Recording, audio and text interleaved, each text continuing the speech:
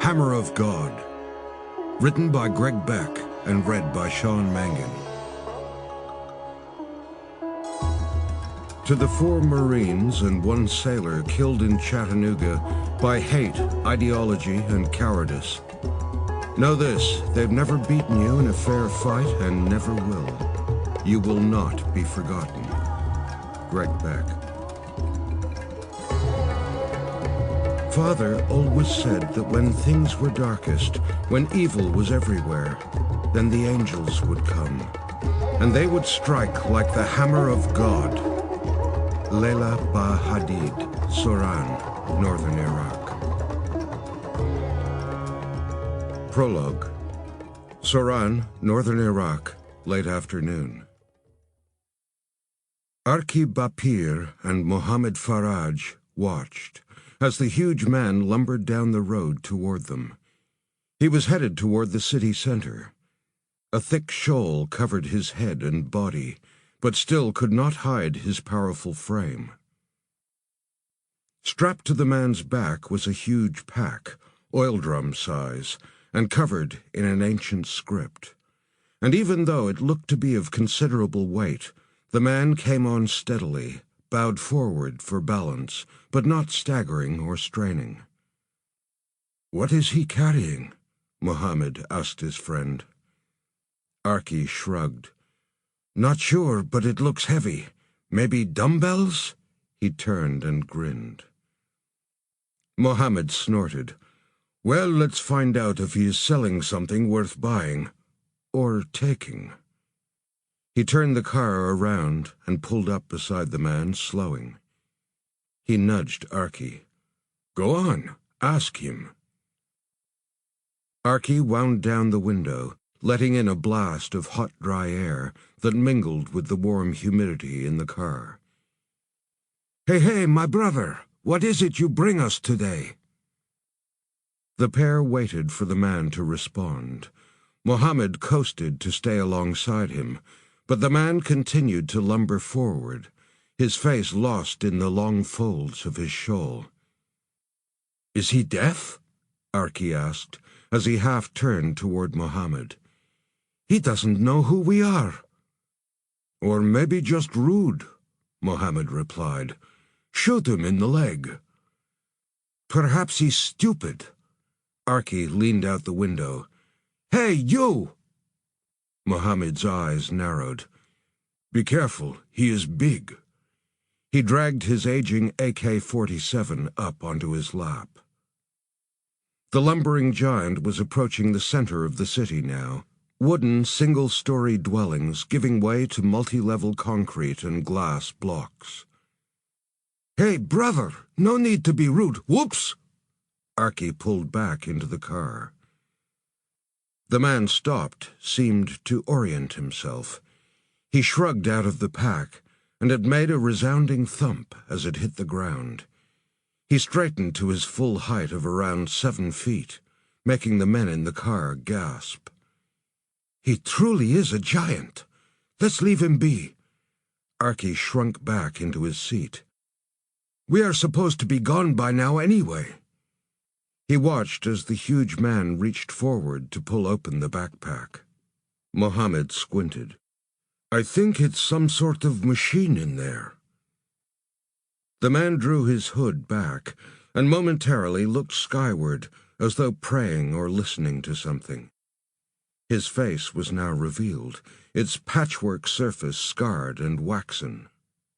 There was more of the ancient writing, but this time it was carved or branded into his very flesh, along with the zippering of deep stitches. Mohammed recoiled. "Ach, mother of horrors, what happened to him?" The giant man's dead eyes never flickered as he reached into the pack and pressed a single button. The pair of fighters from Mosul never knew what happened at the moment they were vaporized. The 20-kiloton nuclear device detonated at ground level. The hypocenter of the explosion reached 10,000 Kelvin and was hotter than the sun.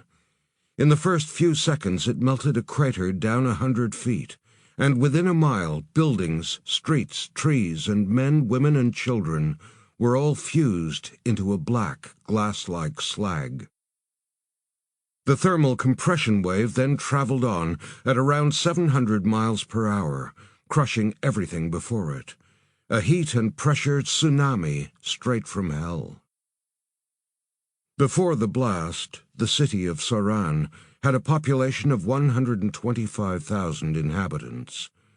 By sundown, the remaining 8,000 souls, who were unlucky enough to survive, would then die slowly from burns or from radiation poisoning, as their cells simply disintegrated within their own bodies.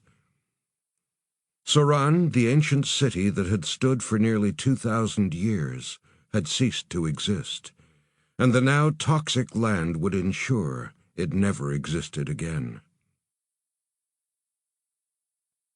The winds blew the radioactive dust and debris back over the western desert, where it would settle over the dry plains. In the mountains to the northeast, Leila Ba-Hadid, a girl of just 10, sat and watched as the mushroom cloud rose thousands of feet into the sky. Her home was gone. Everything was gone.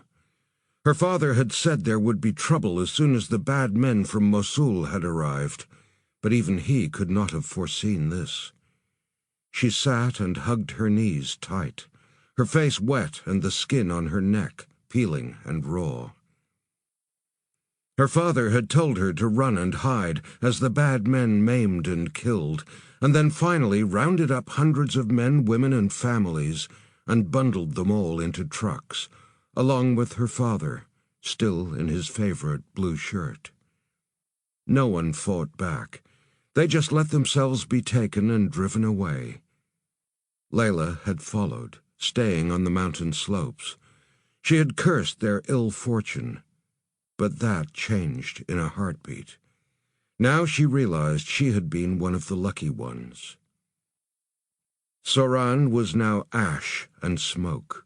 God had reached down a finger and touched the city and taken it from them. The back of Leila's neck still stung from the heat flash, and she wrapped her shawl there to dry its sticky rawness. Her eyes were sore, but it was pure chance that she'd been looking away from the blast and hadn't lost her sight. Leila rocked back and forth, wondering how she would tell people of this moment. What would she say of Soran, of all the poor souls who stayed, of her friends, neighbors, and when it came to it one day, what would she tell her children? Leila knew immediately how she would remember this moment. She would say to them, "I was 10 when my world vanished in the flames. When the bad men came and beat us, we didn't fight back. When they raped and killed us, we stood silent. And when they finally smashed God's house and took us as slaves, we still did nothing. We were weak, and maybe that's why we were punished. God turned our world to ash." She rocked faster, feeling tears on her cheeks. "Father always said that when things were darkest, when evil was everywhere, then the angels would come, and they would strike like the hammer of God." She lowered her head. "I pray they come soon."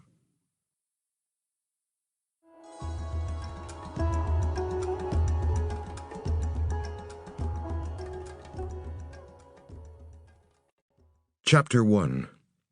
United States Strategic Command, U.S. Stratcom, Nebraska. Major Jack Hammerson stared at his computer screen with a clinical military interest. It showed an aerial shot of the small Iraqi city, former city. Data windows beside the images displayed wind direction, rad count, and drew colored lines suggesting wind dispersal patterns. Body count and survivor numbers were also displayed.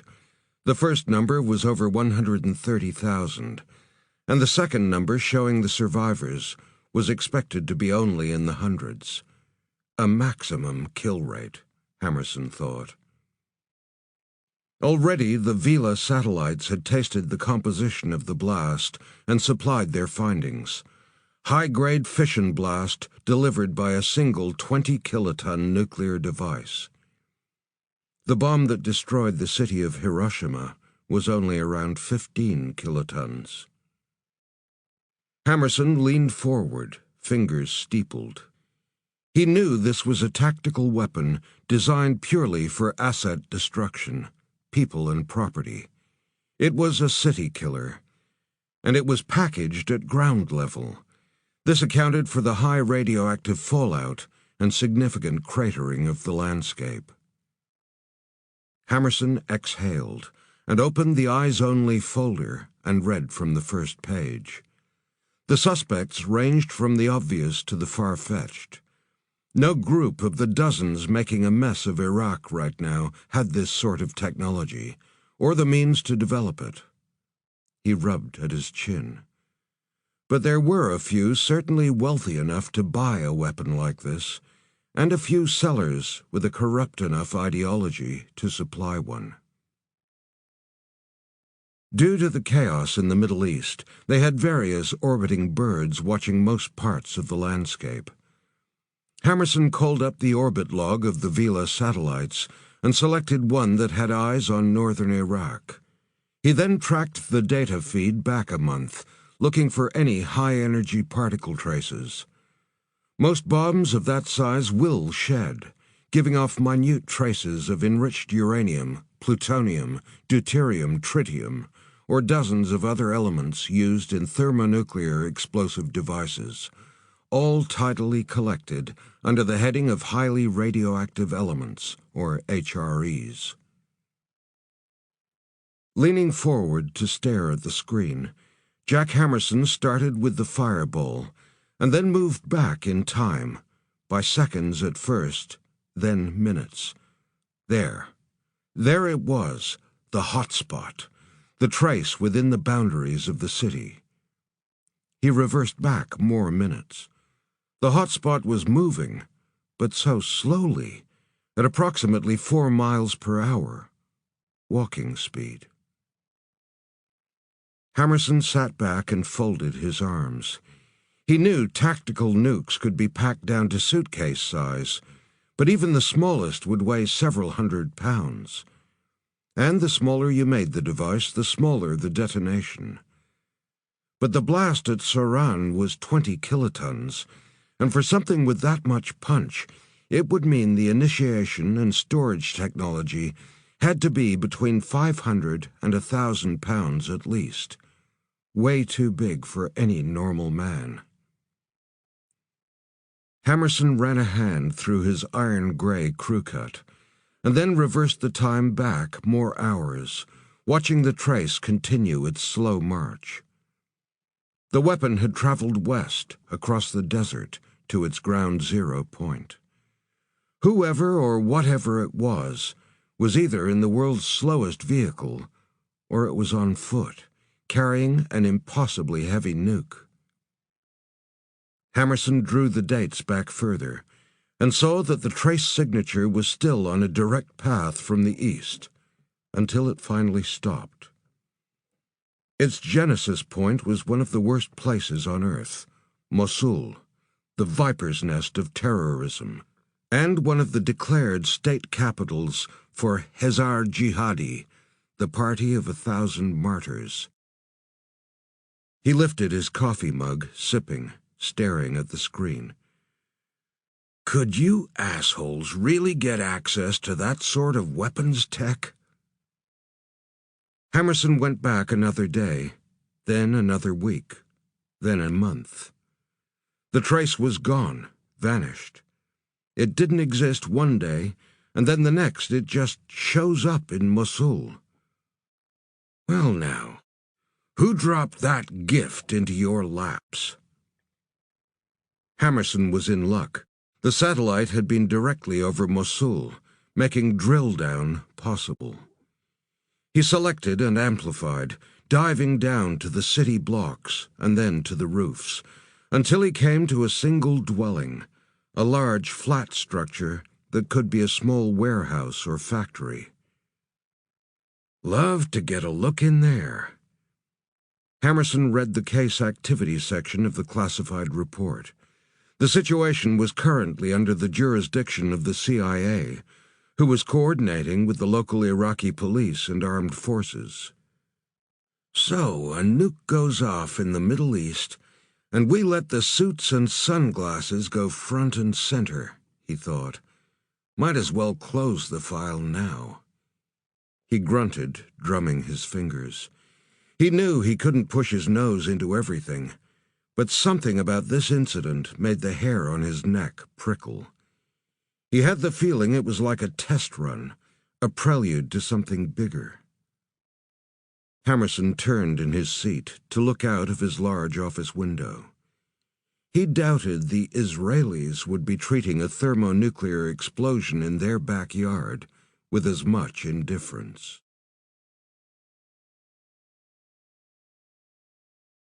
Chapter 2. Tel Aviv, Israel.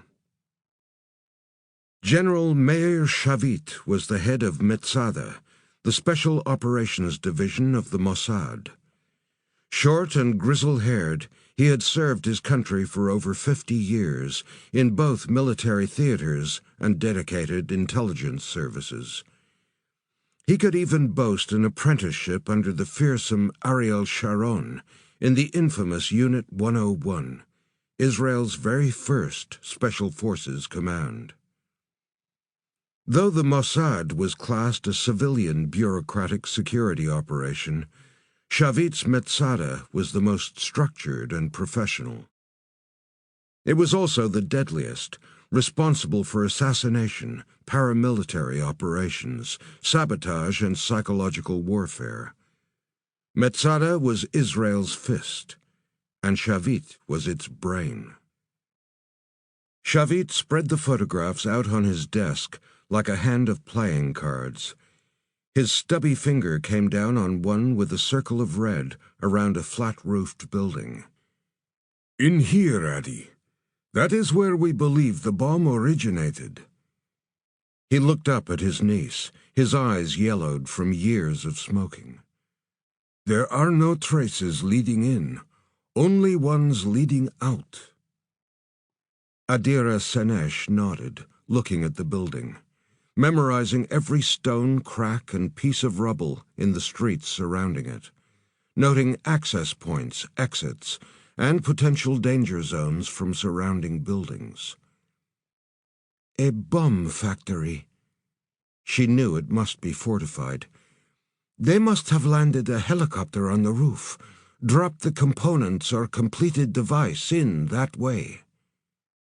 Shavit grunted. "I think yes. They received it there, and then someone, one person, somehow walked it to Soran." He sat back. "Impossible." "Not impossible." She remembered one man who could do it. And if he could... She stood at attention, waiting for her orders. "The American Central Intelligence Agency has combined with the Iraqi National Intelligence Service and the Iraqi Army. But none of them can safely enter Mosul while it is under the control of Hazar Jihadi. And what good is a spy agency when every informant they pay, the terrorists pay more to send them wrong information or entrap them?" His fingers drummed for a moment. "Adi, we cannot wait for our answers. We must know what's in there." He breathed wheezily for a few moments. "Be our eyes in there, Adi." "And if we find something?" she asked. Shavit seemed to hold his breath and looked up at her with rheumy eyes. "Then destroy every atom of it." Chapter 3. Central Baghdad, outskirts of the international zone. The International Zone, formerly known as the Green Zone or just the Zone, was home to American, British, Australian, and Egyptian embassies, as well as numerous private military contractors. It was an oasis of modernity, and what the Iraqi government hoped would one day be a template for the rest of the country. Access was heavily guarded, and few thoroughfares were larger or better monitored than the Arbatash Tammuz suspension bridge that crossed the Tigris River, a border to the zone. A watchtower and a series of gates slowed the traffic across the bridge, and a couple of M1117 Guardian Armored Security Vehicles, or ASVs, were parked off at each side, both with their turret-mounted M2HB Browning machine guns pointed at the roadway. There had been no attacks in months now, and slowly, hour by hour, the city seemed to be moving back to a sense of normality. Zaid Surshi was one of 6 guards in the span tower that stretched across the entire roadway. His automatic weapon was slung over his shoulder, and in a large, hard-covered case at his feet sat an RPG rocket launcher. The barriers would slow any foolhardy suicide bomber in a vehicle, and then the RPG would send them to hell long before they got to the zone. Zaid checked his watch.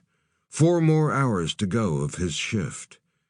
The sun was high, and a small mercy of working on the bridge over the river meant a constant cool breeze. He knew there could be a lot worse places to be stationed. On his rotation, he had 5 shift partners, and they were currently spread along the long watchtower's platform. 3 chatted quietly together. 1 watched the boats moving on the river with a powerful pair of field glasses. And the last, his friend Haji Mahmud, watched the road, his neck straining. Haji pulled the glasses away from his face momentarily before going back to staring, his brows knitting together. From the roadway there came the sound of car horns blaring. "Hey," he said. "Hey, Zaid, come look at this." He was grinning now. "Looks like some oaf has decided to bring their washing."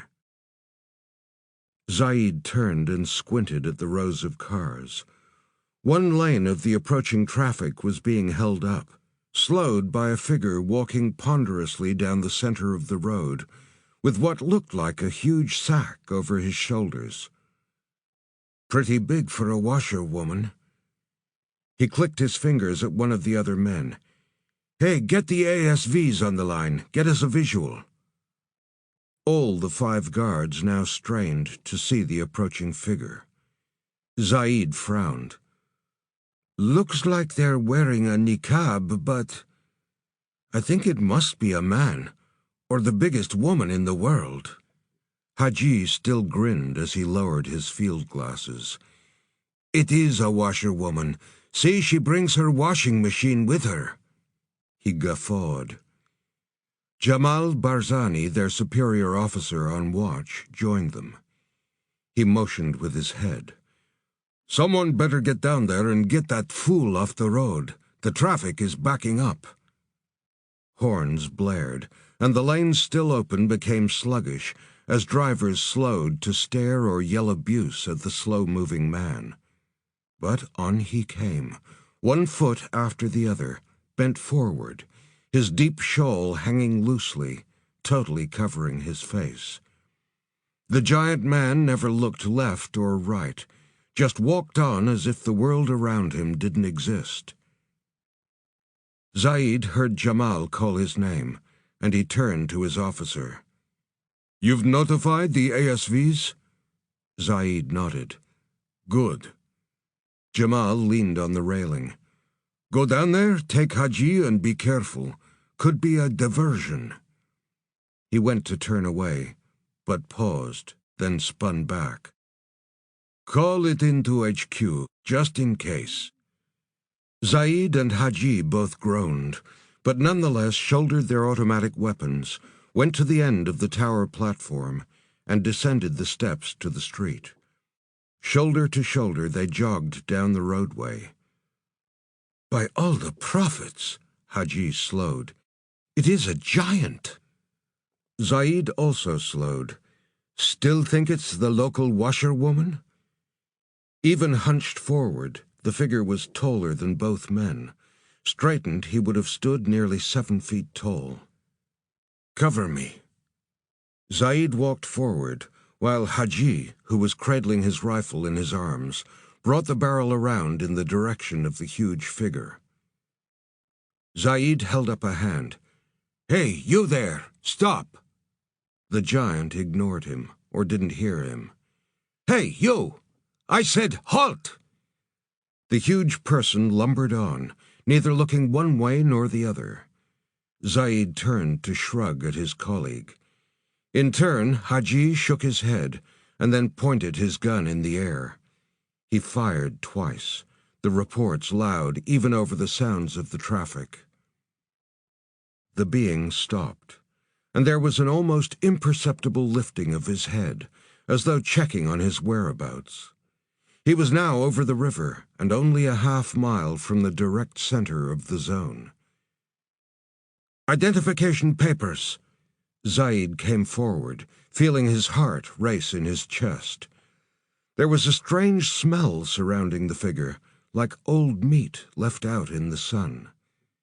Zaid kept his hand on his gun.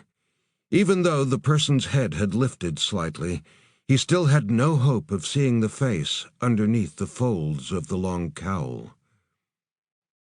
The man suddenly shrugged off the large pack and let it slide to the ground. Chips of road pavement flicked out, and Zaid felt the thump of the impact through the soles of his feet. Whatever it is, it must have enormous weight, he thought. The huge hands came around to the pack, and Zaid saw they were ripped and scored with raw scars in the shape of some sort of unintelligible Arabic script. The fingers worked slowly and methodically to unstrap the pack and flip the top open. Zaid leaned forward, his eyes suddenly going wide. "Bomb!" The single shout seemed to freeze time and space for a fraction of a second. In a city once racked with shootings, kidnappings, and sectarian tension, this one word was the most feared. It was like yelling "shark" at a crowded beach. People screamed and ran, cars sped away or tried to futilely back up. Zaid and Haji raised their weapons, screaming orders, their training taking over, and the ASV machine gun turrets swung around. With the pack now open, the man straightened, flipped back his cowl, and looked skyward, revealing his dead gaze, and a patchwork of scars and differing-hued flesh, as though the huge, monstrous being was a human quilt sewn together. On his carved face, his lips opened, as if the thing wanted to speak but could not. Zaid fired first, immediately followed by Haji. Their M16A4s each had 30-round clips, and both were set to full automatic. 2 streams of 62-grain rounds smacked into the massive body at close range. The giant being's clothing dappled and jumped from the strikes, but the man didn't go down. Instead, he simply bent back to the drum-sized package. The 2 Guardian armored security vehicles opened up, with their turret-mounted M2HB Browning machine guns. The heavy-caliber weapons chewed up the road surface as they traced a line toward the figure, at last belting into him. One of his trunk-like arms was nearly blown from his shoulder, and fist-sized chunks of flesh exploded from his neck and trunk. But if the thing felt pain, if he heard or sensed anything, he didn't show it. Finally, he reached into the pack with his remaining good arm, and then pressed down hard on something. The world turned white-hot. "It's all gone." 5-star General Marcus Chilton, threw the folder onto the desk. "The international zone is gone. Even the surrounding land will be uninhabitable for the next decade, and that's only if we get scrubbers in there." He sat down heavily. 60,000 dead. That'll end up more like 100,000 once the critically injured die, and that included a hell of a lot of our people. He sighed. Greig Swan and his family were in there. Good people, all vaporized. Chilton turned to Jim Harker, his staff sergeant. 30 fucking kilotons, Jim. Bigger than Nagasaki and Hiroshima combined, and the first goddamn thermonuclear device to be set off in a major city for over 70 years. He clasped one fist in another. A big tactical weapon, a city killer, brought right to our front door. "Walked to our front door," Harker said softly. "Jack Hammerson is calling them travelers. He's sent us some images you should see." He called up the data on his tablet and handed it to Chilton. "It's just like Saran." Chilton stared at the small screen for a moment. "Yeah, just like Saran." He snorted softly as he watched the satellite trace track backwards in time. "And emanating from Mosul again." Harker nodded. Chilton laid down the tablet and sat back. "We burned through a lot of blood and treasure in Iraq. We're pulled out for less than a year, and already its cities are being overrun by medieval barbarians. They're beheading, burying alive, butchering, and raping their way across the countryside. Many can't even read or write. And now they suddenly get access to nukes? This is not a good picture being painted here." Chilton stared into the distance. "We should go back in, to Mosul, but it would take 1,000 troops and a mountain of armor to fight our way into that city. Congress would never allow it." "And even if you got approval, what if you managed to get your troops and mountain of armor to kick down Mosul's front door, and they had another nuke just waiting for you?" Harker shook his head. "Can't bring ashes home in body bags, sir." Chilton turned, his face grim. "We still need to go in." "We need to go in, but can't be seen in there. Need something that can travel under the radar but has high lethality." Chilton picked up the small computer tablet and looked once again at the screen images. "Hammerson gave us this, did he? Seems he's already taking an interest." Chilton's finger tapped on the desk for a moment as his eyes narrowed. "If I know that old hardhead, he's already halfway there." He leaned forward and snatched up a phone. "Get me Jack Hammerson, now." Hammerson put the phone down. The Iraq mission was a green light. He looked back to his screen. It was a shot of the Middle East taken from low orbit. A huge oily stain spread across the landscape from the center of Baghdad, out for 100 miles, almost touching the city of Fallujah to the west. He recast the impression timeline. Once again, the HRE trace had emanated from Mosul, and this time it was a 220-mile walk. Hammerson frowned and pulled out a calculator, tapping in numbers. He wrote the result and began again. When he finished, he compared the numbers and then sat back. "You sons of bitches left at the same time, didn't you?" Based on his calculations, the walking bomb vectors, the travelers, had set off from Mosul at the same time. The extra distance to the ground zero point of the zone had delayed the second bomb detonation. Hammerson looked at the timeline. The speed and pace were constant for days on end. This vector didn't sleep, didn't deviate, and never stopped, not even for a sip of water. Who or what the fuck are you guys? Hammerson rubbed both hands through his iron-gray crew cut before springing forward and snatching up his phone to call their electronics surveillance factory beneath the base. He sought out Jerry Harris, a friend and the man responsible for coordinating the constellation of orbiting birds that fed back a lot of the high-altitude intelligence from over the United States mainland and also much of the globe. He got him on first ring. "Jerry, it's Jack. I need a favor.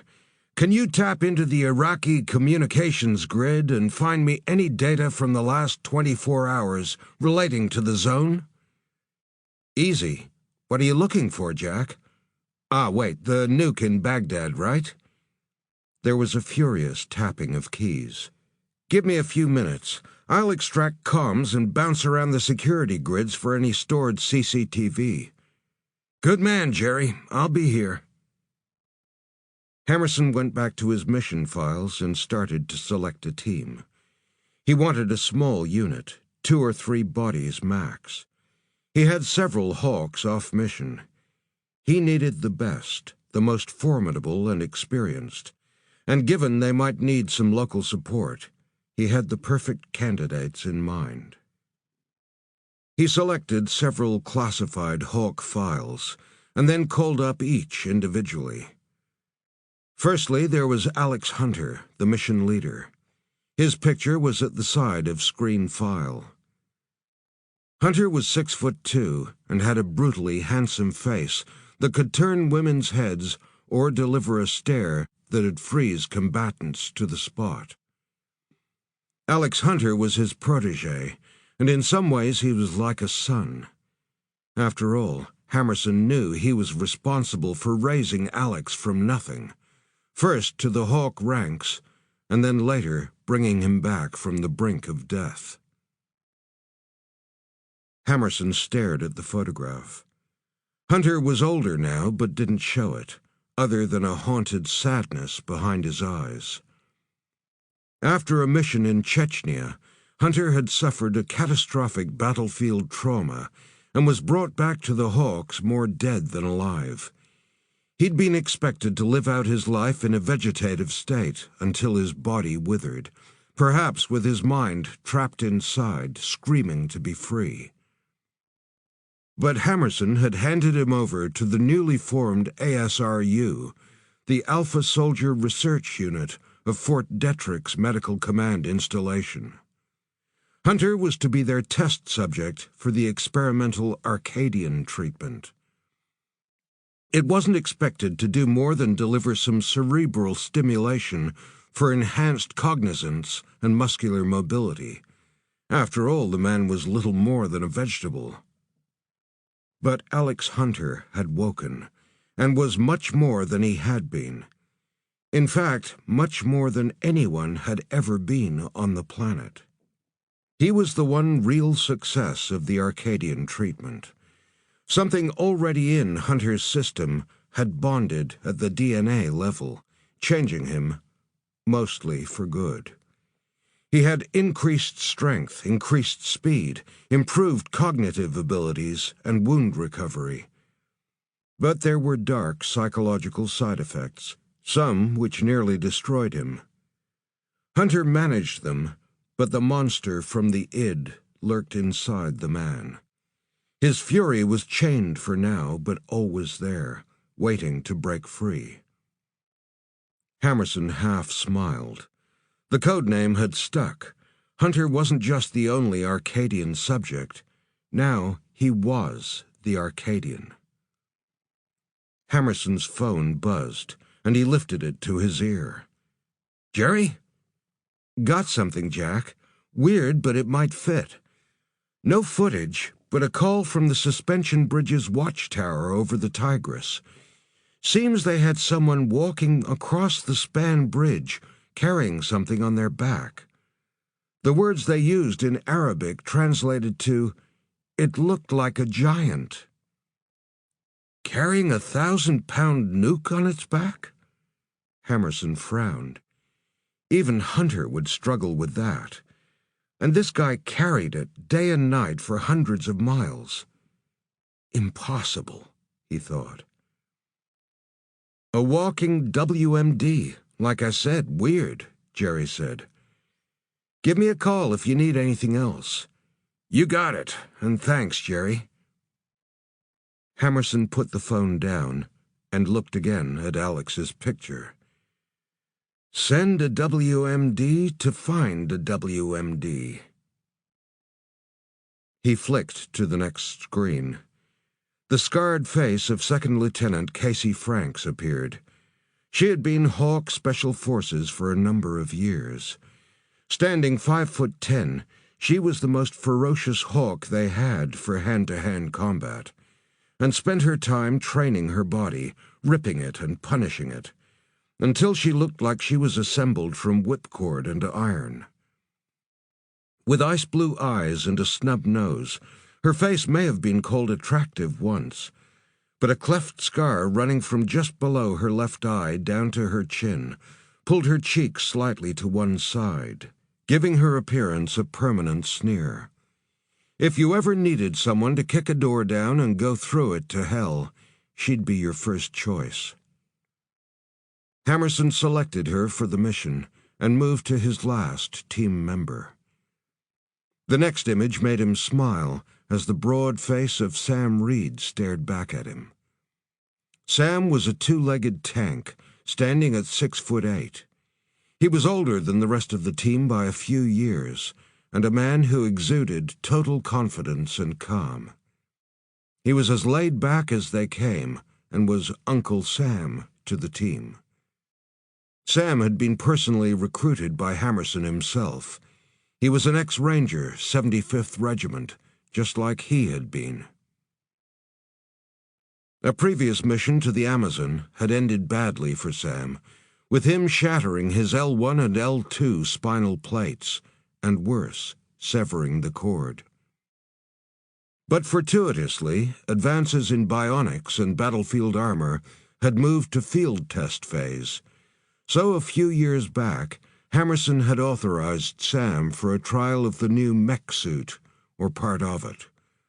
The military exoskeleton combat harness was designed as the next-generation heavy combat armor. On Sam, the half-body synaptic electronics were a molded framework built onto and into the unresponsive lower half of his body. The hyper-alloy composite exoskeleton framework was light, flexible, and 100 times tougher than steel. Sam could now do anything he could before, with a few small advantages like being able to run at 50 miles per hour and kick a hole in a metal door. Hammerson selected him for the mission. Sam also had another role. He was the closest thing to a friend that Alex Hunter had. If Alex suffered one of his fury episodes and things started to go bad, then Sam was probably the only guy able to talk him back down. 3 top Hawks was all Hammerson needed. The team was small enough to reduce chances of detection, but each member was the equivalent of a platoon when it came to skill, experience, and lethality. Working on foreign soil came with added risk, and when it was a war zone, that risk was magnified 100-fold. They'd need local intel. Hammerson laughed softly. Better the devil you know. He lifted his phone. Margie, get me General Mayor Shavit. Do you know how many countries in the Middle East would like to see the total annihilation of Israel, Jack? Shavit breathed noisily as he waited. Most of them, Hammerson replied evenly. Yes, we can engage and defeat any army in our neighborhood. We have done it before. But if one of them suddenly had the ability to carry out that desire to totally annihilate us, or to arm a proxy to do it on their behalf, without even having to show their face? There was a low growl over the line. Jack, This is a scenario that cannot be allowed to stand. Then we have common objectives. This is not just your problem, General. This is a global problem, Hammerson said. We have two simple objectives. Find the current stockpile and destroy it. Then we must seek the source, and that too must be destroyed. Shavit breathed raspingly for a few seconds. And we must seek that source on whatever path it takes us. Are you ready for that, Jack? Hammerson knew what Shavit was saying.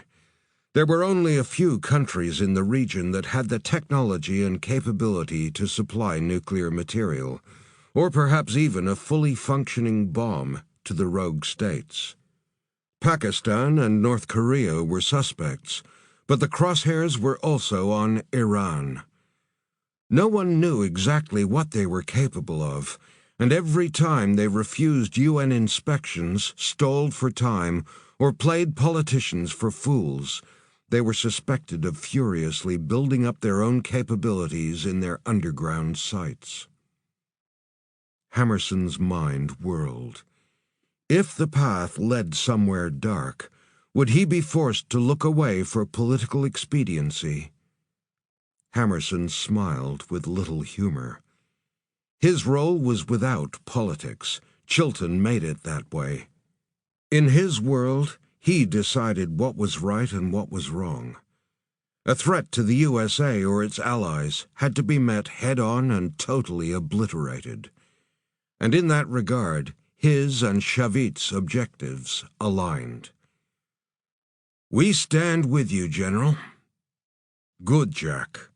It is a nasty business, and one we warned would come one day, Shavit rasped. I fear these detonations are but the opening act to a much greater performance yet to come. What do you know about them, General? Hammerson sat forward. We know they were brought in by a new type of suicide bomber. But how can this be? Our experts tell us that the first device, detonated at ground level in Soran, would have weighed about 500 pounds. The next detonation in Iraq was even larger, and the containment and detonation package was estimated to be closer to 900 pounds. How can a single man even lift that, let alone carry it for over 200 miles? They can't, Hammerson said. Or at least no ordinary man can. We call them travelers, and something isn't right about them. There are forces who would consign us to a fiery end in the blink of an eye. I fear they are marching to our door. This cannot be left unanswered. Shavit coughed dryly. I know you are with us, Jack, but are your masters? That I'm not so sure about. They also obliterated our people, and hundreds of thousands more. We're all in this together now. If this is a new form of tactical device and delivery methodology, then our military bases in the Middle East are at risk, as well as all of Europe. This is true, Shavit said, coughing dryly. Hammerson winced, wishing the guy would take a sip of water. He waited, but the old warrior didn't continue. Hammerson had a sudden thought. They'd already gone in by themselves. He took a gamble. General, we know you're already on the ground in Iraq. You need our support on this. There was a hoarse laugh. Your intel is good, Jack, but support is a capricious thing. We cannot afford to be constrained by our supporters when it comes to our own backyard. You get to go home, and we are left to clean up the mess before it becomes everyone's mess. We're going in, General. We'd like your assistance, but with or without it, we'll be there in a few hours. Hammerson had nothing to lose, so gambled some more. We'll see you in Mosul. He smiled as he waited. The silence stretched until there came a long, weary sigh. "General, you won't be taking orders and you won't be constrained," Hammerson said evenly. "We'll be working together as partners. And if we find anything provocative?" The general's voice held a challenge. Hammerson knew this was the final test. "If we find anything, then we destroy it. We leave zero capability." Once again there was silence, and then another soft exhalation of breath. "We have sent 3 agents. Their orders are immutable and will not be swayed by your own people. Too much is at stake now, Jack. We will seek and destroy. Join us in this mission or stay away from us. Then we have similar mission objectives. Where can we rendezvous?" Hammerson heard some ruffling of papers. "There is a town in the Ningwa province called Jurn. I will send you the coordinates. We will be there in 6 hours, Jack." Hammerson looked at his watch and whistled. "Give us 10. Shavit laughed. "You were never really on your way, were you?" "We are now." Hammerson sat back and smiled.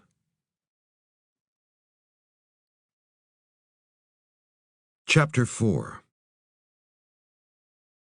From the ground, the Rockwell B-1R Lancer bomber was invisible as it slipped through the atmosphere at around 42,000 feet. The high-speed, high-altitude bomber was doing a tick over Mach 2, and at that speed and height, it was well beyond the range of guided missiles. The craft had been cleared by the Iraqis on the pretext it was examining the radiation bloom traveling across the continent. But only part of that data had been true, as the examination to be undertaken would be a little more intrusive than the locals expected. The 3 figures seated in the back looked more like assembled robots than human beings. From head to boot, they were encased in an armored uniform that reflected the inside of the bomber's rear cabin. It was an adaptive camouflage that interpreted their surroundings to provide a suitable cloak, blending them to their environment.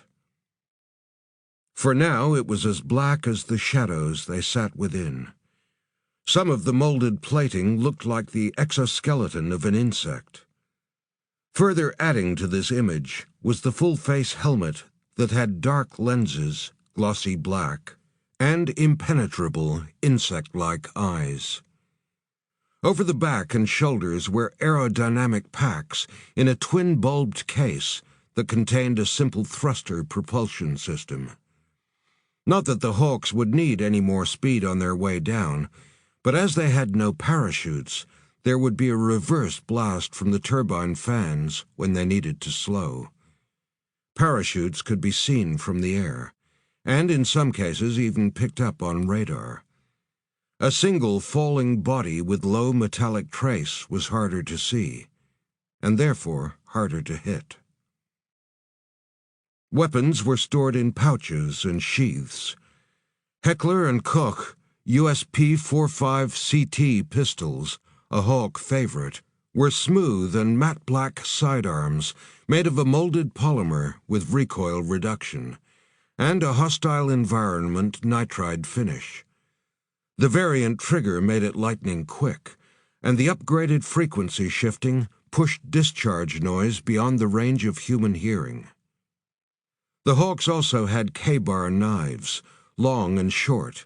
Their tanto edge was like that of a chisel, and they were laser-honed so they were sharp enough to perform surgery and strong enough to cut bone. The lights in the rear cabin's bomb bay went to red, and everything took on a gothic gloom. Alex stood and looked at his small team. Both Casey Franks and Sam Reed rose to their feet. Alex held out a fist, and they all brought theirs together at the center, the plated knuckles clacking as they struck one another. "We're ghosts, in and out without a trace." He waited as they repeated the phrase, knowing it by heart.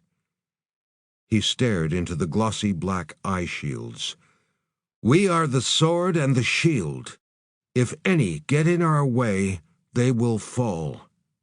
"They will fall," came the response. 30 seconds to target zone." The voice from the cockpit sounded just as the bomb bay doors whined open. A blast of sub-zero air screamed in. Beyond the doors there was nothing but a dark void. "Form up." Behind Alex, the huge form of Sam and the muscular Casey got into line, waiting. 5, 4, 3, 2, 1, drop. Alex walked forward, and without hesitating dived. Neither Sam nor Casey flinched before following. Yet both probably remembered one of the things that Major Jack Hammerson had told them many years before. Hawks rarely died of old age. The outside atmosphere at 40,000 feet was a staggering 60 degrees below zero with little oxygen. Their suits would provide air and thermal protection, but only for a while. As they fell, short wings emerged from their packs, and they accelerated quickly. Within a minute, they were traveling at 200 miles per hour. Alex and his small team moved into an arrowhead formation, hands back by their sides and feet only slightly spread. The ground was still just patches of yellow and brown, with a huge mountain range to the north. It was a strange sensation, and one Alex never stopped being thrilled by, being at such a height, free-falling, and looking down onto snow-capped mountains. The sun was just peeking over the horizon, but they would outpace it, and when they reached landfall, there would still be pre-dawn darkness. In the distance, Alex could see Mosul, their target, perhaps another 50 miles to the north-northeast, and just below them was the much smaller town of Jurn, where they were to meet an old friend. Alex smiled in his helmet at the thought of the encounter.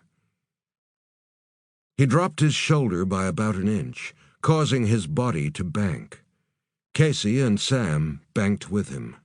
They needed to land on the outskirts of the township, and nowhere near any houses or people.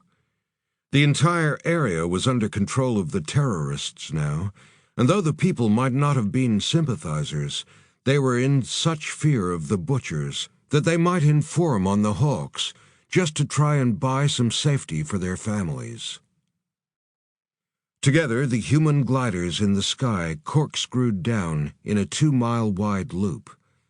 They passed through the 5,000-foot barrier, and Alex's eyes moved over the landscape, searching for anything that could hint at danger while they were vulnerable in the air. They were still traveling too fast for any snipers to pick up, but he certainly didn't want helicopters following them to Earth. "Begin our slow," Alex said to his team, then spread his arms and legs. "Brace!" The buffeting was instantaneous and punishing. He heard the grunts from Sam and Casey. Alex had done this many times, and he was well aware of what the high-velocity turbulence could do to muscle and bone. The suits would insulate them from most traumas, but still it was like being beaten with 100 baseball bats. "Still coming in too hot, boss." Sam's voice was tight, as he probably gritted his teeth through the beating he was taking. Time to throw out the anchors, Alex thought, and then, please work. A lot of the Hawk kit was experimental, and they got to field test some cool stuff. Most of the time, it worked just fine. "Fire 'em up!" They each started their thruster packs. One after the other, the turbines began whining to life, and Alex breathed a sigh of relief. Vents opened front and rear, and air was grabbed, compressed, and then blasted out. The packs were not strong enough for actual flight, but could hold a single passenger's weight just long enough to give them a soft landing. Or at least that was the plan. Sam wasn't exactly your usual passenger's weight, though. At 1,000 feet from the ground, the human missiles spun in the air and spread their arms out, their feet directed at the ground. The thrusters' bulb engines sitting over each shoulder started to get hot, as they furiously vented the air behind and below them. They slowed, and then the only problem became keeping upright for a perfect landing. Still, it would feel like jumping off a 2-story building, so rocks were best avoided.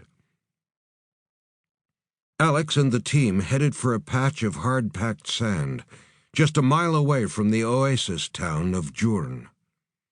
Alex came in first, landing hard with an audible thump and sinking to his ankles in the sand. He went down on one knee with one fist striking the ground like he'd been taught. He immediately straightened. 2 more thumps and then grunts around him told of his team landing close by. He turned in time to see the huge form of Sam Reed sunk into his knees, and then dragging his trunk-like legs free to stand tall. If anyone were watching, they would have just seen 3 huge figures fly in and land. The thruster engines whined down to nothing as they powered out, their batteries exhausted. Each of them then quickly shrugged off the winged machines that now glowed red from the heat. The dust swirled around them and then settled. On the eastern horizon, a hint of orange told of an approaching dawn. Alex clicked on his throat mic. "All down. Proceeding." He knew there would be no response. The information would be compressed and then bounced off numerous satellites to Hammerson back home. The granite-faced man would read it, his face impassive, knowing the hard work was yet to come. "Let's move." Alex began to head toward the tiny town of Jurn, with Sam and Casey at each shoulder. Layla had her hands clutched to her chest and could feel her heart beating under her tiny fingers. She had seen the light in the sky and had at first thought it was a shooting star. But it had been much, much more. She barely believed her eyes. She remembered what her father had told her before he was taken, before the fire, that when things were darkest, then the angels would come. The dust cleared some more, and then there they were, the 3 huge angels with glowing wings on their backs. She swallowed down her fear. They were giants and powerful, but not as she had pictured them. They were frightening to look at. "Good," she thought. "Father also said that they would strike like the hammer of God." She stepped back further into the shadows. She watched them head toward Jurn, and she crushed her eyes shut and prayed that her father would be rescued. And if he was dead, then she prayed for a bloody vengeance. Chapter 5. The HAWCs followed the signal frequency given to them by the Israeli Mossad, and it led to a small building on the edge of town. It was still dark, but dawn was coming fast. The small, flat-topped building had curtains drawn and was tomb silent, but Alex knew they were being watched from the moment they approached. He turned to Casey Franks. "And you behave or you can walk home." Franks nodded, her mouth never losing its scar-pulled sneer. "Always." Alex knocked on the door, standing slightly to the side of the frame. He looked to Sam. "Give me 30 seconds." The HAWCs spread each side of the door as it was pulled inwards a crack. Alex pushed on the door and stepped into the ink-black room and waited. He could sense the people, 3 of them, without seeing them. One to his left and another to the right, both watching him from their dark spaces. The third was seated directly in front of him. An oil lamp was suddenly lit, but it was turned down so low it only cast a tiny yellow circle of light over the person beside it. Alex lifted an arm and pressed a small stud at his neck. The full-face shielding telescoped back into the collar of his suit. There came a soft laugh. "Of course it would be you." The woman smiled, and in her eyes there was genuine interest, and perhaps even delight at seeing him. Alex gave a small bow, looking at her more closely. She seemed relaxed, but he knew there was lethal power coiled in that athletic frame. She wore 2 Israeli-designed Barak pistols, which meant lightning in Hebrew. They were blunt and businesslike, the power punch of a magnum without the weight. She had them both strapped on her front so the gun barrels pointed down toward her groin, creating a V shape for rapid access and firing. "Adira." Alex straightened, waiting. He expected her, and knew she expected, or maybe hoped, it would be him. He knew everything about her. Her name meant mighty in ancient Hebrew, and it suited her. She was related to the famous Adira Senesh, who was sent by the kibbutz Sdot Yam to save Jews in the Nazi-occupied countries and was betrayed to the Nazi regime. Severely tortured, she never informed on her friends, never gave in, and for that she was sentenced to death. Adira Senesh had all of her ancestors' grit and courage. She rose to her feet, above average height with a smooth olive complexion and dark eyes like pools of oil. She smiled disarmingly, but Alex knew she was a fierce warrior in the Metzada and was responsible for single-handedly entering a Hamas terrorist tunnel network and rescuing a captured 22-year-old border guard from a nest of 10 Hamas butchers. No terrorists had survived. Alex looked to his left. "Come into the light." He turned to the right. "You too." Adira nodded. "It's okay, we're old friends." The 2 large men came forward. Both cradled skeletal-looking automatic weapons in their arms. "Friends," Adira repeated and shrugged. "Sort of." Alex half-turned. "HAWCs?" Casey and Sam came in fast, taking up positions just inside the door. Sam's bulk filled the space, and Casey slowly shut the door behind them. They both retracted their face shields. Adira looked coolly at Casey, the female HAWC returning the steady gaze. The last time they had met at the foot of the Black Mountain, Adira had bested her in a one-on-one fight.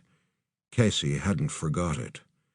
Adira nodded but turned away, not interested in the woman's blazing glare.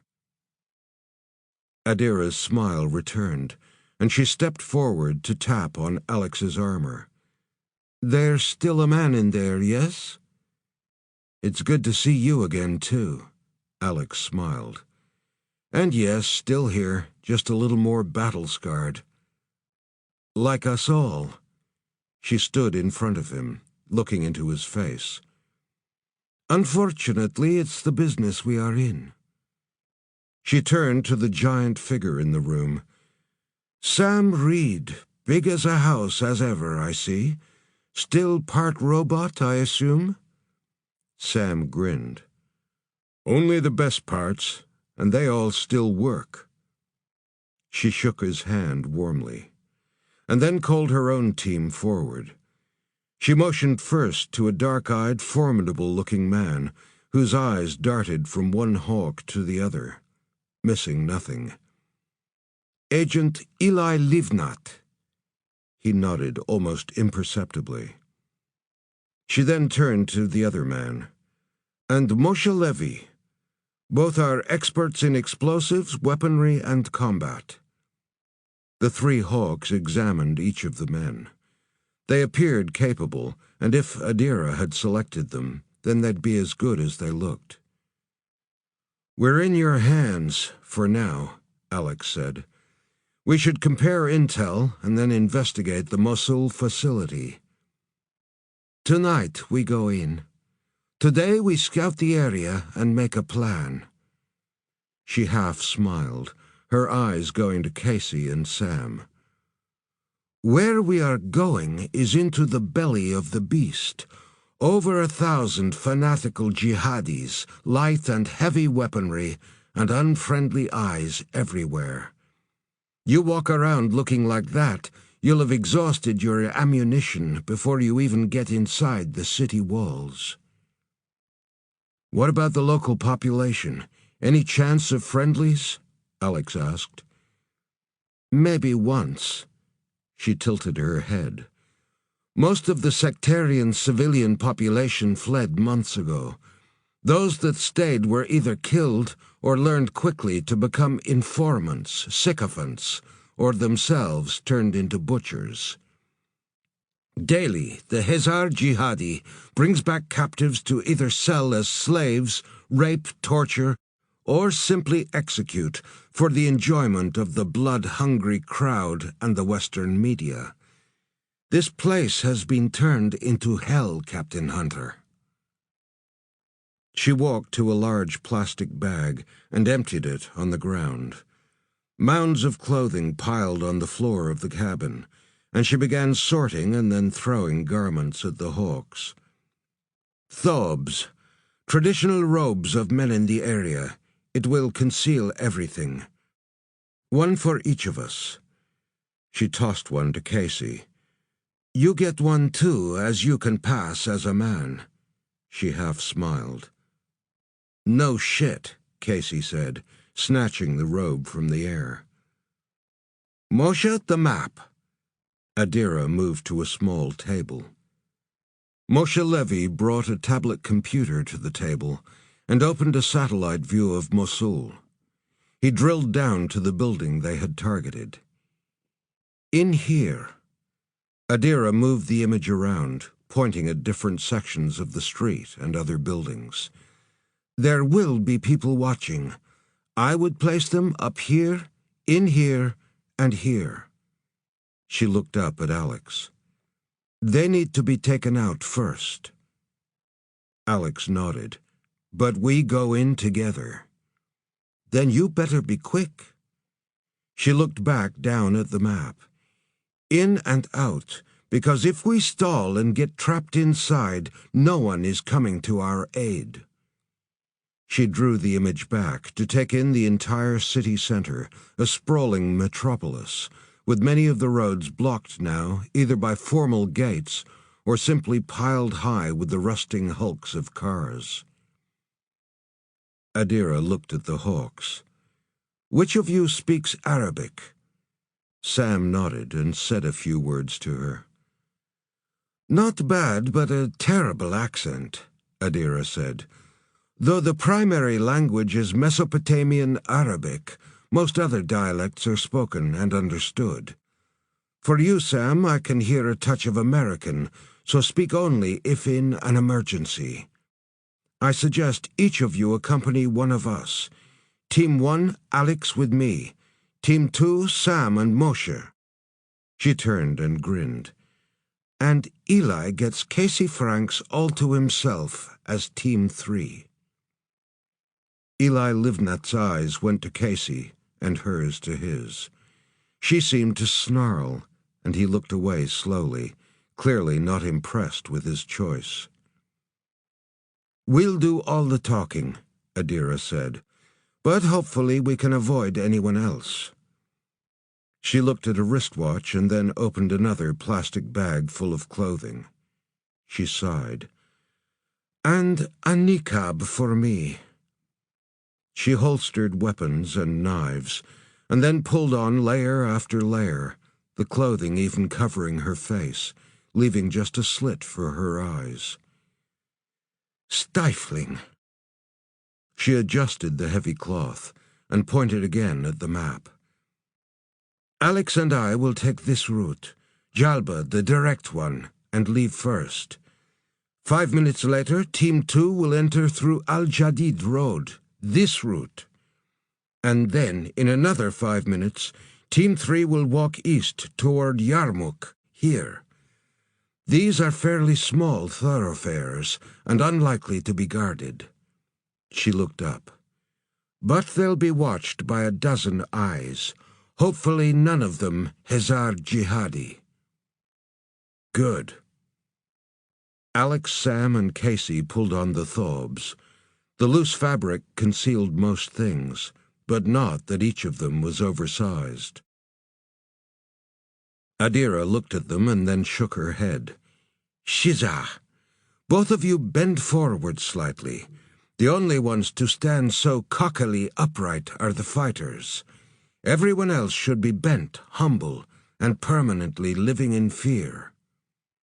The HAWCs rounded their shoulders and hung their heads. "Better," she said. "We meet back here at 1200 hours. That will give us plenty of time to observe from many different perspectives. There are numerous coffee shops still open. Better to be seated in one than to be loitering." She looked at each of their faces, her eyes narrowing behind the niqab.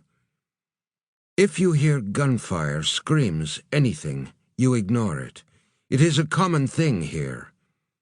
You will see things that will frustrate you and horrify you, things that will demand your intervention, but do not engage. We have a priority mission, and that is not to spend our time rescuing individuals." She waited. "Got it?" "Got it," Alex said. She held his eyes. "I mean it." She turned back to the table and pulled on a pair of black gloves. "Pull your cowls over your heads." She leaned forward onto the table. "And one more thing. Don't get captured. The last high-value foreign fighter they managed to take prisoner ended up locked in a cage and burned alive for the pleasure of the online wannabe jihadis still scattered around the world. The more barbaric the act, the more it works as a recruitment tool." Alex's jaws worked as he remembered the brave Jordanian soldier. He ground his teeth. Inside him something stirred, whispering for revenge, wanting to obliterate, to crush and butcher the butchers. He shook it away. They had bigger fish to fry this day. Adira pulled up her sleeve and checked her watch one last time. Her dark eyes found Alex. "Don't be taken alive. Being beheaded would be a mercy compared to what these animals would do to you." "It won't be us that dies this day," Alex said evenly. She nodded and then turned. "Reed, hunch over more. You're still as big as a mountain. Let's go." The groups left at their allotted times and entered the sprawling city from different roads. Alex kept his head down, but marveled at the mix of new and ancient structures. He also noticed how quiet it was, and worse, saw there were huge patches of rust brown in the dusty streets, and knew it for what it was: old blood. Mosul was an age-old city, first mentioned by the Greek historian Xenophon in 401 BC. At its peak just a decade ago, it had nearly 2 million residents. Now over 1 million had fled, and the modern city was rapidly sliding back to being a medieval stronghold, complete with torture, stonings, and beheadings. New military hardware was stationed everywhere, ever since the Iraqi armory in Kirkuk was overrun and around $1 billion of American equipment was stolen. Each barbaric terrorist now had modern weaponry, anti-aircraft batteries, and tanks and armored vehicles were parked at strategic places in the streets. Alex had no doubt that many of the rooftops would have surface-to-air missiles and heavy RPG launchers ready in the event someone was brave enough to try and drop in. And a full airborne strike, the preferred option, would be impossible while there were still so many inhabitants living there. They continued along Jalba Street, moving swiftly along its rubble-strewn pavement, close to the industrial area and the gas power plant. There were a few people moving around now, and a few sullen-looking soldiers glared from vehicle windows. But a woman, seeming old and bent over, accompanied by perhaps her son, should not have raised suspicions. At least that's what they hoped. They turned into Al-Shazani Road and spotted the flat two-story building they needed to examine. At the far end, coming in the opposite direction, was a pair of figures in brown shawls, their size unmistakable to Alex. "You're Franks and Eli. Don't even look at them," Adira said. Alex grunted his acknowledgement and just kept his head down. He allowed his eyes to move over the streetscape. "Here, Café Gerald Kmar." Alex nodded to a shop entrance where a roller door had gone up. An old man was placing chairs on the pavement and wiping down tables. Adira half-turned, her expression impossible to gauge behind the heavy head covering. "Good, but too early. We don't want to be the first in. We'll circle the block." Alex spoke softly into his throat mic as Casey Franks came abreast of them. "Franks, on your left. Target is flat-top building with the green paint." "Got it, boss," came the immediate reply. "And we already called the cafe." Alex smiled within the hood. "Shit, I need my caffeine hit," she growled. Adira stopped and pulled a packet of cigarettes from a slit in her niqab. She turned and handed them to Alex. "Light one. Take your time." Alex nodded and took the pack. "I thought it was banned." "It is. Like a lot of other vices, it has been declared haram, but men can flout the rules." Alex opened the red and white pack and first took the small plastic lighter out, then one of the filtered cigarettes. He put it in his mouth. Adira stood facing him, but her eyes wandered over the rooftops, windows, and dark door entrances of their target building. "Seems abandoned," she said.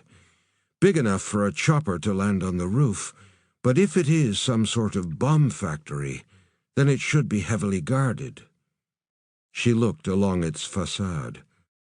"Its ground floor is fortified, steel grills across windows and doors, but the second floor is wide open." She frowned. "Those symbols painted on the walls and door are strange. It's very ancient Arabic. In fact, I think it's an extinct dialect of Northern Arabic, not spoken by anyone anymore." After a moment, she said, "Hard to read. Doesn't make sense." Alex saw her frown as she concentrated on a translation. "It says something like, 'Praise those who choose, or are chosen, to become the fire of God.'" Adira spoke softly. "Maybe a jihad reference, but why write it in a language that is mostly forgotten?" There was a flicker of movement in one of the windows. "Time to go," Alex said. "Seems there is somebody home after all." He flicked the cigarette away, and together they ambled down the street and turned the corner. Casey walked beside Eli. Both were looking at the street, assessing, searching for anything that would hint at danger or higher risk. She spotted Sam and Moshe at a far intersection, but ignored them. Theirs, Alex's, and also Sam's risk assessment would all feed into the coming night's insertion plan. "Fucking graveyard," Casey muttered. There were a few people about, but behind the walls and doors there was silence. "Music is banned, singing is banned, secularism is banned," Eli snorted. "Welcome to paradise under Hazar Jihadi rule." "Yeah, real fun place," Casey growled back. They turned into an alley, this one more decrepit, with a few of the buildings looking abandoned. Doors hung open or teetered on bent hinges, and beyond their entrances was nothing but darkness. From further down in the alleyway there came a squeal, like that of a hurt animal. "We should go another way," Eli said. "Why? If there's a risk, I want to see it and assess it now rather than tonight." Casey lifted her pace. "Hey, ach!" Eli scurried after her. At an open doorway a man lay sprawled in the street, and an older woman was trying to cover him with her hands. A girl was being held by the hair by one of two men in army fatigues who stood over the group. "What the fuck?" Casey hissed through clamped teeth. "Do not intervene," Eli said, grabbing at her. "These men are morality police. They enforce strict religious rule. Leave them be." "What, like maybe they saw her through a window singing, or more likely with her hair uncovered? That's not policing." She half turned. "What'll happen?" "That depends. They may beat them or maybe just imprison her for her crime." "What freaking crime?" Casey's teeth were bared as she yanked her arm free of him. Eli shrugged. "They make up rules that suit them, but we cannot get involved." "Like hell we can't," Casey growled. "Think I'll show them my rules." She continued toward the two men, who still held so tight to the girl's hair that her head was pulled back, exposing her neck. Casey could see that the elderly father had already suffered severe blows to his face, probably just for the insult of trying to defend his own daughter. "This will be bad." Eli tried to keep pace with Casey. "Damn right it will be," Casey spoke over her shoulder. "If the strong do not protect the weak, what is the point of being the strong?" "Shits and wait, let me do the talking." Eli sped to overtake her. Both men attacking the family paused as Eli and Casey came down the lane toward them. Eli raised a hand. "Brothers, can we help with this foolish family?" The men looked briefly at each other and shook their heads. "No, be on your way." "Then the girl, is she for sale?" Eli put his hand in his shawl. "She is a beauty. What is her price?" One of the men snorted. The other looked down at the girl, nodding. "Yes, she is that. But she must be taught a lesson. If she acts like a whore, she will be treated as a whore." He looked at Eli and grinned. "You can have what we leave, for free." He started to drag her away. The girl screamed and the mother wailed, wanting to stand, but the father was in too much of a mess to release his bloody head from her hands. "Well, you've had your turn," Casey said to Eli, as she threw her shawl back. Her white crew-cut, fair skin, and ice-pick blue eyes glared at the two Mossad fighters. Both froze momentarily, not sure what they were actually looking at. The man holding the girl dropped her like a sack, and fumbled with his gun. Casey crossed to him in 3 quick steps and brought a blade up and under his chin, jamming it through his larynx and up into his brain. His mouth opened, showing a hint of dark steel at the back of his throat, and his eyes rolled back. "Bye-bye," Casey said into his face. Eli still had one hand in his pocket, and through the folds in the material, a soft spitting sound emanated as a tiny hole appeared. The second soldier stood shocked momentarily, with a corresponding hole between his eyes, before he fell back like an axed tree. Eli turned to the family. "We were never here. They were never here." He pointed at the blood on the ground. "Clean this up and speak of it to no one." He bowed. "Inshallah." Eli then turned to Casey as he grabbed one of the bodies by the shoulders. "Take the other one. We'll hide them in one of the empty buildings." Casey grabbed the other body, and together they dragged them 20 feet down the street to the first abandoned building they could find. They pulled them inside, past broken doors and smashed furniture. Piles of rubble created perfect burial mounds. Casey lifted a huge sheet and scoffed. "You've got to be shitting me." She pointed. There was already a body hidden there, desiccating in the dry air. She grinned down at it. "Would you like some company, pal?" She lifted the sheet higher, and then threw the new body on top of the old.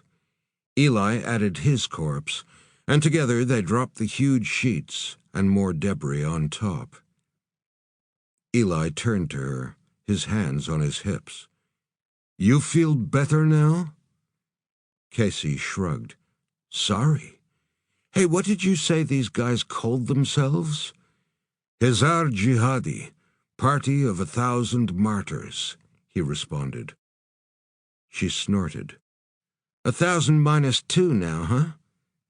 This is not funny." Eli looked at her from under heavy brows. "You should follow your captain's orders and his example." "Yeah, right." She started to turn away but paused. "Come on, and I'm warning you, no distractions this time." She laughed as she pulled her hood up once again. Eli groaned and followed. Alex and Adira sat outside at the cafe, several hundred feet down from their target building. There were a few other patrons inside, but they were the only ones seated on the street. Half a dozen other tables sat waiting for their food and drinks. Adira had ordered coffees, and the dark, thick, rich liquid was poured at the table. A plate of dates was also set down for them. Alex lifted the small glass cup in the ornate gold holder to his lips. "Whoa, like a triple espresso on steroids." Adira laughed softly, the sound muffled from under the folds of her niqab. "It's Turkish style, brewed, rebrewed, and then cardamom pods added. It enhances the flavor and strength. Why do you think they're all wild-eyed in these parts?" Alex ate a date and let his eyes travel down the street. "If that's the right building, then I think we've missed the party. Someone may be still inside, but I think you're right. If nuclear weapons were being assembled and dispatched from that place, I would have expected a fortress, or at least a significant military presence." She looked at the surrounding rooftops. "And much more security in the adjoining structures." "I think they've done what they needed to do and then moved on. Still, we need to go in and check it out," Alex said. "Front door is too visible from the street." He looked along the rooftops. The buildings were jammed up against each other, and all were of comparable height. Be better to enter next door and drop down through the roof. "Yes, this might work." Adira faced the building, peering at the ancient Arabic writing on its facade. "What happened here? That writing is only on the one building. I can partly understand its words, but not its meaning." Alex remembered her translation of the script. "Praise those who are chosen to become the fire of God." He turned to her. "And what better fire than a nuclear one?" "Yes." Adira continued to stare at the writing. She turned back. "It is time we take a small risk." The cafe owner was approached. "Inshallah, brother," Adira said. "We are visiting relatives from over the far side of the city. My brother here," she motioned to Alex, "is a teacher of languages, and was wondering about the writing on the wall." She pointed one gloved hand at the Arabic script. The man looked down the street to the wall. His eyes narrowed. "One day it just appeared. I cannot read it, but an old customer who comes here told me that it is a warning." He became furtive and leaned toward her. "Dark magic," he said. "Shukran." Alex slid a 5,000 dinar note across the table. The man took it and bowed his thanks before departing. "Dark magic," Adira repeated. "That would work to keep the superstitious away." "Maybe that's why there are no physical guards. The superstition provides enough of a barrier for the locals," Alex said, sipping his dark liquid. "And they're not expecting there to be anyone else in this place." Adira sat back. "I have seen enough to know that you cannot discount magic. This land has known human habitation for nearly 10,000 years. Long before the machines there was alchemy and sorcery, and there are ancient tomes written by the foremost scientists of their times. The things they included would not make sense in these modern times." She looked around. "Unless the modern times were being rolled back." And that's exactly what's happening here. No music, no women on the streets, education outlawed. Barbarism is rushing to reclaim this part of the world. He sighed and nodded toward their target. "Looks wide open. We enter via the next building and then onto the roof." Alex finished his coffee. "We should head back, see what the other teams have found for us." As the morning began to give way to midday, the streets started to fill with people, and Adira led them quickly to their house. Suddenly the few women started to scatter, and the remaining men moved to the walls, clearing a path and watching and waiting. "Heads up," Alex said, turning back along the street from under his shawl. Adira turned away, looking in the reflection of a window. From down the street jogged a group of armed men. There were 3 lines of them. The outside lines all wore black balaclavas. They were strung with ammunition and were armed. The inside men had hands on their heads and were tied together, a rope looping each of their waists. Each of them was barefoot, and many had blood to the ankles, the sharp debris of the roadway uncompromising on bare flesh. "Hazar Jihadi," Adira whispered. Occasionally one of the soldiers would reach inwards to slap one of the prisoners over the head, urging them on. In among them was a man dressed in the remains of a flight uniform. This one also had the extra disadvantage of being tied to a huge man on both his left and right, a special prisoner. As he approached, Alex and Adira could see a tricolor patch in his sleeve. He was French then. The man's mouth hung open, and his eyes were already vacant, in a slack, blood-smeared face. At their rear, one of the men, stouter than the rest, carried a hard suitcase. Alex could tell by its size and shape that it was recording and satellite equipment. It seems there was to be a show. "They make them run to their execution," Adira said. "Enemy fighters?" Alex asked. "Maybe the wrong religion, maybe a petty crime." She shrugged. "Who knows? Everything is punishable by death in this city." She watched them from the corner of her eye. "And the one big prize, a captured Western pilot, him they will undoubtedly burn alive." Alex was still staring at the lines of men as they jogged down the street and around a corner. "I've seen it before. They'll take them to a killing field, set up their cameras, and film it for consumption by their fanboys around the world." "And fangirls," Adira snorted. "Weekly, hundreds of young women flock to this land, even from comfortable homes in the West. They seek to become jihadi brides, or even frontline fighters." "A madness," Alex said, but then shook his head. "No, more an infection that is contaminating the Middle East." "It is a madness and an infection. But like all severe infections, it will burn itself out." Adira shrugged. "We have been dealing with the terrorist mind for decades. You have not. You need to be patient. Guns alone will not solve this problem."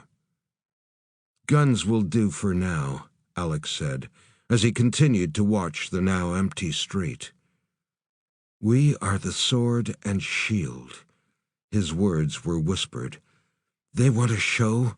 We'll give them one to remember." "No, you will not intervene." Adira came and stood in front of him. "We can call in their position for a strike, but if we intervene, we may put our mission at risk." Alex looked down at her. She was right, but logic didn't matter now. The coiling hate inside him was demanding something more. "Where will they take them?" She stared, perhaps wanting to argue more, but she saw something in his face that changed her mind. Perhaps she remembered what he could be like. She sighed loudly. "A field, a vacant lot." She looked up at the sky. "They will want to be away from the city crowds, and will need good light for the filming." "So, they'll be away from their main command, isolated." Alex smiled grimly, pulling the shawl further down over his face. "Let's go and enjoy the show." He spoke quickly into his throat mic. "Sam, on my position, now." Chapter 6. Tel Aviv, Israel, Satellite Command. Yuval Goldmeyer, a satellite technician, watched the OPSAT satellite's data feed of his section of the Golan Heights. It was a strategic piece of land captured during the Six-Day War, and over 3,000 square miles of basaltic plateau bordered by the Yarmouk River in the south, the Sea of Galilee in the west, Mount Hermon in the north, and the Rakad Wadi in the east. He and many others each monitored multiple grids of the vast area, night and day. Today, Yuval Goldmeyer's area of interest was the town of Nawa, close to Syria. He leaned forward, frowning. The analytics built into the geosecurity systems had picked something up, and alarms had demanded his attention. He drilled down to a view position a few miles above ground.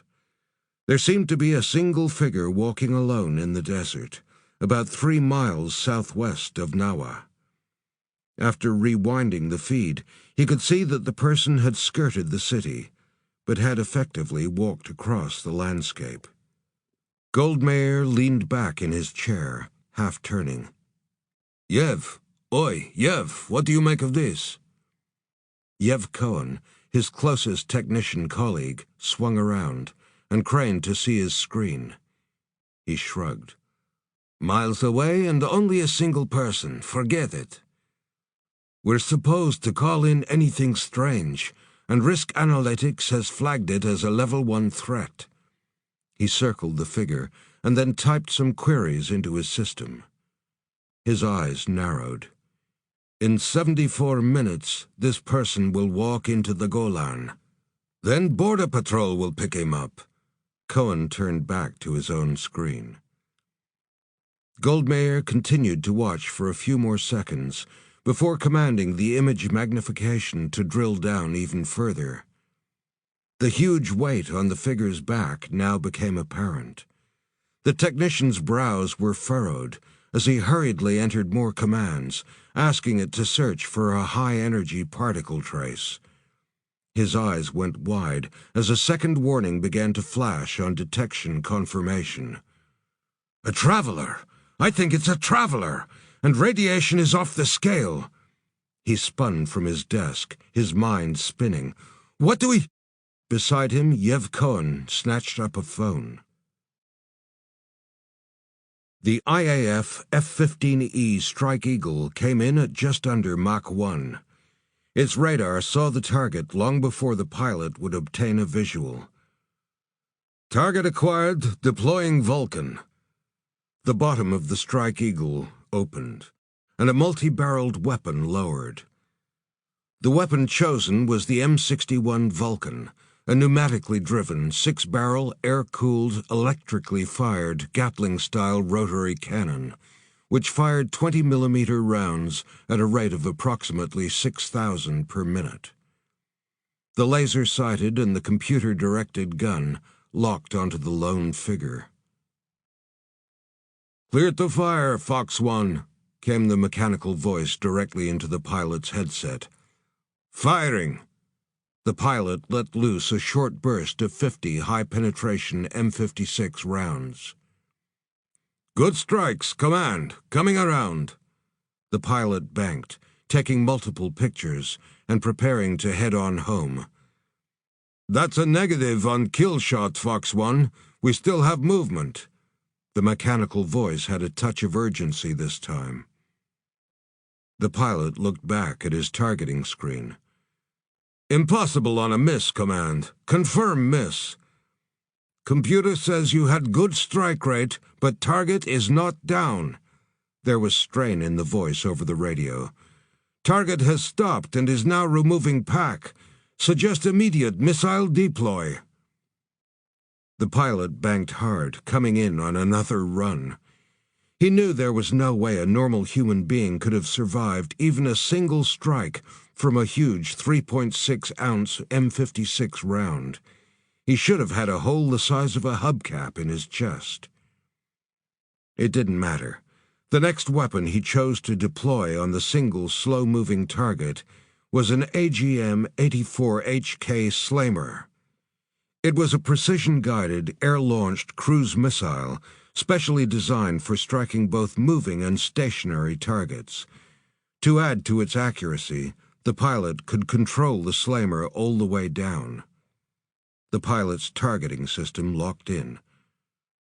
"Target acquired and locked.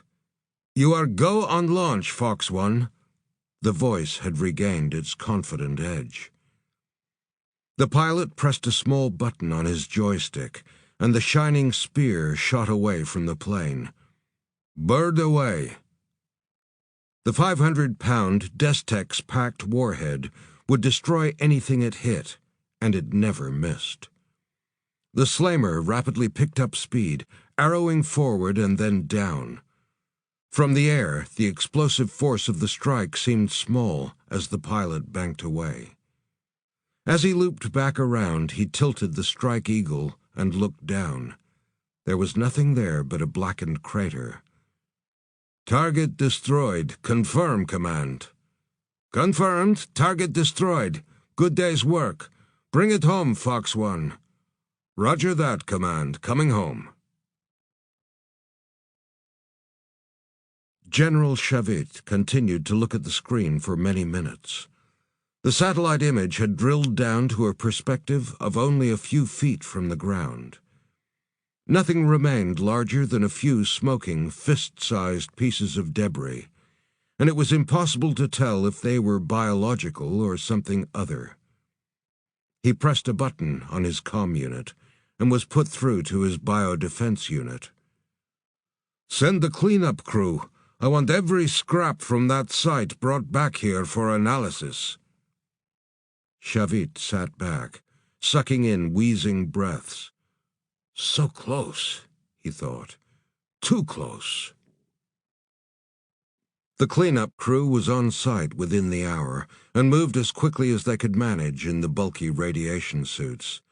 The residual HREs were high but containable, and they were easily identified and secured in lead-lined casing. The biological remains were less easy to identify, as many of the fragments were nothing but splintered bone or flesh, charred down to flakes of ash. However, outside of the impact crater, some blackened lumps of meat were found, and bagged to be sorted and tested back at base. Later, Yair Shamir, the head scientist for the biodefense unit, stood beside Major David Mitzna, both in simple biohazard suits and masks. The physical debris collected was laid out in a refrigerated room. Yair stood with his hands clasped behind his back, looking down at the assembled flesh fragments laid out on a long steel benchtop before them. "So it is not dead, then?" Mitzna continued to stare down at the blackened lumps. "Oh, it's a he, all right. Has definite XY heterogametic sex chromosomes, and I think alive or dead are very loose concepts in relation to this sample." Yair picked up a long probe and used it to prod at one of the lumps of charred meat.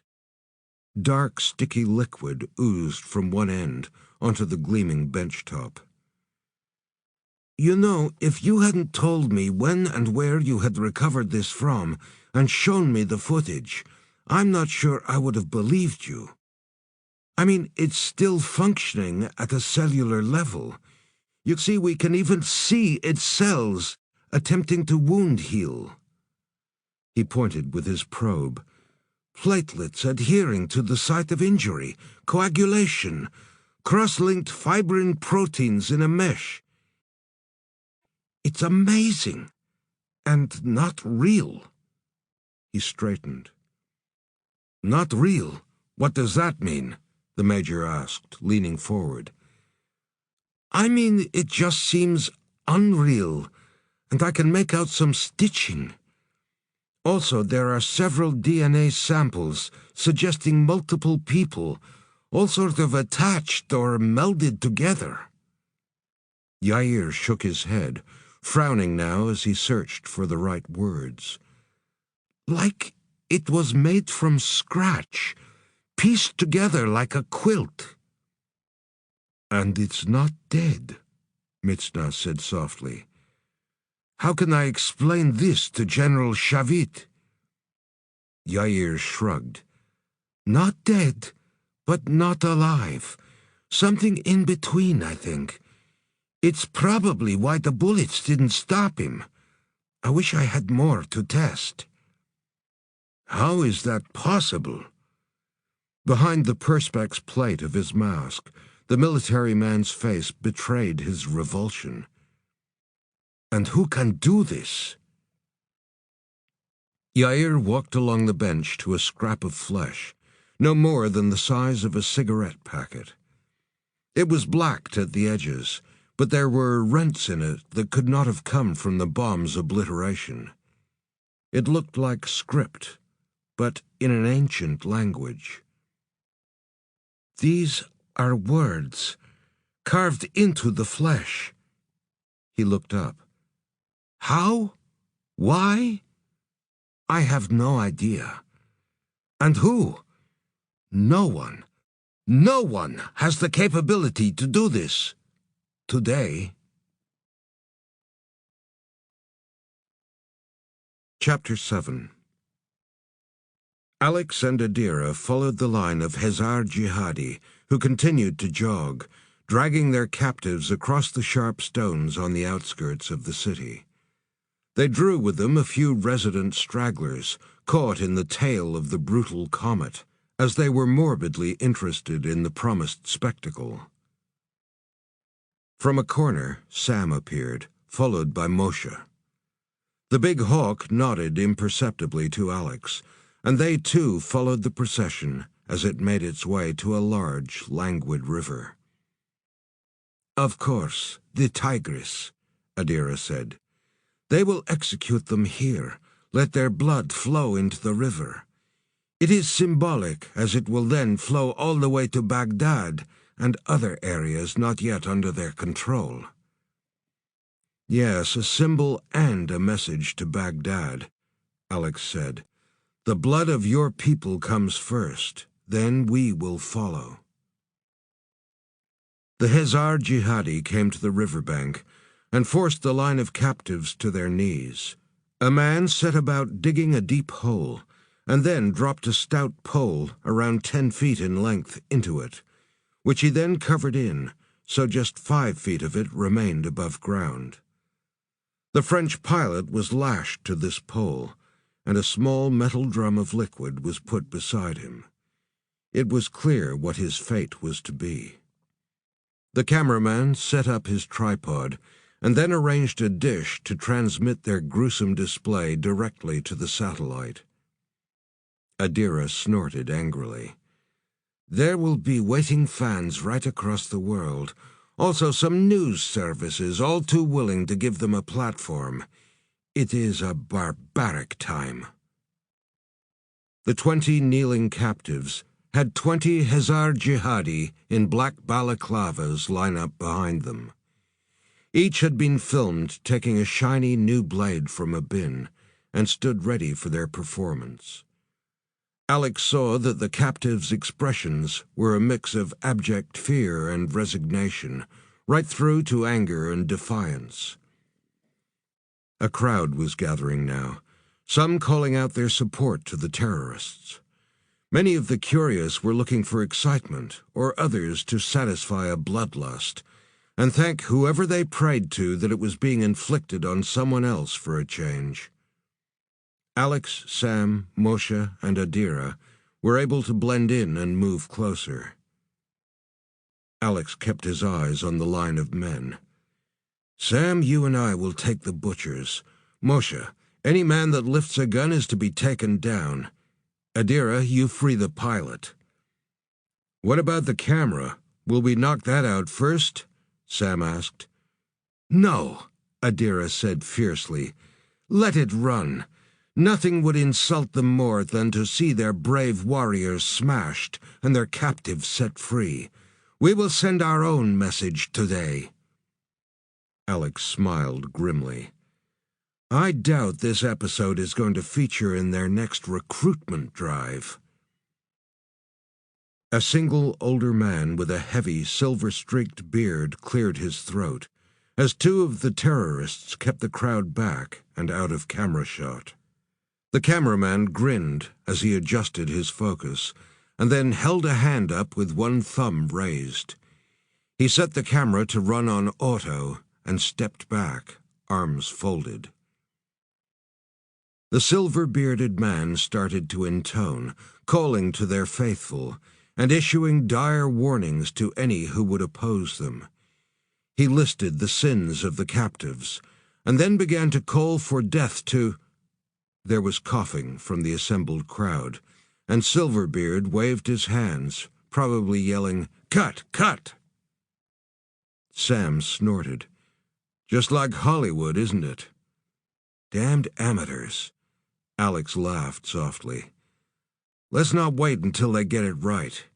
He turned. "Adira, you're up." The Mossad woman nodded. "Wait for my signal." She walked calmly toward the French soldier, her dark niqab concealing her entire body and face. She was the only woman, and even though garbed, she caused heads to turn. Women, even fighters, were not allowed to witness executions, unless, of course, they were on the hit list that day. The pilot watched her with trepidation.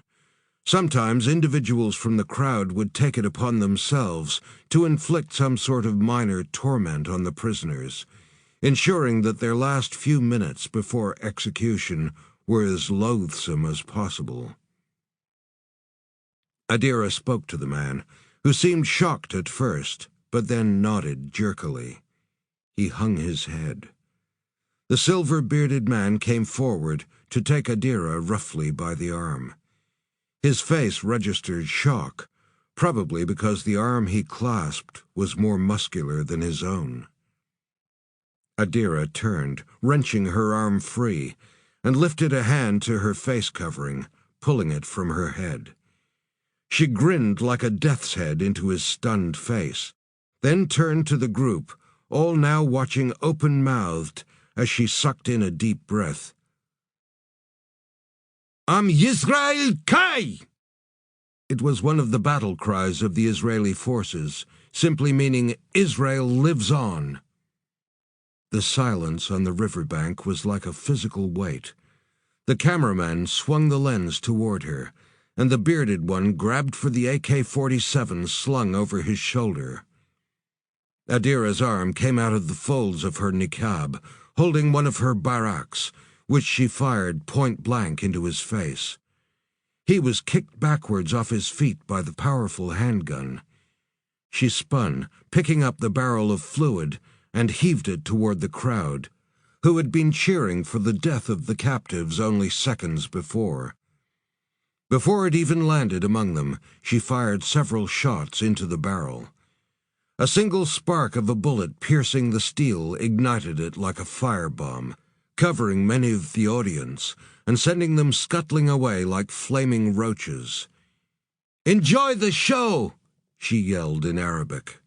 Shock and confusion rooted the terrorists to the spot for only seconds, but by then Alex and Sam were already in among the butchers, smashing heads together and twisting necks so violently that the terrorists fell, still holding tightly to their brand-new knives that would never taste blood.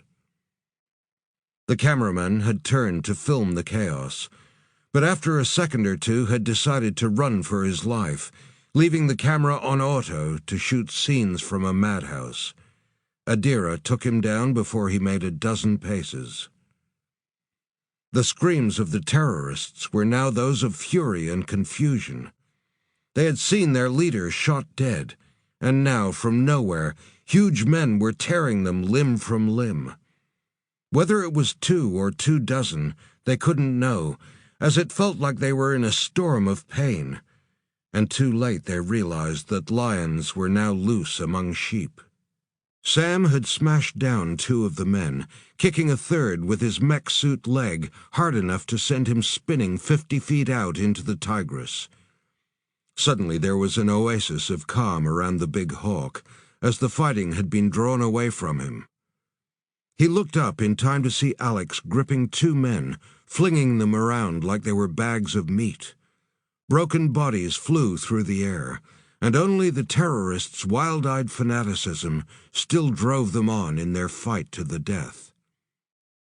Sam was frozen, watching, as Alex's face registered insane enjoyment.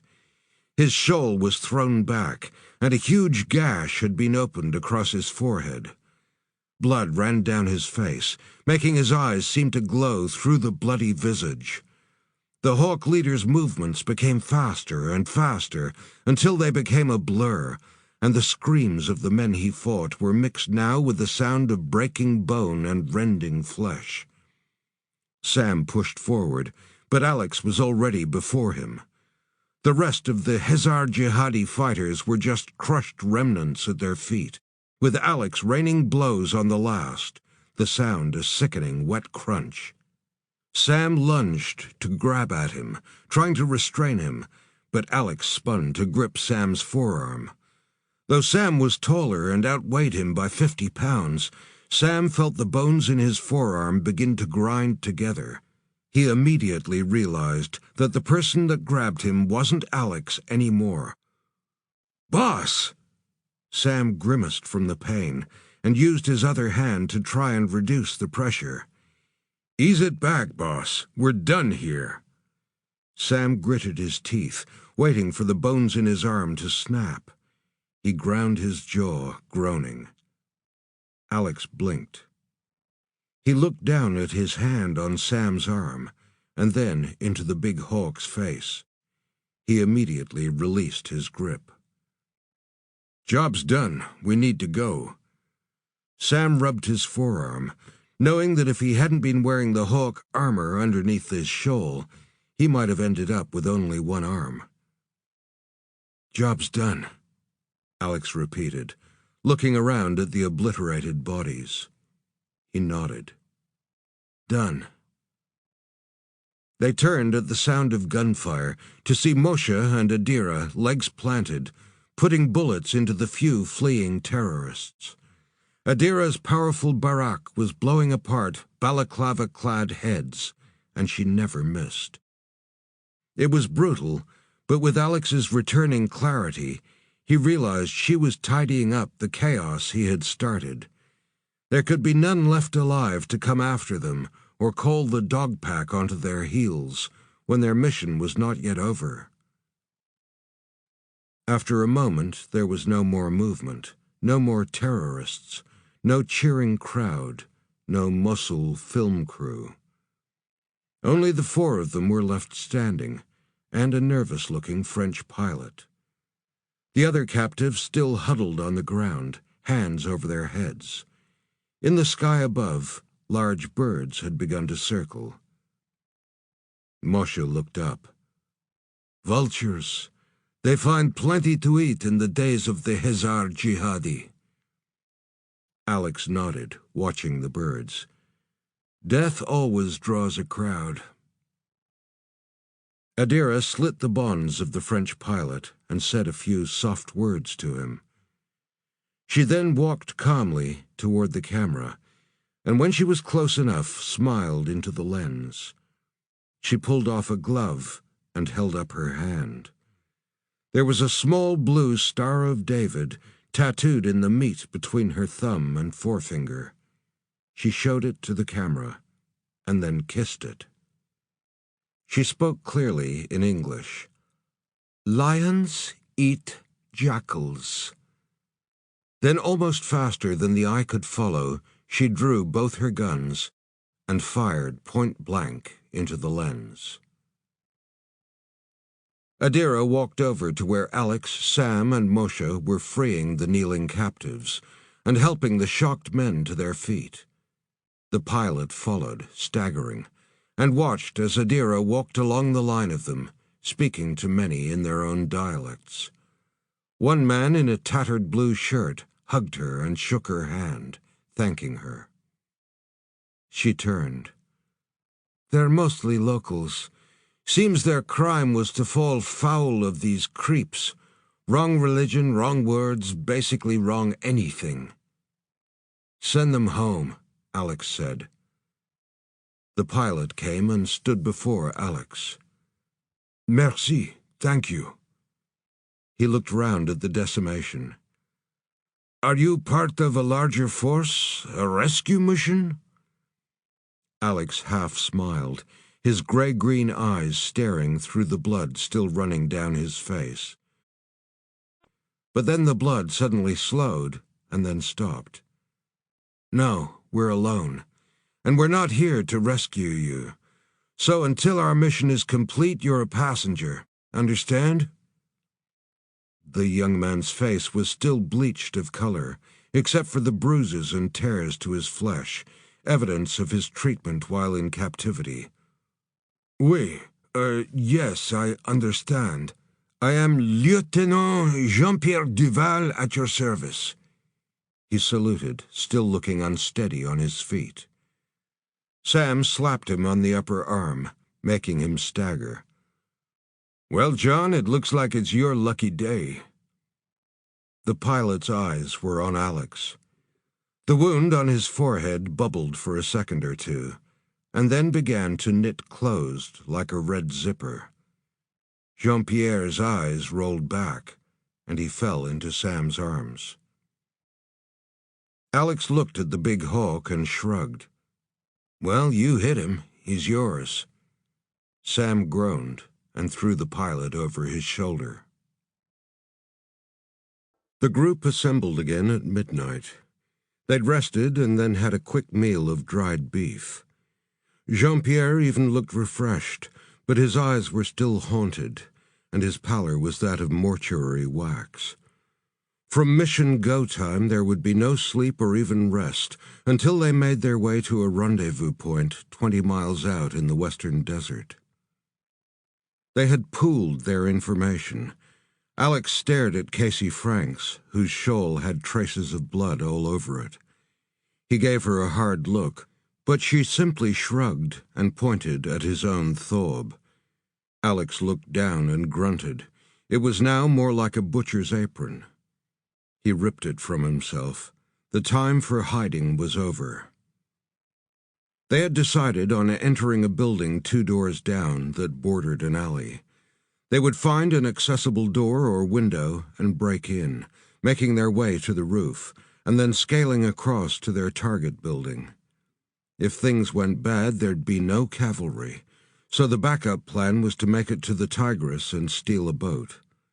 Luckily, the dam was upstream, but the smaller river blockages could be worked around. "What can I do?" Jean-Pierre asked. "Just stay alive, sucker," Casey said, checking her weapons. She looked up at him, her hands still running over her gun tech. "And stay out of the way. If things go well, we all go home whistling.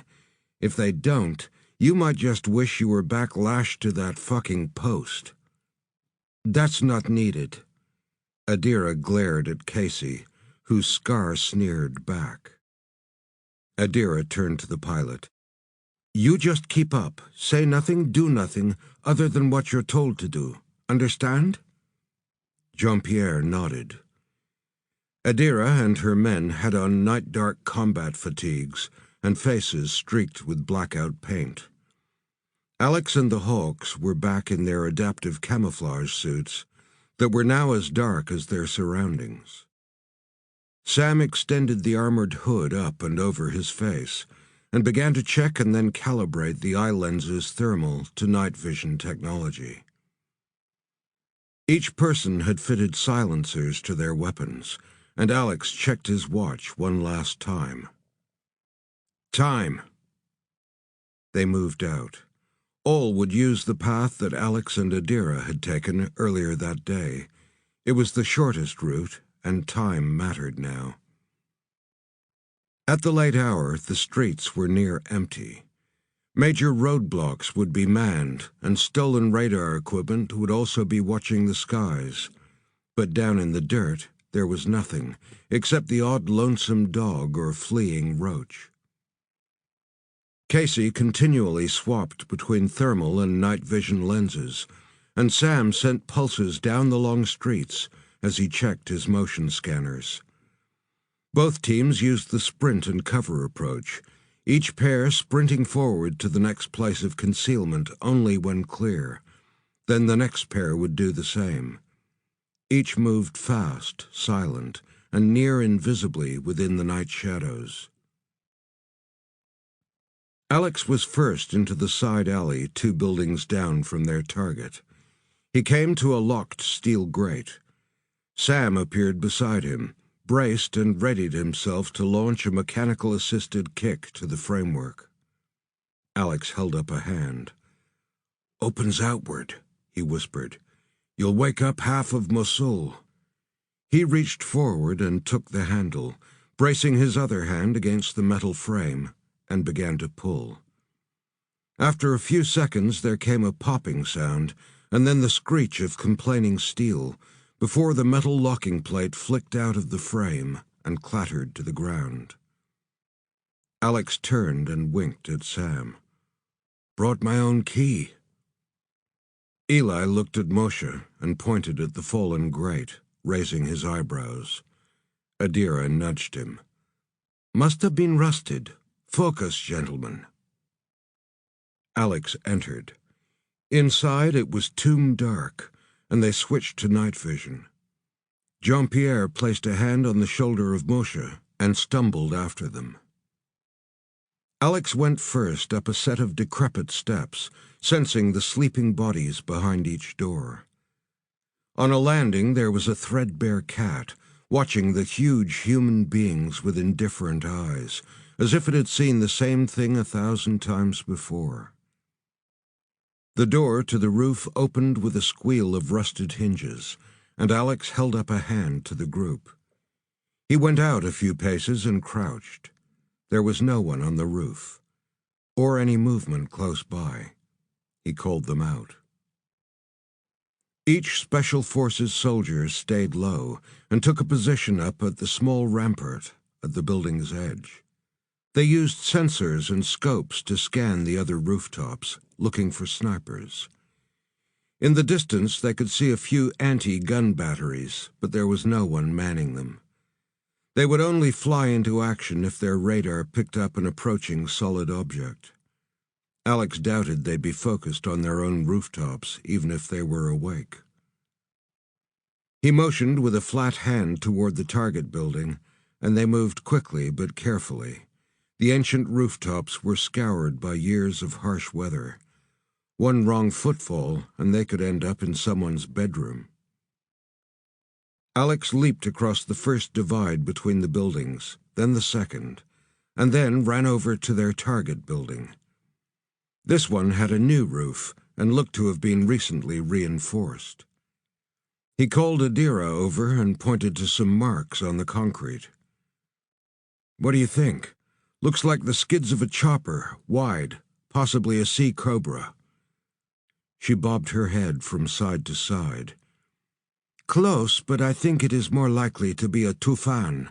They're direct copies of your sea cobra, but are developed by the Iranian aviation industries." "Iran? What are they doing here?" "Why not? It makes perfect sense. They want the world to believe that, like the rest of us, they are fighting the Hezar Jihadi, but they will covertly back anyone who makes life difficult for the West." She looked around. "We need to be cautious.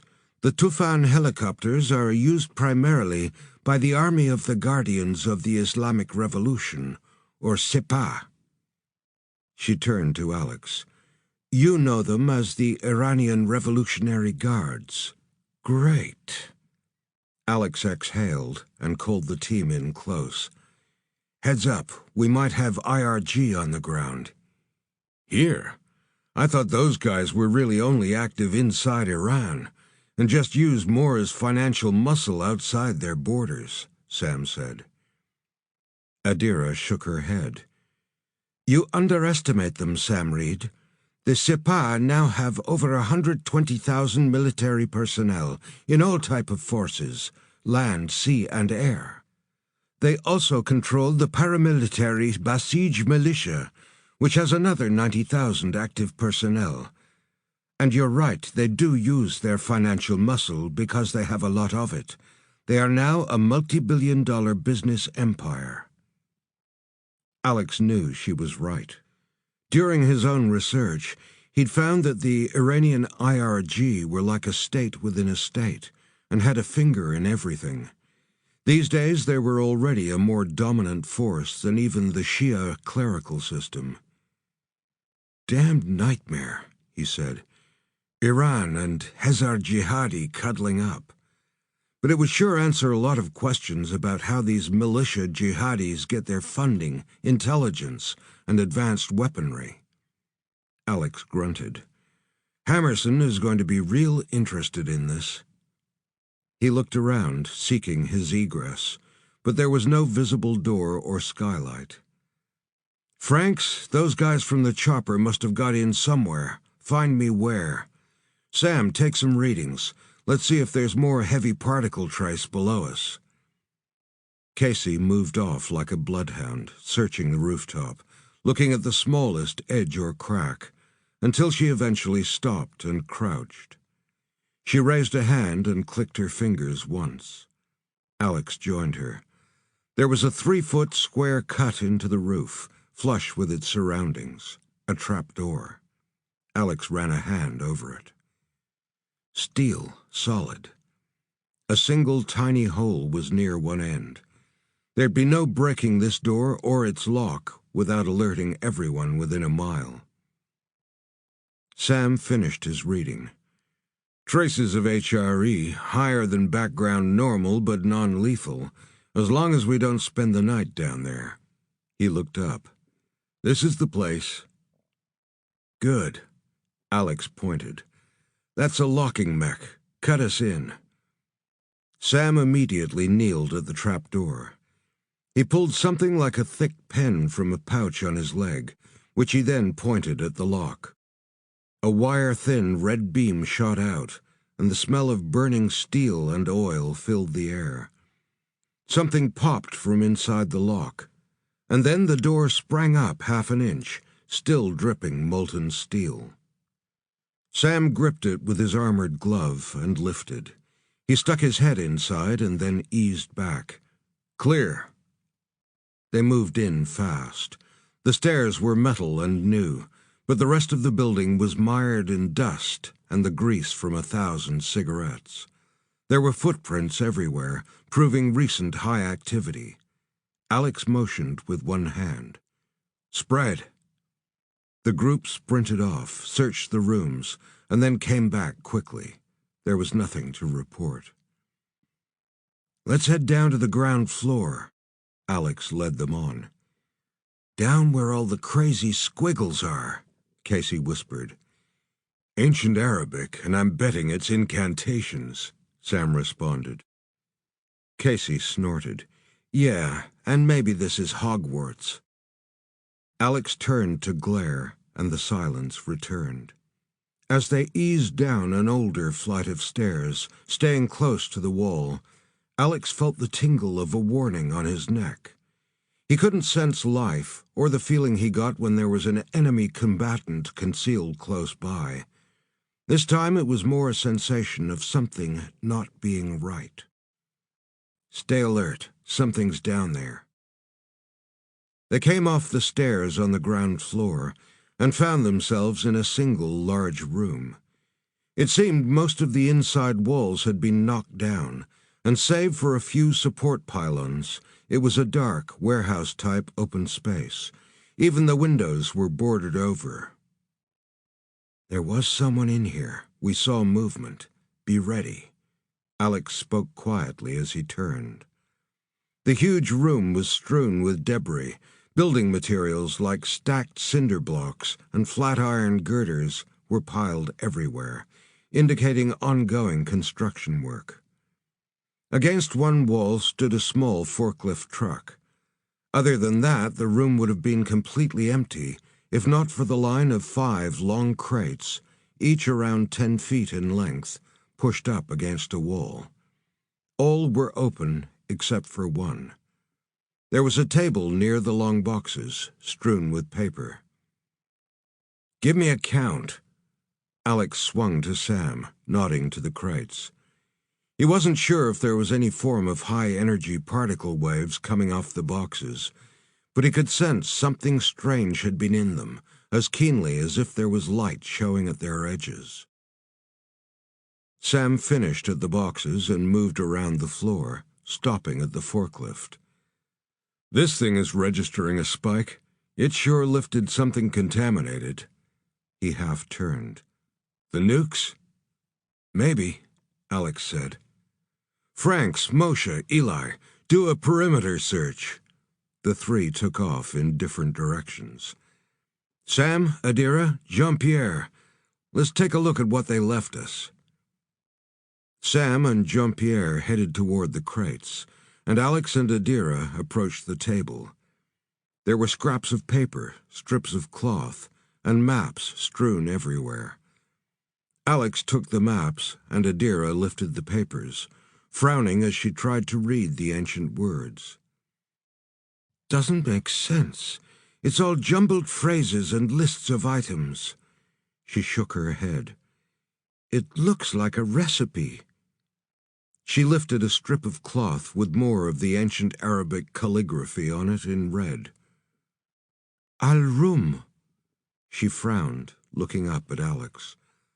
That's the ancient name for Rome. Is that where this came from? No, Alex said, spreading out some of the maps. Soran, Baghdad, Israel, the Sea of Galilee. What? Adira came over and looked at the map. Her jaw clenched. So this is what they were attempting to do. Cross the Gaza Strip and explode their bomb near the Sea of Galilee. It is the largest freshwater lake in Israel, 65 square miles of water that Israel needs to survive. I think these are targets, destinations. Look. Alex turned one of the maps to her. It showed both the northern edge of Libya and the southern tip of Italy. Misrata, Alex pointed. Seems they start here and travel here. The map circled Pacino in southern Italy. Adira exhaled, her eyes narrowing. The Hezar Jihadi are almost in total control of Libya. Then it's just a few hundred miles of uninterrupted Mediterranean Sea to Italy. Takes less than a day by boat. Pacino was ruled by the Arabs 1,000 years ago. They never forget. Alex grunted. Seems they're expanding out of the Middle East. Alex looked at the crate, still feeling the tingle down his spine. Wait. He held up a hand to stop Sam, who was just bending toward the unopened box. Let's all see what's behind door number 1. Jean-Pierre stood back as Alex went to one end of the crate and Sam the other. The rest of the team stood watching, curious but alert, guns ready. Both the HAWCs drew K-bar blades and jammed their chisel ends in to lever up the nails holding the top down tight. The lid lifted with the sound of groaning wood as it tried to hang on to the metal spikes. It popped free, and they slid it to the side. Mon Dieu! Jean-Pierre grimaced, walking backwards. Jesus Christ, that is fucking gross! Casey eased her gun around, her eyes wide. There was a body lying inside the box, dressed in a flowing shawl. But the figure was far from normal. It was enormous. Even spread flat, they could see it would have been over 7 feet tall. What the hell did they do to this guy? Sam moved slightly to the side of the crate and leaned closer. The body was heavily scarified, with swirls and script carved straight into the flesh. The wounds were still open. Fresh cuts, but no blood, Adira said. I think this mutilation was done after death. She touched the skin and pulled her hand back, rubbing thumb and forefinger together. Feels like wax. A traveler, Alex said. Just like the thing that strolled into the international zone. Big fucker. This one must have died before it got its orders. Casey grimaced as Alex reached into the crate, turning the massive head one way, then the next. Then he grabbed the shawl and ripped it away. The flowing script was covering its body, but that wasn't what riveted them. Zippering the body were masses of surgical scars, knitting together a patchwork of different skin types. There was darker olive skin sewn to fair, and one huge hairy pectoral, not matching the smooth, dark one on the other side of the chest, and a third in the center. Notice anything missing? Besides my sanity? Casey immediately responded. She pointed with her gun. No belly button. Keep going, Adira said. Casey scoffed. Holy shit, where's the freaking cock? She craned her head. There's nothing down there. Hey, maybe it's not a man after all. What the hell is going on here? Sam couldn't hide the disgust in his voice. Alex reached into the crate to turn the head again. It's not a man, not a woman, not an anything. Mary Shelley, eat your heart out. He felt an odd sensation under his fingertips. No pulse, but there's something. Adira held up a strip of material she had kept from the table. This cloth, I believe it's a headband. Terrorists carry a prayer or a plea to enter paradise when about to go into battle. Perhaps this thing was meant to carry the name of its target, Al-Rum. Giant pack mules. The damned Iranians are loading them up here and then setting them loose, but... Sam rubbed a hand up through his hair. But this one is dead, if it ever was alive. Adira turned the strip of material over. More words. She frowned, trying to make sense of the ancient script. She spoke them softly, halting and starting again, until she had the translation right. Alex felt a tingle run up his spine to his scalp, as if static electricity had filled the room. Jesus! The lump of flesh beneath his hand quivered, and the thing's eyes opened. Alex went to jump back, but one huge hand shot up to grab him by the throat. Alex gagged as the large hand compressed. He used both his own hands to tear at the huge fingers, but he had never felt such power from another human being in his life. As the fingers started to close together, the thing sat up, its expression as slack and indifferent as if it were waking up, simply rising from bed. Sam and Jean-Pierre rushed forward, grabbing at the hand, then forearm, without any effect.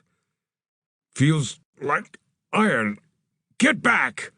Sam let go of the thing's arm as it started to rise up. He then raised one huge boot, intending to use the mech-assisted framework to stomp down on it with piledriver force. In one rapid movement, the being swung Alex's body like a baseball bat into Sam and Jean-Pierre, knocking them both to the ground, and then flung Alex into a far wall, with enough force that some of the bricks shifted in their mortar. Alex looked broken, and the French pilot and Sam lay still. The thing then rose to its full height and towered over all of them, its face slack. As it went to step from the crate, Casey braced her legs. "Fuck you! Fire!" Casey, Adira, Eli, and Moshe opened up, dozens of silenced rounds smacking into the dead flesh, with a sound more like that of a paddle on a side of beef. Where the flesh was exposed, they could see holes puncturing the flesh, but no blood flowed. The being reached down to grab the 10-foot crate it had risen from and flung it at Casey, who had to dive fast to avoid the massive projectile. "Do not let it leave!" Adira shouted, holding a handgun in each hand and firing up into its face. Holes opened in the skull, and chips of bone were blasted away, but if the thing registered pain, it gave no sign. The patchwork being then moved fast, grabbing a reloading Moshe Levy, who managed to yell a curse before it took him in both hands and lifted. Moshe pulled free a dark blade and slashed at the hands and wrists of the thing, but he might as well have been trying to cut steel cables. In one quick movement, the huge thing's hands came together, twisting and screwing Moshe's body like an old rag. Gurgled pain was now overlaid with the sound of bones crunching and flesh and tendons popping as the Mossad agent was mangled together. "No!" Adira yelled, running in and side-kicking the thing, but she bounced off as ineffectively as if she had kicked a wall. "Form up!" Casey screamed. "Concentrate firepower on—" The thing opened its mouth, but no words came. Its totally white orbs seemed to fix on her, and she sensed it tense, coiling for an attack. She knew what was coming. Bullets were useless, and she dropped her gun. She then pulled out 2 of her longest blades, holding one in each hand. "Then come and get it, motherfucker!" Ignoring the bullets Eli and Adira still pumped into it, the being opened huge arms, and just as it began to accelerate the few dozen feet across the floor to Casey, there was a flicker of movement from behind it. One of the large, flat girders that had been stacked near the wall chopped down and across in a blur. One moment, the thing's deformed face was glaring down at Casey, and the next its head was rolling across the ground. The huge being then collapsed like a giant sack of meat. Alex stood behind it, the girder in his hand. There was silence for several seconds, as they all continued to stare at the thing. Casey still gripped her blades tight. What the fuck was that thing? She jammed her knives forcefully back into their scabbards. Adira shook her head, her lips working in a silent prayer. Taquin. What did you say? Casey asked. Franks. Casey turned at the sound of Alex's voice. Get me a bag. Alex held up the huge head by the hair and stared into its face. The thing's lips still moved. Sam came back to the group, helping the French pilot to stand. Jean-Pierre looked at the ghastly trophy Alex held aloft, his face chalk white. Can we go home now? 10 miles south of Mosul, Alex and the small group moved fast, heads down and racing the approaching dawn. Alex slowed his pace, dropping back to come abreast of Adira, who seemed lost in thought. Hey, I've known you a few years now. He looked across at her, but she didn't look up. Never seen you like you were back there. You were scared. He waited, but she trudged on, head still down. And I don't think it was that thing that scared you, but something else. Maybe what it represented. Sam eased up beside them, and Adira looked up then, first to the big hawk, and then Alex. Her jaw was set. Have either of you ever heard of something called the golem? Sure, who hasn't? Something like the Hebrew Superman, wasn't he? Alex said. She snorted softly. Something like that. She sighed. This might sound crazy, but the story of the golem begins with a Prague rabbi in the 16th century called Judah Lo ben Bezalel, who created an artificial being. He named it Golem, and called upon it to defend the Jews from attacks by Rudolph II under the Holy Roman Emperor. She looked up, as if checking to see if either of them was laughing. Satisfied, she went on. The golem was made from nothing but the clay from the banks of the Vltava River, and brought it to life through rituals and Hebrew incantations. It is said a prayer was either inscribed on his forehead or inserted into his mouth. She smiled weakly. Golems are extremely powerful, but are not thinking creatures. They act on commands only. You tell them to do something and they do it without question. And they don't stop until that task is done or they are destroyed. This thing was certainly powerful, Alex said, but it was flesh and blood, not clay. Yes, flesh and blood, sort of, she said. But there are similar legends from other cultures. The Middle East is an age-old place, with civilizations dating back thousands of years before science, to a time of magic and alchemy.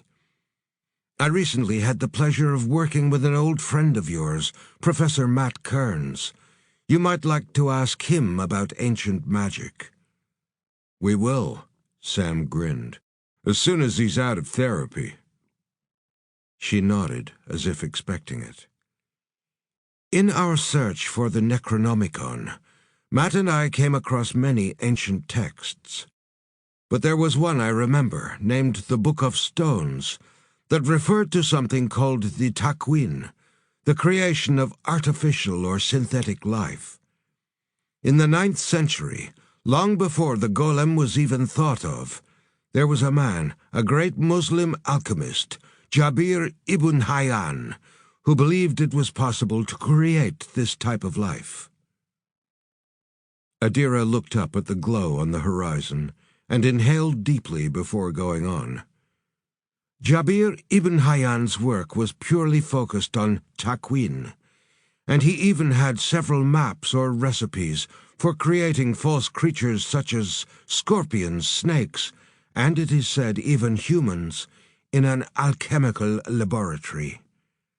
The created beings were without thought or conscience, and totally under the control of their creator. She looked up. Who wouldn't want an army of warriors like that? You seem to know an awful lot about this, Alex said, his eyebrows raised. Then he slowly turned, looking back the way they had come. Sam did the same. Anything? Sam asked. He lifted a scope to his eye. No, just a feeling. After another moment, Alex waved them on. Casey caught them up as the Hawk leader turned back to Adira. What you're telling us is all just one big weird puzzle, he said. She nodded. Yes, it is like pieces of a puzzle that mean nothing by themselves, and are therefore easy to ignore. But when more start turning up, a picture starts to emerge. She looked at him. This is what is happening now. The picture is emerging and becoming horribly clear. You know, there are recent precedents for using dark magic, Sam said. Like what? Casey asked. During the final stages of World War II, Hitler started to search for anything that would give him an advantage. He turned to mysticism and began a global hunt for holy weapons. There were 2 items he desperately wanted. The first was the Ark of the Covenant, the final resting place of the 10 Commandments, which he never found. Bullshit, that's just a made-up story, Casey sneered. But then her brow knitted when Sam shook his head. Isn't it? Oh, it's real, all right, the big hawk said. The second item Adolf searched for, the Spear of Destiny, sometimes known as the Holy Lance, he had more success with. This is the weapon used by the Roman soldier who pierced the side of Jesus of Nazareth as he hung dying on the cross. Hitler obtained it, used it, and nearly conquered the world. Adira nodded. Napoleon, Caesar, Mao, all megalomaniacal leaders sought and used dark magic or second sight, mages and seers, to gain a military edge. The Iranian mullahs also seek this advantage, and perhaps they have finally found a way to translate the Book of Stone's secrets. Alex exhaled, his mind whirling. Part of him wanted to scoff like Casey, but he had seen things in his life that would tear at a normal person's sanity. And he had seen with his own eyes the thing in the room, its dead flesh suddenly becoming reanimated. The world still had so many secrets. Adira looked up at him. You asked if I was scared. Yes, I was, but not for myself. There is an old Jewish prophecy that says that Israel will stand until the dead rise to wage war against it. Maybe someone has managed to find a way to get the dead to fight. The rabbi stopped the golem by erasing part of the inscription carved into it, Sam said. Maybe there's something similar we can use. Alex shrugged. We beat it. We proved it could be stopped. We beat it? Adira looked back at the ground. There were 5 crates, 4 empty. You beheaded 1, and we know of 3 more that were deployed. 2 carried out their mission, and 1 we took down in the Golan Heights. That leaves one unaccounted for. Where is it? Whose country is it walking toward right now? They walked in silence for another few minutes, until Alex reached out to grab her shoulder. Don't worry. We'll find them and figure this out, together. She smiled weakly, but didn't look convinced. Alex had wanted to tell her that they'd kill them all, but he knew they hadn't even killed the one whose head he carried.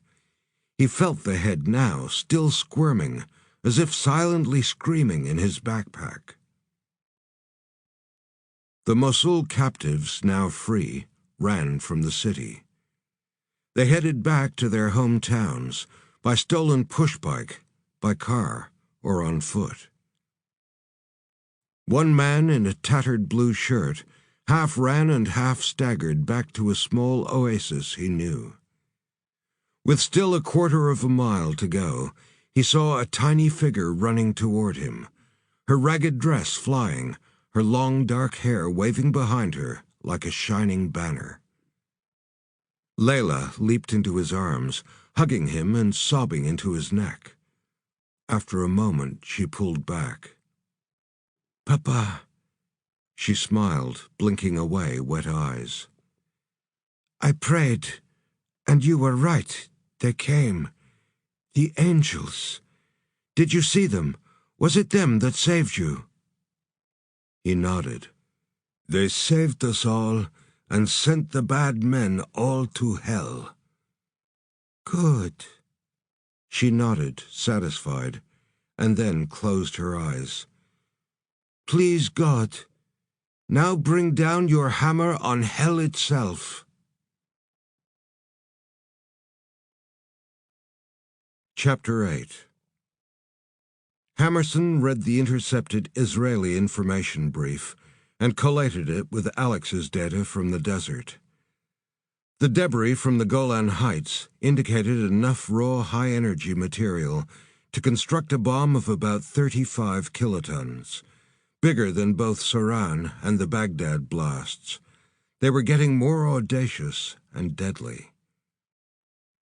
Alex had said they uncovered plans to transport one to Italy.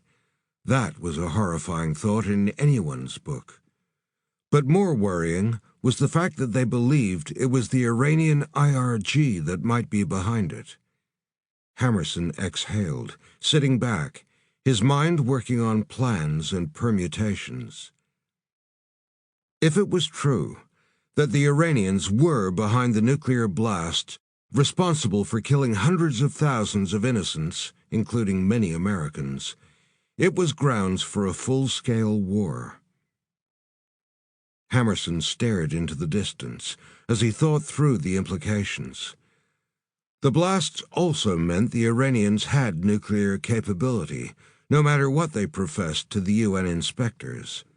Hammerson knew they didn't have perfect ICBM technology, so missile delivery was still years away. But someone walking, driving, or flying a big tactical nuke anywhere in the world meant nothing other than an aggressive plan of gross annihilation.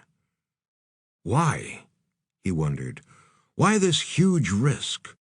We could turn their entire country into slag. His fingers tapped on his desk. There were the final negotiations between the Iranian government and the White House going on. Washington was seeking to enlist their help in fighting the Hezar Jihadi in return for allowing them to keep their uranium enrichment program. By having the terrorists seem to be using weapons of mass destruction, then it would add to a sense of urgency on the West's part. Time was the enemy of good negotiation, and creating this pressure on the adversary was the key to pushing them into a bad deal. The Iranians had even called for a combined military force and wanted the U.S. and other Western armies to gather to help overwhelm the terrorist fighters. They had even suggested a staging point outside of Dabiq, near Syria. The White House was hailing it as a grand gesture of cooperation. And following 2 nukes going off in the Middle East, The idea had already gained traction. Still, it didn't make sense, Hammerson thought. There was something he was missing. He steepled his fingers at his chin, thinking. If he could prove the Iranians were behind the blasts, or that they already had working nukes, then the negotiations would collapse. There'd be a lot of pissed-off people on both sides, not to mention the grounds for war. But he knew if he passed this up the line, there would be immediate political interference. The CIA would intercept any intel he provided. He knew they needed more information. They needed to go in. Hammerson's senior confidant was General Chilton. Theirs was the commander-in-chief himself, who seemed to want this deal as much as the Iranians. Hammerson would be outranked and outflanked, but only if he decided to share what he knew. Chilton's last instructions were for him to follow the leads, then find and remove all threats to America and the free world. Hammerson smiled. He already had his orders.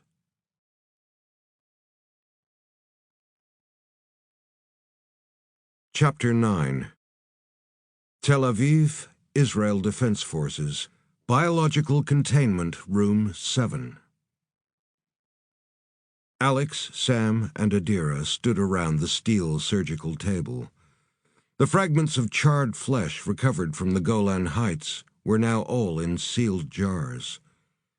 But the thing that held their riveted attention was the head of the being Alex had brought with him. It balanced on the stump of its neck, twitching, eyes rolling, and mouth working. Thankfully, the eyes never seemed to focus, because if the thing managed to stare into their eyes, it might have been too horrifying to comprehend. "How?" Adira said. "That's all I want to know. How?" Yair Shamir unfolded his arms. He had on plastic gloves, and in one hand he held a long steel probe. He put the probe beside the head, and then gripped it in both hands, rolling it gently to the side, exposing the ragged flesh of the neck. "See? No blood." He bobbed his head. "When did you say you removed the head?" "Last night, approximately 10 hours ago." Alex kept his eyes on the thing's twitching features. "Yesterday?" Yair raised his eyebrows, picking up the probe. "There's no blood, and there hasn't been blood in this thing for weeks, perhaps months." He indicated the tubes and flesh hanging from the neck, and then scraped at it with the probe. But all that came free was a sticky black substance, more like tar than any sort of bodily fluid or excretion. He leaned forward onto the table, resting on his forearms. "Cells are wonderful things. They can grow, they can repair themselves, and even replace their own parts. They can also split and duplicate themselves. We have cells that are highly specialized, some programmed to be sensitive to light, heat, sound, or pressure. Others for the creation of materials such as hair and bone, and still others for the manufacture of things like milk, hormones, and adrenalines." He saw Adira's impatient expression and sped up. "We also have nerve cells which transmit electrical impulses, how our brain gets our biological mechanics to work, which gives us movement. In fact, some would say we are nothing but water and small packets of electrical charges stored in the minute back alleys of our mind." He used the probe to rake at the darkened flesh again. A sweet cloying smell was filling the room the more he scraped at it. Yair narrowed his eyes and leaned in closer to the stump. "But all cellular processes require energy, and among the basic properties of cells is the ability to generate energy. The energy is obtained through controlled oxidation of foods and called cellular respiration. And this is what's confounding me. You see, there are 7 characteristics of life: movement, sensitivity, growth, respiration, the need for nutrients, excretion, and reproduction. A thing can be classed as living if it exhibits some of these. He straightened, his face creased in a frown. But this thing? This thing, he, is moving. But what else? He won't grow, his cells don't need food, or at least food as we understand it. He's not respiring, excreting, and is certainly not sensitive to light, heat, or anything, really. But it attacked us, Adira said. It saw us, moved fast, and was stronger than 10 men. How can it not be alive? Yer shook his head. I don't know. Its brain is near mush, but it obviously sees, hears, and has motor control. He shrugged. Yes, it's moving. But this thing is no more alive than a wind-up toy. In fact, the cells are actually decomposing right before our eyes. He turned to Alex. Did you destroy the body? Alex shook his head and took the long metal probe from the scientist to prod at the thing's cheekbone. Ah, well, then it'll make for a nice surprise when their cleaners come in the morning. Yair chuckled. The thing's eyes seemed to fix on him. It can't see us. I don't think so, anyway. It's just like attaching electrodes to a dead frog. It'll jump all right, but it isn't alive. Well, this here little frog killed one of our team and nearly broke me in half. Sam glared, making Yair seem to shrink before him. So, Doc, what exactly are the electrodes making this freak jump? Yair nodded. Good question, Lieutenant Reed. Answering that from a scientific perspective, I would say some sort of power source we still need to determine. He rested his knuckles on the steel benchtop. But if I were to answer as a religious man, and totally off the record, I would say the scarification on his face is that of mystical incantations, and they have somehow imbued him with life. He shook his head. No, let me correct that. Animation, not life. More a sort of living death. Living death, Sam growled. Well, ain't that great? So if you sewed this thing back together, it'd try and attack us all over again. He placed huge hands on his hips. This is why it couldn't be brought down by being blasted with around 100 high-velocity rounds, because it's already freaking dead. Great infiltration capabilities, Alex said quietly, using the probe to prod one of its fluttering eyelids. Immense strength, unbending focus, immune to fear, immune to any of the mortal requirements of sleep, food, water, or shelter. The perfect damned delivery mechanism. And someone is launching them right at us, Adira said. Not just someone, Alex said. Hazar Jihadi, and possibly Iran. I don't get it, Sam shook his head. These jihadis loathe Iran as much as we do, and vice versa. They're already fighting border skirmishes with them now. No, it makes sense when you look at their underlying philosophies. Adira began to pace. They both believe the end of the world will begin in the Middle East. In fact, their core beliefs are of a final, decisive war, and that the new caliphate awaits the army of Rome, that's the West, and whose defeat at Dabiq will start the countdown to the apocalypse, the end of the world. To them, death is the pathway to heaven. Iran's a theocracy, sure, but gambling with possible nuclear retaliation is suicide on a mass scale. Their people would revolt. Sam shook his head. Not sure I buy that. Alex exhaled. Maybe not so far-fetched. Hammerson told me that Iran has invited us to join them in a military coalition. In Dabiq. Fuck it, they're trying to sucker us in. Sam rubbed big hands up through his hair. Doesn't matter, Alex said. Whether or not Iran believes in any of this or even cares about it, they know that dragging America into another war in the Middle East only helps them. They get to watch us waste blood and treasure. And imagine if they could arrange for another nuke to be walked into the center of our army. Sam groaned.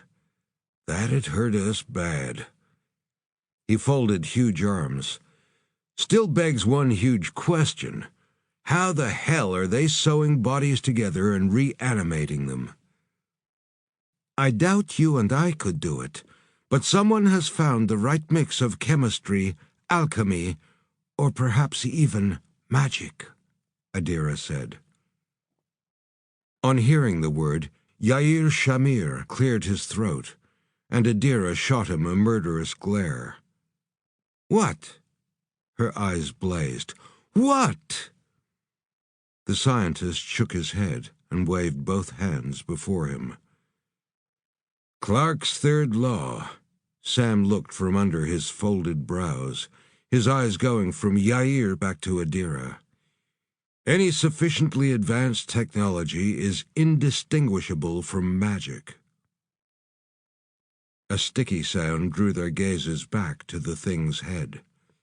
Its mouth opened and closed as if trying to speak, but its lips were gummed with the tar-like slime. Alex couldn't take his eyes from the loathsome thing. I don't care how they're doing it, Alex said. Frankly, I'm not sure I even care why they're doing it. But I think something else is driving them. There's another motive we're not seeing yet. The end result is the same, a lot of death rained down upon us. I only care about stopping it dead, and if it's a single person or a whole lab full of high-tech wizards creating these things and launching them at us, then we need to deal with it conclusively. He punctuated the word by stabbing down with the probe, driving it into the center of the thing's skull and down into the steel bench below it. The stakes are high. We just don't know how many nukes they have ready to go. We could set the whole Middle East on fire. Israel would be first into the inferno. Adira grimaced. As far as I'm concerned, the inferno will be upon us if we don't act. Alex straightened. They like playing with the dead so much. I say we go and help them join the ranks. Into Iran? Sam asked, a grin beginning to split his face. Alex looked back down at the head and saw its eyes were firmly fixed on him. Alex's smile was grim. Hammerson said we're to follow the leads wherever they take us.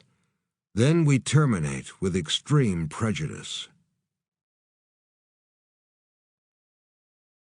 Chapter 10. Hammerson scrolled through a screen of the latest intel. We're blind and deaf in there now. I can use our orbiting hardware to guide you, but we're just eyes from a long way up.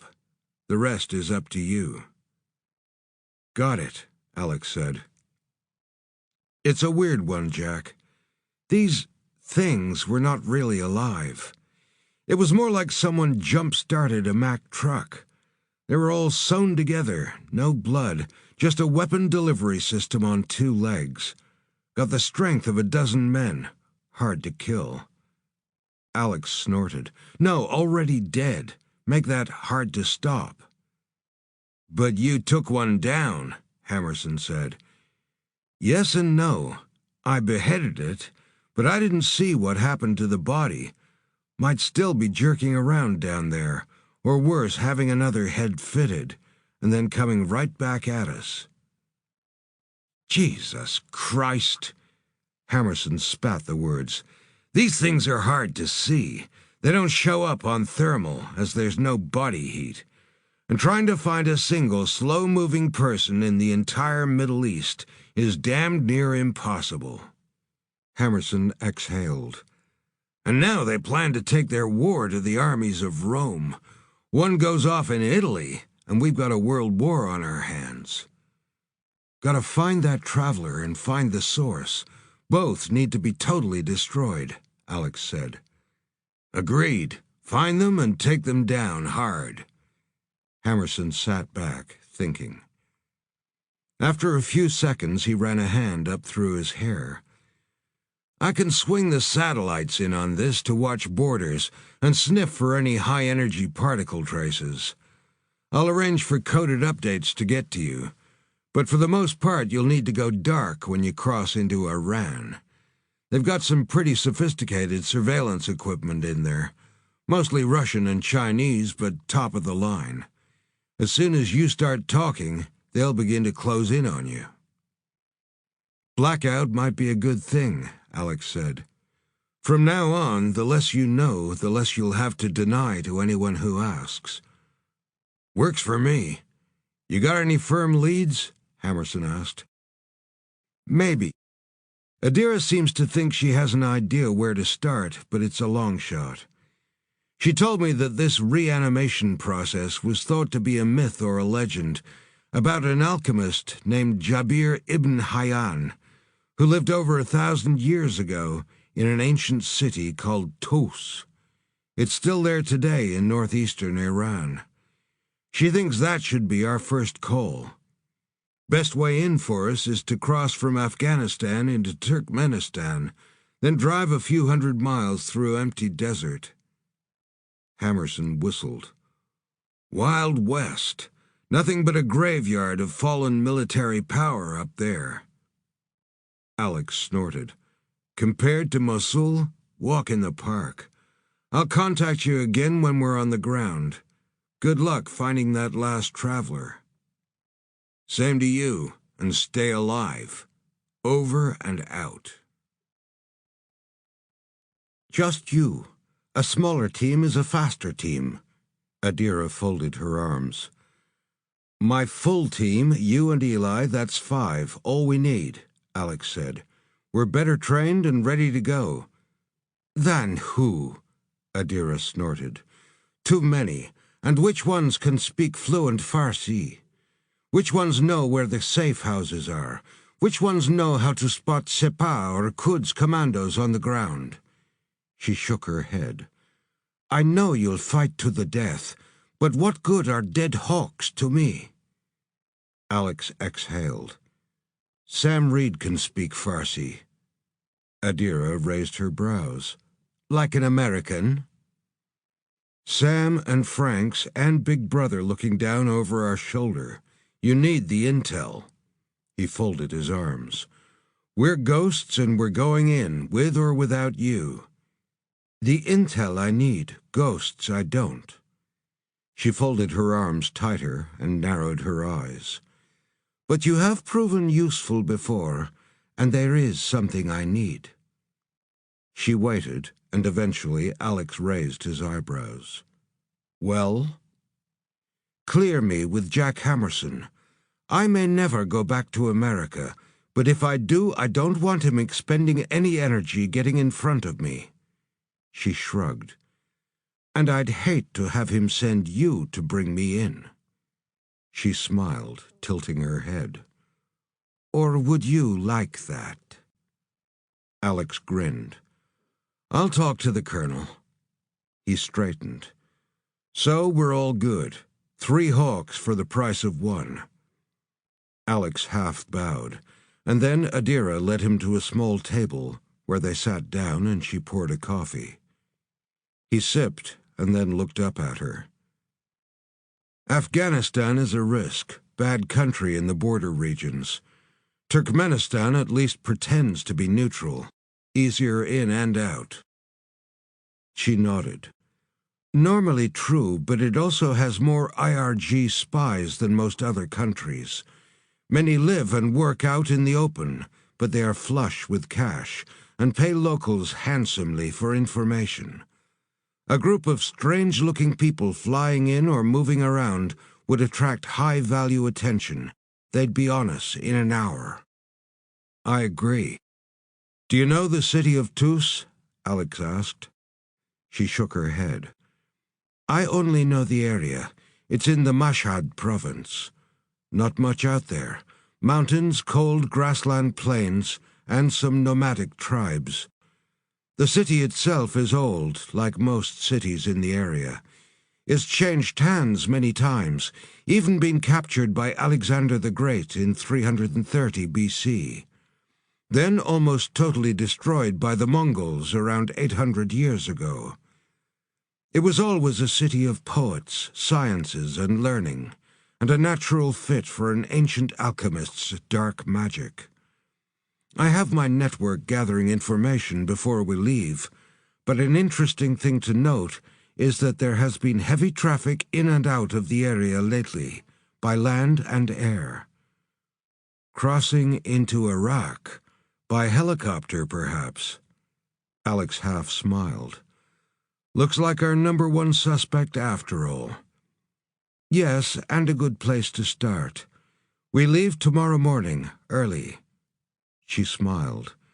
"Time for another outfit change. I get to wear a simple abaya. But you and Sam look too much like soldiers to pass as anything else, so we have some Iranian regular army uniforms." She grinned. "And please, let me tell Casey Franks she will be in fetching all over black this time, just like me." Alex went to turn away, but she reached out to grab his arm. "Not so fast. I have just one more change of clothing for you, and one more request." His brows came together and she tilted her head. "You owe me, Alex. At least for that thing I did for America. I saved your friend Matt Kearns, and probably half the country." Alex raised an eyebrow, but then slowly nodded. "Fire away." Chapter 11.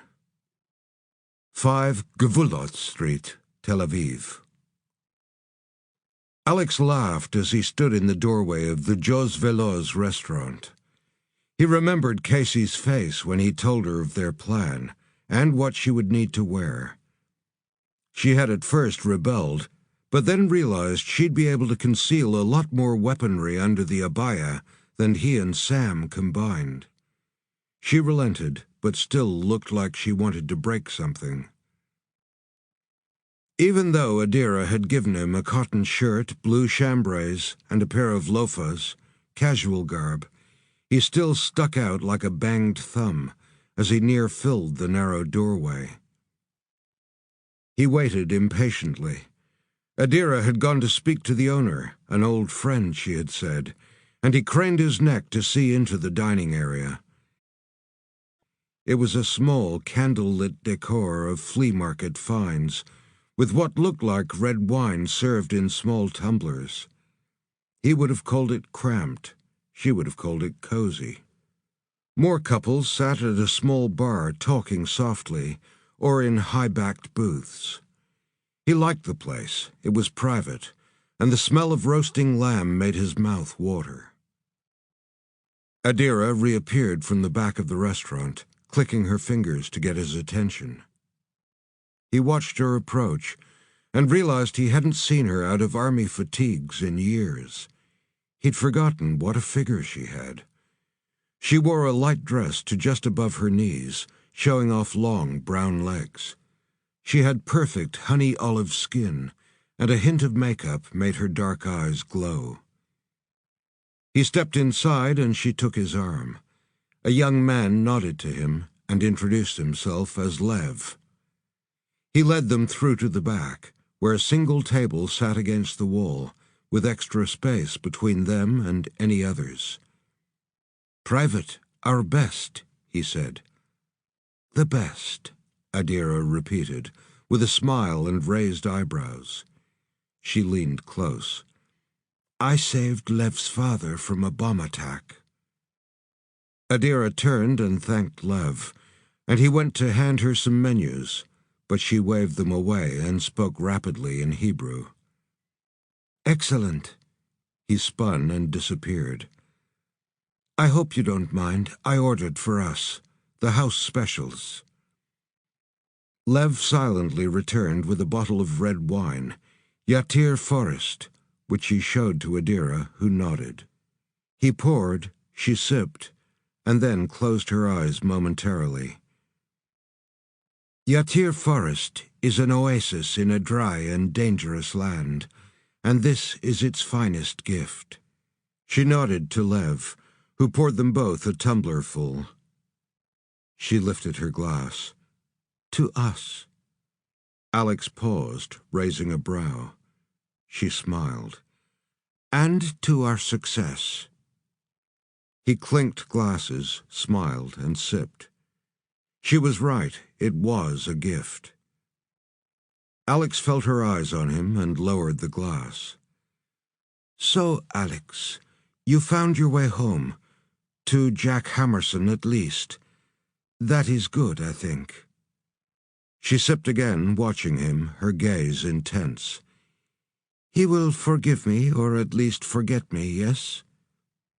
Alex shrugged. Hammerson forgets nothing. Maybe he'll tolerate you. He knew you were in America and did nothing, and you know he could have. I paid my debt, she said, lowering her glass. After the Black Mountain, even my own country wanted me gone. She sat back. Like I said, I paid my debt. I always pay my debt.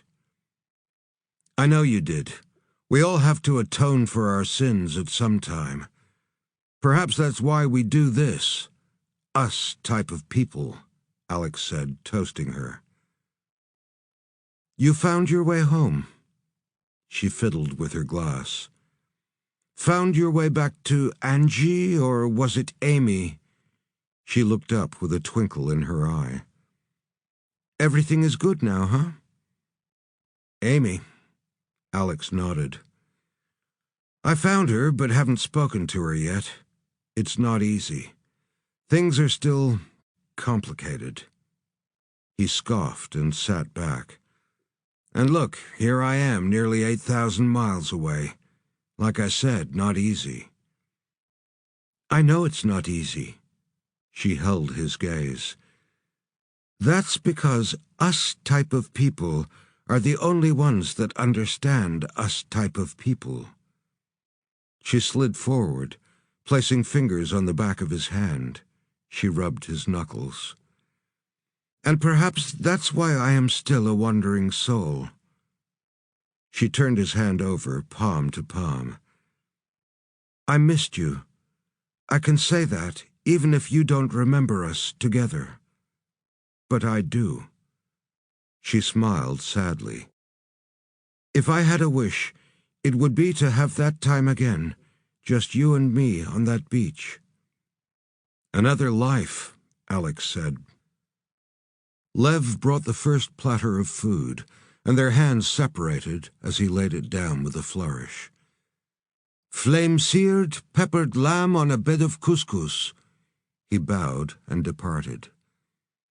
Alex inhaled the aromas of the spices and roasted meat. Looks magnificent. Adira continued to stare at him with liquid brown eyes. Yes, magnificent. Chapter 12. Afghanistan, 10 miles north of Herat. They were speeding away in the car before the helicopter was even out of sight. Alex, Sam, and Eli all wore well-worn Iranian Republican Guard uniforms and had perfect IDs, all courtesy of the Mossad Infiltration Division. Adira and Casey had on the dark robes of the abaya and had identification as government functionaries, roles appropriate to be in the company of IRG, on some sort of government-sponsored mission. They would need to drive across the porous border, hundreds of miles of featureless, arid landscape. They followed a broad highway, and in the hours of travel only passed a single truck loaded with wood. It was only when they came to the town of Sirhetabat that they knew they were already in Turkmenistan. Traffic increased, and so did the number of checkpoints, but flashing their identification, while wearing both the uniforms and a disinterested expression, usually resulted in a deferential or panicked look on the faces of the officials. It seemed the IRG was a big player up here, and potentially an impatient one. More hours stretched as they sped up the broad, empty highway. It was another 300 miles to the ancient city of Mari, and then they were turning west toward the Iranian border. Outside of Tejen, they left the highway, following Adira's instructions, and took to small roads and then dirt tracks that appeared on no map. The car bounced, lighter now that the fuel was near exhausted, and Alex ached to be able to stand and stretch. They had lost the sunlight hours back, and when they passed the city of Kvosh Hava, they knew they had only 10 more miles to go. Tus was a much smaller satellite town in the northern Mossad district. Though they were dressed as IRG with perfect cover stories, any newcomer would attract attention. So they had decided to stay outside of Tus, and instead continued on to Sharak-i-Garb, where they had booked several rooms at the Alten apartments. It was full dark when they rolled in, and their identification was barely looked at. Each member of the team was treated with deference. In the elevator, Sam spoke softly. "It's like the KGB in old Russia. No one wants you here, but once you are, you're everyone's best buddy." "Old Russia?" Casey raised a brow. "You must have missed the guy currently in charge. It's the good old days are back in there now." Out of the elevator, they split in different directions. Casey's face had dropped when she found out she would be sharing a room with Adira. The last Alex heard from Casey was her warning to Adira that she snored, and loudly. In their rooms, they immediately felt the pull of fatigue settling over them, and after securing the door and doing a quick bug sweep, they fell like trees onto their beds. The next morning, a knock on Alex's door brought Casey into the room.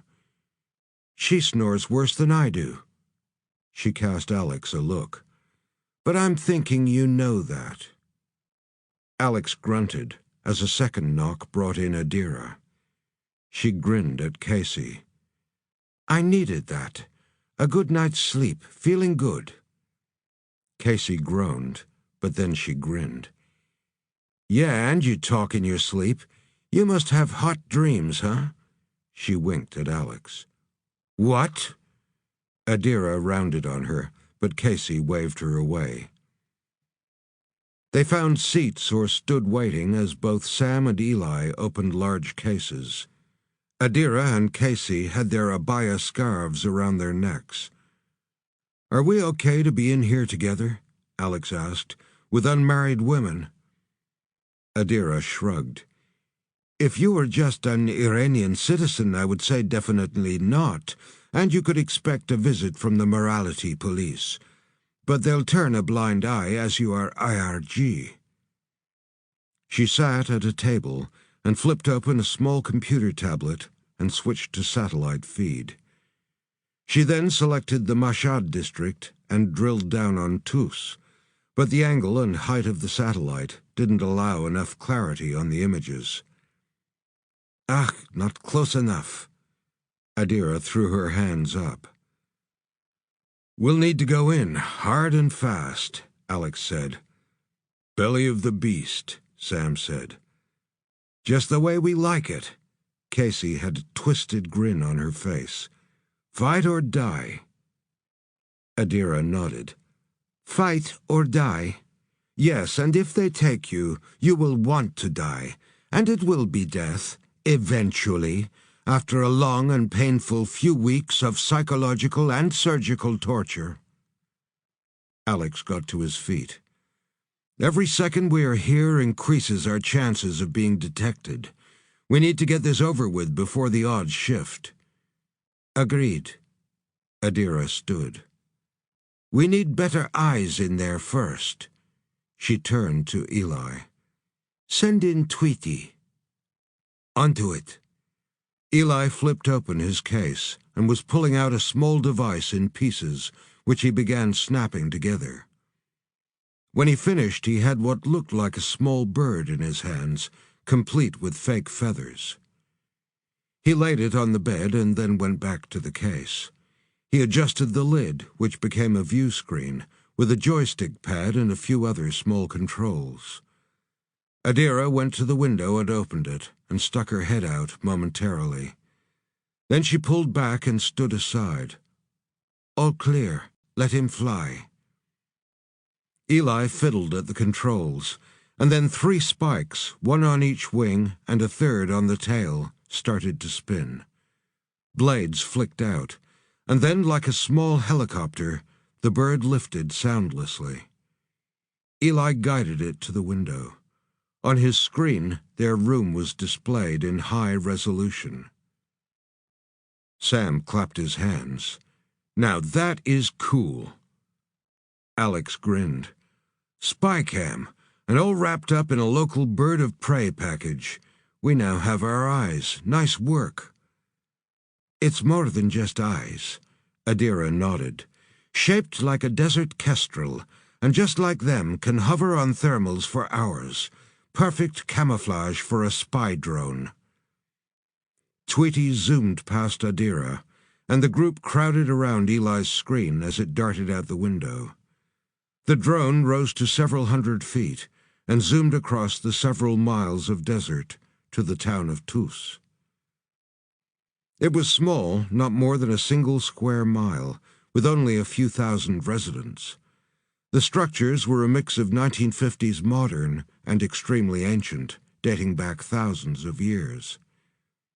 Many of the central structures were enormous sandstone monuments, some towering many stories, and built from blocks larger than trucks, and all fitted together with barely a seam showing. "What are we looking for?" Casey asked, putting her hands on Eli's shoulders and pretending to massage the Mossad agent. Eli grimaced, but kept his eyes on the screen. "Something that doesn't fit. Northern Arabic script or something guarded with no clear reason. And, of course, traces of high-energy particle radiation." He looked at a small readout on the side of his screen. "So far we have nothing above background normal, but as we have seen from Mosul, even moving the radioactive matter through the area leaves an atomic trace. Tweety can pick these up." "Clever bird," Sam said. "Israeli tech," Adira smiled. "Tell Jack Hammerson I'm happy to trade him some." There were few people on the street, and Adira started to point out different buildings to the group.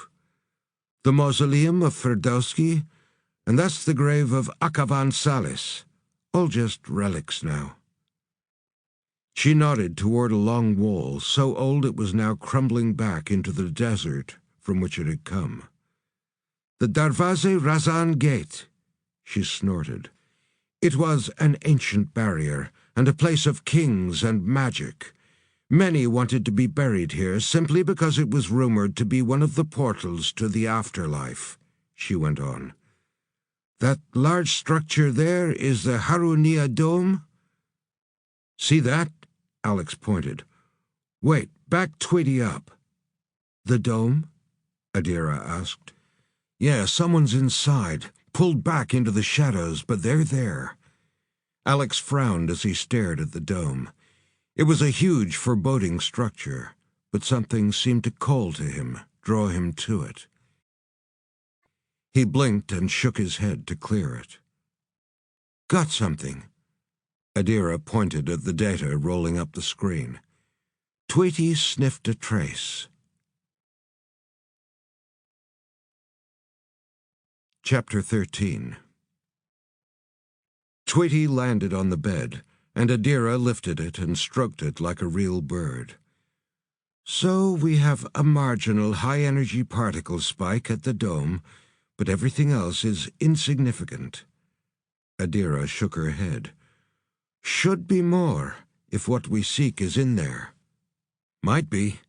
Hammerson says they've detected mole holes out in the desert, off Kashaf Rud's river valley. Just like at their Arak facility.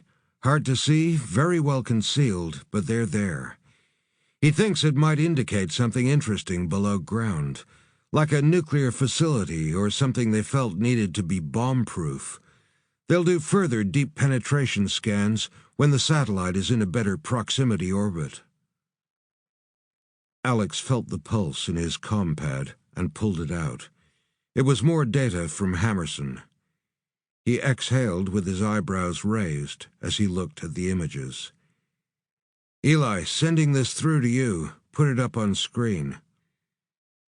Eli grabbed the data and pulled it into his device, and then opened the image file.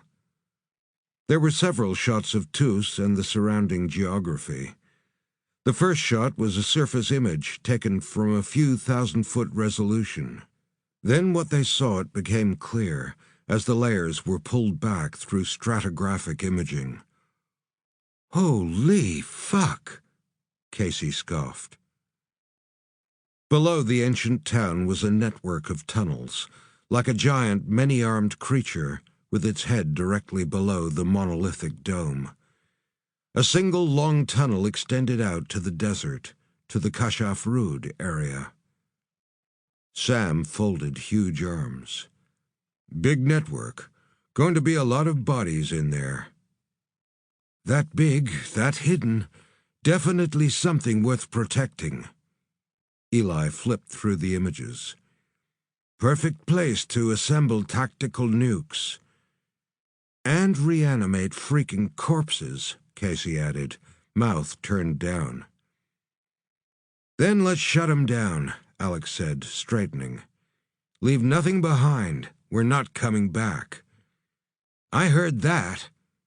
Casey clapped once, eager to get going. The group went out fast, piling into the vehicle with Eli in behind the wheel. They sped along the highway, pulling over on a rise above the small town. Alex stepped out with Sam and Adira. Sam put a scope to his eye. All quiet. Above ground. Alex looked over at the tight cluster of dwellings, with the huge dome structure toward its center. We go in fast. If we encounter aggressive resistance, we remove it. He turned to nod at Casey, who was leaning out of the car window. She gave him a thumbs up. Okay, people, let's suit up. The Hawks removed their clothing, once again pulling on the Hawk armored suits. They checked and then holstered, pocketed, and strapped on their weaponry. Adira and Eli pulled on fatigues and gloves, and also armed themselves, Adira slotting her twin barracks into her favored V-shape holster at her groin. Throwing spikes and numerous other knives, bombs, and instruments went into various slots and scabbards at her waist. Sam checked his M203 with a single-shot 40mm underbarrel grenade. Sam's, however, had a modified drum clip attached that held a dozen rounds. He held it up, grinning. My all areas pass. Adira frowned. That dome is over 1,000 years old. Casey sneered. Then they better open up when we knock, lady. Communications check. Alex pushed a small pellet into his ear. The others did the same, and immediately their voices, even whispered, were carried directly onto the occipital bone behind the ear. Good. Alex inhaled the hot, dry air and smiled. Then let's go meet the locals. The car slid to a stop outside of the Harunia Dome, its colossal sandstone structure casting deep shadows and looking more like a fortress than a place of worship. Where is everyone? Sam asked. They're here. Keep your eyes open and stay cool, Alex said, feeling the presence of multiple bodies crowded close by. The heavy wooden front doors were 30 feet across, with ornate metal hinge brackets. Above were teardrop lintels, all carved with magnificent Persian stonework. Sam went to them and tried the ring handle, and then pushed hard with the shoulder. The doors were locked and didn't budge. That was option one. He stepped back and lifted one huge boot, the mech suit's hydraulic-assisted leg levering back and then flicking forward in a blur. The lock exploded inwards. The wood and ancient metal, no match for the punch of the titanium-alloyed steel. Alex went in quick. Casey followed next, then Adira, Eli, and lastly Sam. They had guns up and moved like hounds on a scent. The dome inside was a huge shell with numerous doors and arches, a labyrinth, and impossible to explore quickly. Alex knew there were people concealed, waiting for the ambush. He spun, sensing the danger, just as the stun grenades exploded among them, their throwers lobbing the small cylinders from their places of hiding. The detonations were an explosion of light and sound, and then came the thick, fog-like smoke to shroud everything. "Go to thermal!" Alex yelled, not sure if his words were heard following the near-deafening grenade explosions. Cutting through the fog came a patter of gunfire, then a grunt of pain. Alex sprinted now, darting from side to side. He found Casey, who waved him on. Then he located Adira and Sam, standing back-to-back in the swirling smoke of the bombs that finally started to clear. Alex could feel the emptiness of the huge sandstone structure. Whoever had been here was gone. And so was Eli. "Eli!" Adira turned about. "Operative Eli Livnat, report!" Alex closed his eyes, reaching out, trying to locate the Mossad agent's presence.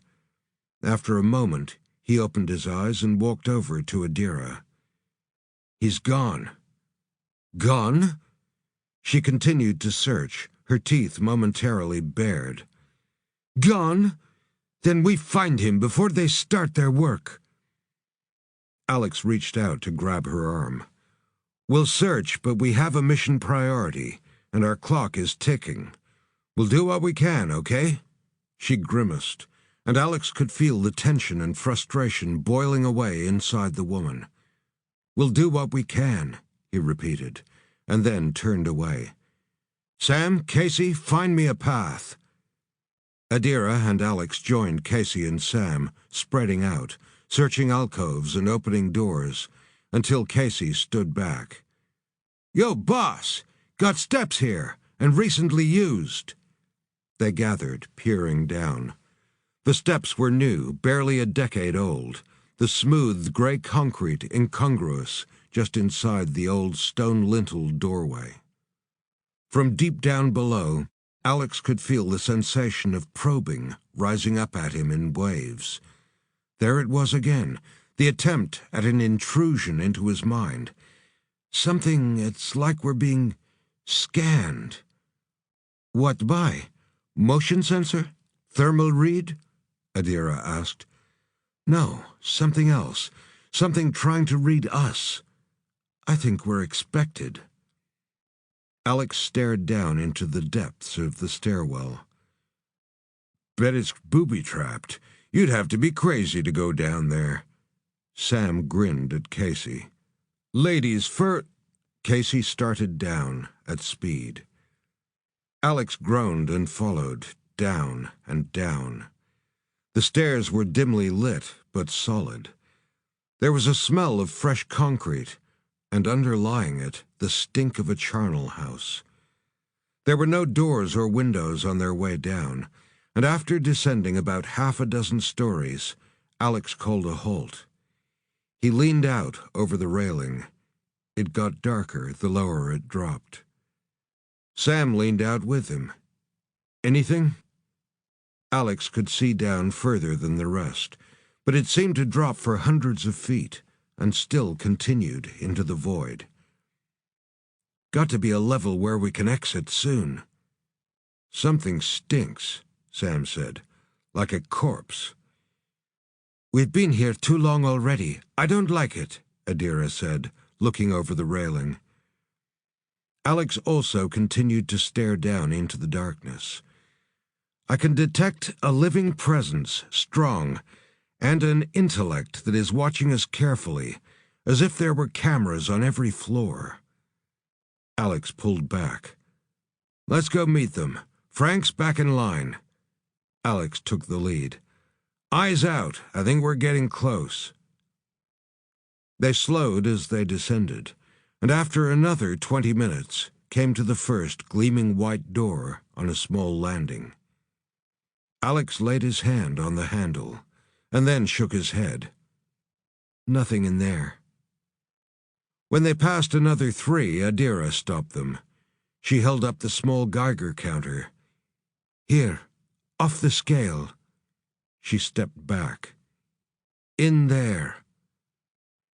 Alex held up a hand to the team, and then spun back to the door, grasping the handle and turning it.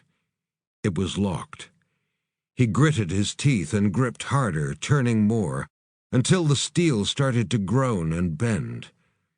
After another few seconds, there was the popping sound of spring steel as it reached its tensile barrier. Something clattered inside, and the door opened slowly. Behind the white paint, it was solid and heavy, lead-lined. Stay here, we don't have rad suits. Alex pushed the door open a little further, and then eased in. Lights came on, but the large space was empty, save for half a dozen drum-sized cases. Alex could feel the radiation tickling his body, and turned. Just as Casey was leaning around the frame, the door wedged open with her boot. It's hot, stay back. He should have worn a suit as well, but they needed to see what was inside, and he'd just have to rely on his own metabolism, repairing any damage to his system, at least for a while. Alex crossed to the sealed canisters, and then moved to the only one that was open. The ball top was visible, and he recognized it immediately. It was the casing holding a nuclear bomb's initiator. He sighed. These days, nukes were so easy to assemble that a high school kid could put one together if he had the right material and access to the internet. He looked down at the assembly, assessing the design. It was an old model, but with new technology. Most likely it'd be a fission blast, as they were the most basic. All that was required was to bring 2 subcritical masses together to form a supercritical mass. This needed to be done at speed to generate a high-energy collision. Basically, you just needed to make a giant gun and fire one mass into the other. Alex placed a hand on the sphere, and his fingers tingled. In his mind, he saw how it would work. Uranium-235, fashioned into a bullet, placed at the one end of a long tube with explosives behind it. At the other, another mass of 235 as a target. The casing holds the particle collision together until criticality is reached, and then boom. Simple as that. He removed his hand when he saw the large button. Big and uncomplicated, so something like the giant, drone-like travelers would only need to punch down on it to initiate the nuclear event. He straightened, feeling dizzy. He needed to leave. There were a half-dozen of the huge packs. He stopped at another, tilting it slightly. The weight was immense. The things that carried these, in some case for hundreds of miles, were unnaturally powerful. He hoped Hammerson was able to find the last of them. Alex backed out of the room, sweating profusely, and then leaned against the wall, waiting for his stomach to settle. Okay, there's 6 bombs in there, just waiting for their pack mules to walk 'em out. He turned his head, feeling a compulsion drawing him on. There was also something else, Eli's pain, the feeling of the man crying out to them. Further down. It's further down. Eli? Adira crowded in close. I thought it was the bombs we were after, Casey said. Let's fuck 'em up. Alex shook his head. I think Eli is down there, but also the one responsible for them, and the things that carry them. Is it a person? Adira asked. Alex concentrated, but it was like pushing against a brick wall. I can't tell, so let's go find out. They came to a final door, this one not the laboratory white of the previous entrances. Instead, it was age-old. The hinge braces and locking mechanism solid but heavily corroded. Alex laid a palm against it and grimaced, as it felt like a fist had clenched in his brain. He stepped back. Whatever it is, it's in there. Is it Eli? Adira asked. I think so, but it's strange, like he's different. Alex pushed at the door. Even though the hinges looked centuries old, they swung smooth and soundlessly. Looks like they ran out of money for decorating, Casey said, grinning.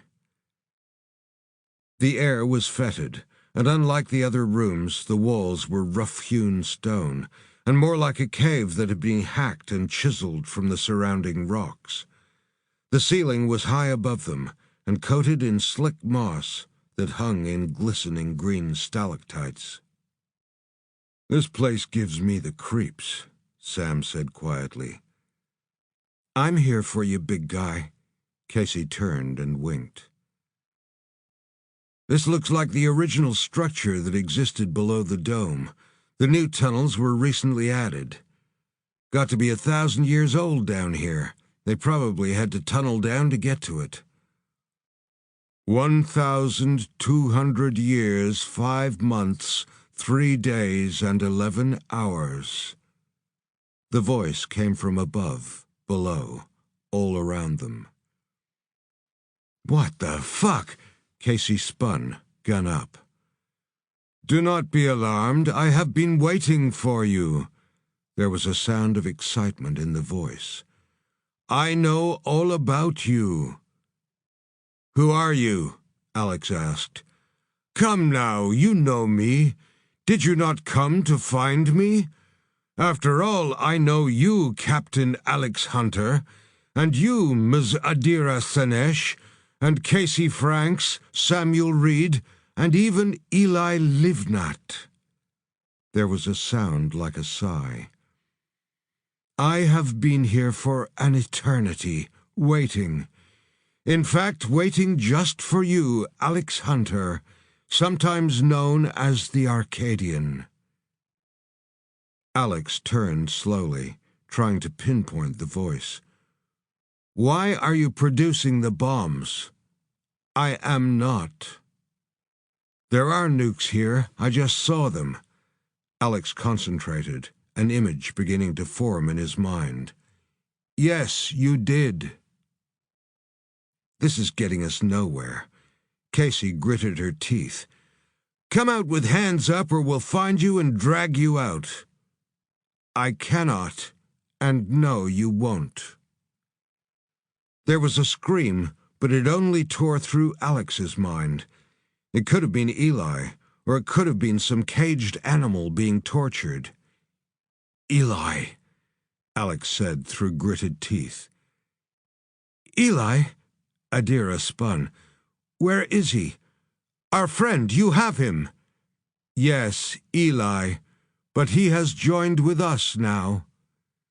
The hell he has, Casey said, her voice turning to a growl. You got 30 seconds, mister. Hell? There was a grating sound that could have been a dry laugh. You have no concept of hell. Hell is to be trapped without seeing my beautiful land for too many centuries. Jabir ibn Hayyan, Adira breathed. The great alchemist. Yes, you see, you do know me. How is this possible? Alex started to move around the dank chamber, searching for the source of the voice. How? Life is easy, death is hard, the voice rasped. Crossing from one to the other sometimes takes a bravery I do not possess. So I decided to wait, making myself immortal, choosing those who can help me travel through the ages, choosing only those strong enough to bear my burden. What is your burden? Alex noticed several large openings in the back of the chamber.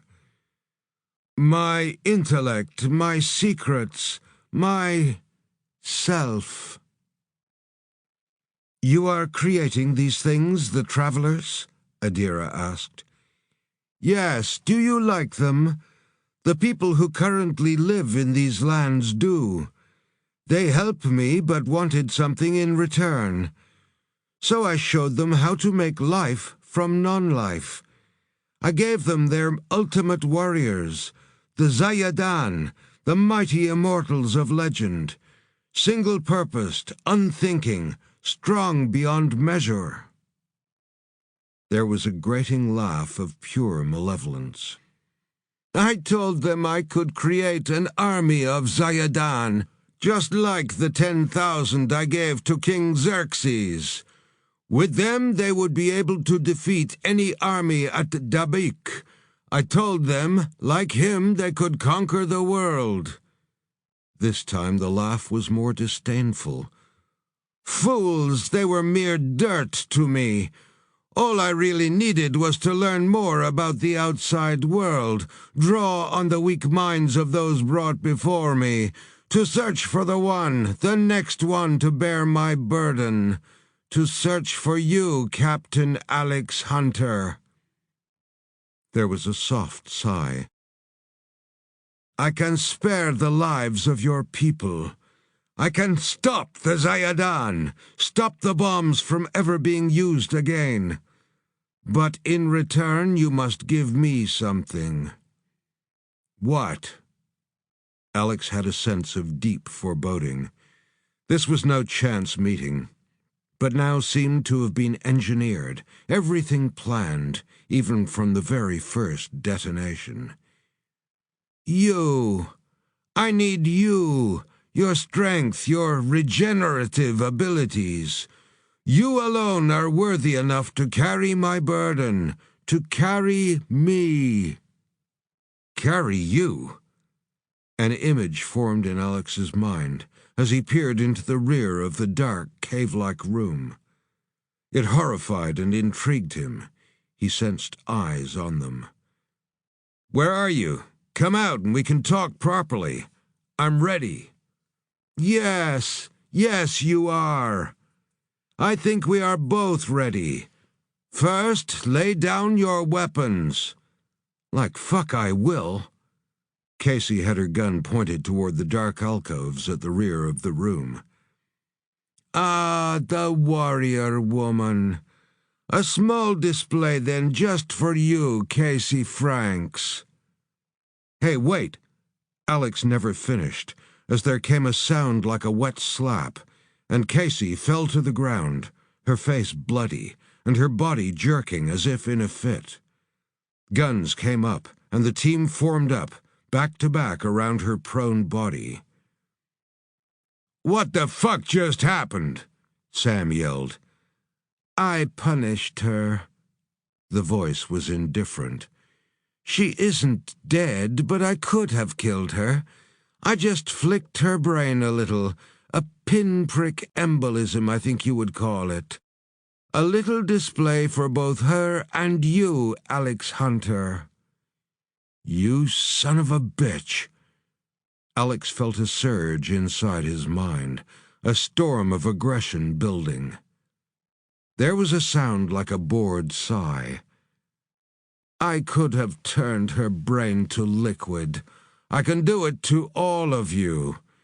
Do you need another display? Maybe something a little more visual? Perhaps to the other warrior woman? You like her, don't you, Alex Hunter?"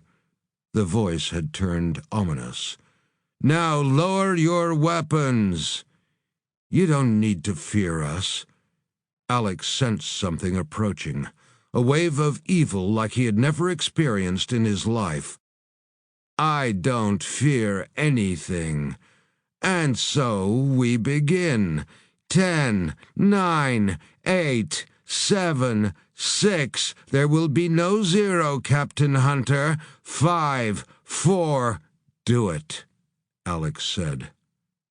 The small group lowered their guns. "And now drop them to the floor." Alex let his fall, and the rest followed. Sam immediately squatted by Casey, lifting her head. The female hawk groaned. A vile smell began to fill the dark and ancient chamber, and then from deep within one of the alcoves a monstrous figure appeared. Its head towered above even the huge Sam Reed, and in the dim light they could see it held something, cradled gently in its arms. It stepped out, and Alex heard Adira suck in a breath. She backed up, her voice so high Alex barely recognized it.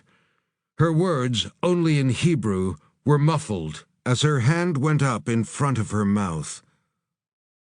"Oh, God!" Casey was now sitting forward, her eyes blood red from the brain trauma. She got to one knee. "You motherfucking son of a bitch!"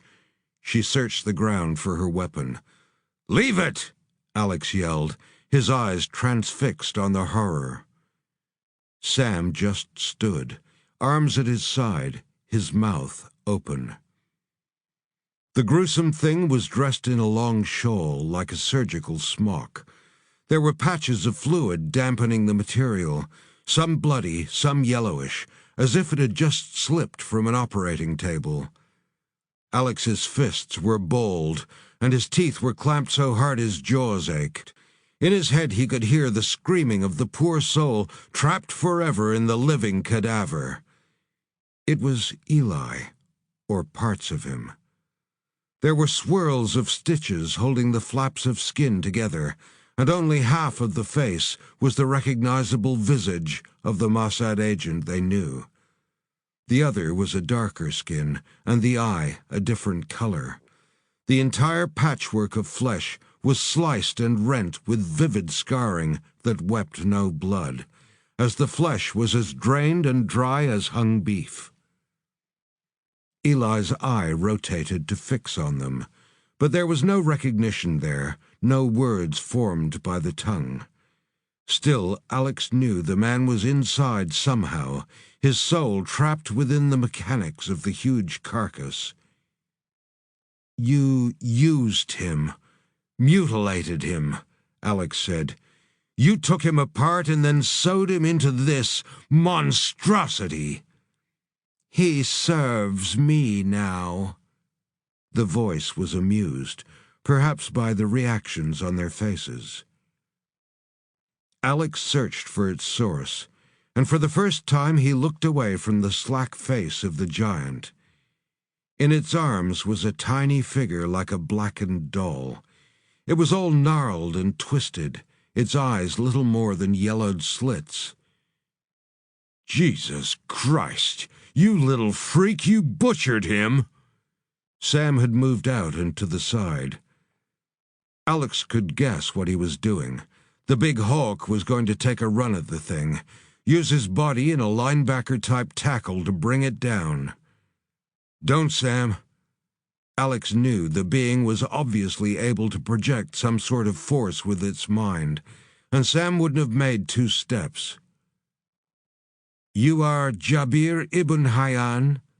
Alex asked. "This is what is left of him." Its yellow eyes narrowed. "The years, the centuries have left little of the man that once was." It sighed, but then its expression became sharper. "Ah, I feel your aggression." The eyes seemed to glow. "No, not your aggression, Alex Hunter, but the other one inside you. It boils in its fury, and you hate it as much as it hates you. It is your weakness and your strength." It laughed, and it used its small claw-like hands to lift itself slightly, as if to see Alex better. "You were worth waiting for, Arcadian. Join me, and the others all go free. You have my word." "Join you like Eli there?" Sam said. "Just say the word, boss." "Stand down, soldier," Alex said softly. He looked up at the ripped and sliced face of the giant figure. "Is that what you want? Another pair of hands like that?" Jabir ibn Hayyan's hideous little face twisted into a grin. "The Zayadan are no more than marionettes to do as they are told. But, Alex Hunter, you will join with me, and me with you. I will supply the mind, and you will supply the body. What a pairing we will make." "And what happens to my mind? Where does that go?" Alex asked, already guessing the answer. "It will not be lost. It will come here into this body, which you can keep." Jabir ibn Hayyan looked up at Eli. "And this Zayadan will carry you." "No way," Sam said. "Then you will all join me."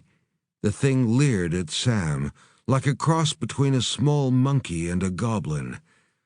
"Perhaps I will make another Zayadan, this one just using all of you sewn together. Won't that be cozy? Friends bonded by war become bonded by flesh forever." From the corner of his eye, he saw Adira's arm drop. He knew where she kept her throwing knives, and he edged in front of her. "And if I agree, then you'll let everyone else go." Excitement showed on its face. "Yes, yes!" Alex could read the sense of excited anticipation in the tiny, gnarled features. But why did it need him to agree? If it was so all-powerful, why didn't it just smash everyone in the room and then simply take him? It must need his consent to be able to transfer its mind, its essence, or whatever it planned to force into his head. It needed a willing offering. He looked into the tiny, decrepit thing's eyes. Its face was like a shrunken head as it hung in the hammock-like embrace of the monstrous being that had been Eli. There was something else that didn't add up. If it was a true immortal, then why did it need them to drop their weapons? Because it could be hurt, he realized. And if it could be hurt, it could be killed. He half turned. "Everyone out." Sam shook his head. "Not a chance, boss. We can... Now!" Alex's roar filled the room. "Take your weapons and leave." Alex felt the ancient creature about to object. "They'll need to fight their way home."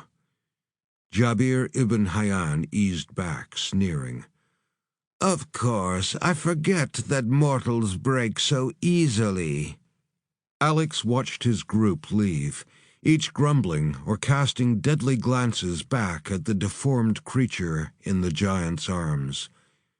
Adira stopped at the heavy wooden doors. "For what you have done to Eli, I promise you, you will finally know death." She immediately grimaced and held her head as blood gushed from her nostrils. "Stop it!" Alex jumped in front of Adira, holding up both hands. "Please!" Adira fell to the ground, and Sam came back to help her to her feet. "Get her out." Alex looked hard at Sam. "Don't worry, I'll see you again." "But will it be you?" Sam almost growled. He lifted the Mossad agent as if she weighed nothing and left the room.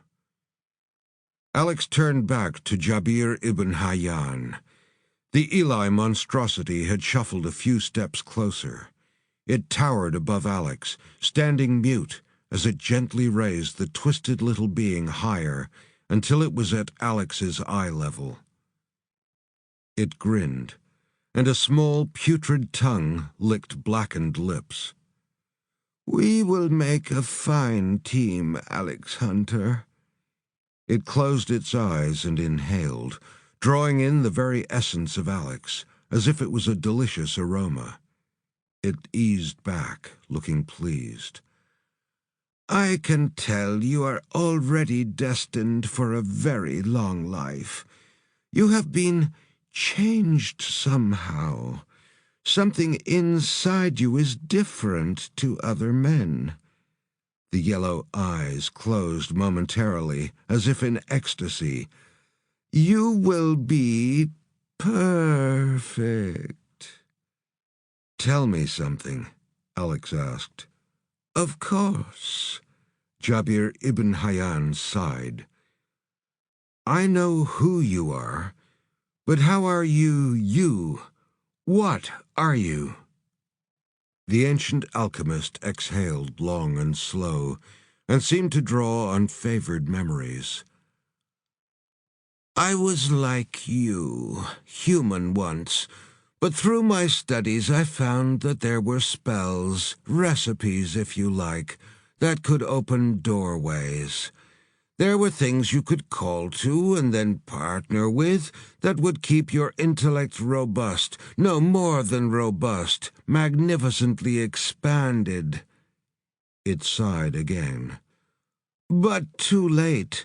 I realized that while the mind was blossoming, the body was shriveling around it." The giant Eli moved forward a few more inches. "There's something inside you." Alex tried to step back, but felt his legs rooted. "Yes." The yellow eyes looked deep into Alex's face. "It is what I will pass to you. The devil's kiss, you might call it." Jabir ibn Hayyan was lifted higher, and Alex tugged again, then harder.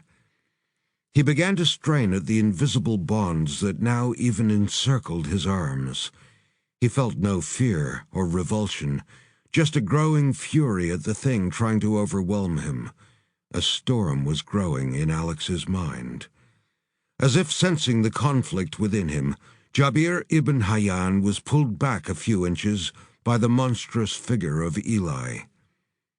"Calm yourself, Alex Hunter, or I can have your friend here constrain you." "I wouldn't try it." Alex's words hissed from between his teeth like steam. "You might not like the result." "Really? I don't fear you, Arcadian." It laughed cruelly. "Did you know that the Arcadians were made to fight by the Spartans? They were savages, brutes, who were treated like attack dogs by the warrior Spartans. Who do you fight and kill for now, Arcadian?" Eli lifted the yellow eyes even closer. "I have nothing to fear, as you have all been my puppets for centuries." "It's not me you need to fear." Alex strained even harder. "But it is me you need to fear."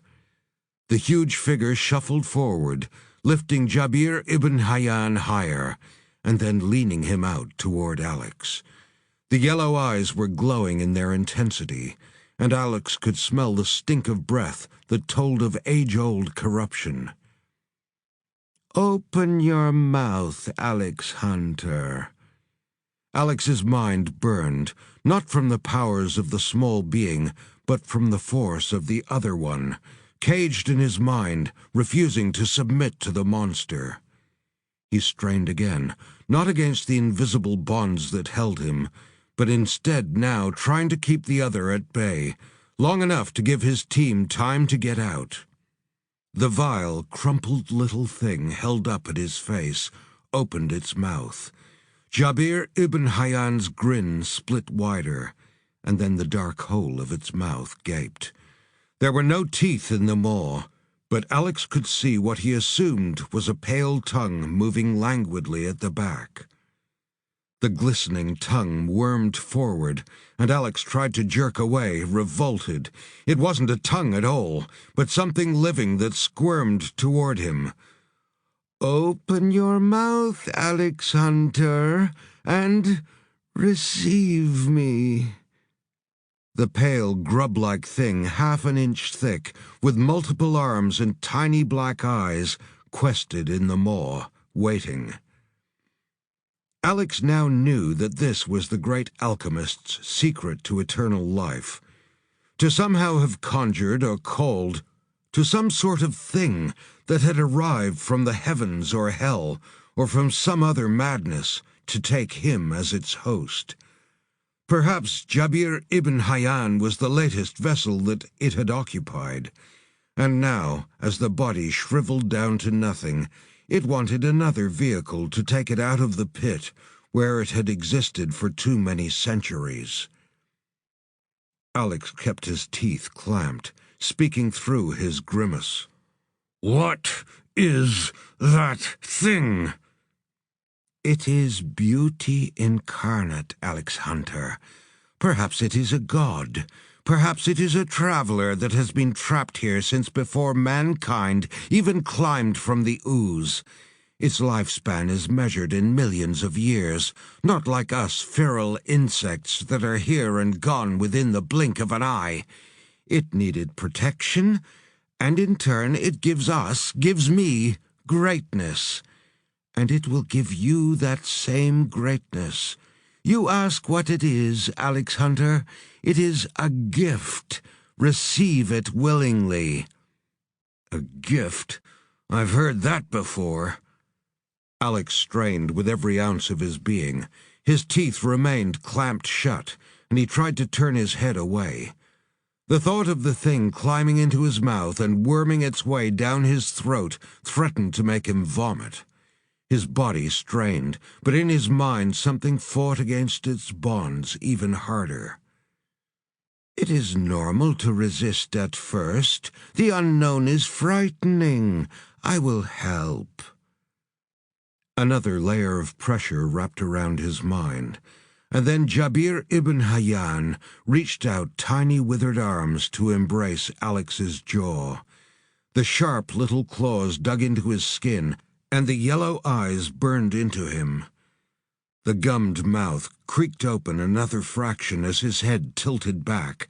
The thing in his mouth started to extend, its multiple tiny arms also reaching out to him.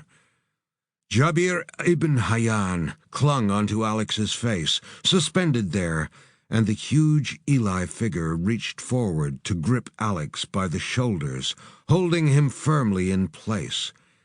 Alex could feel the colossal strength in the hands that enfolded him, pinning his own arms flat to his body.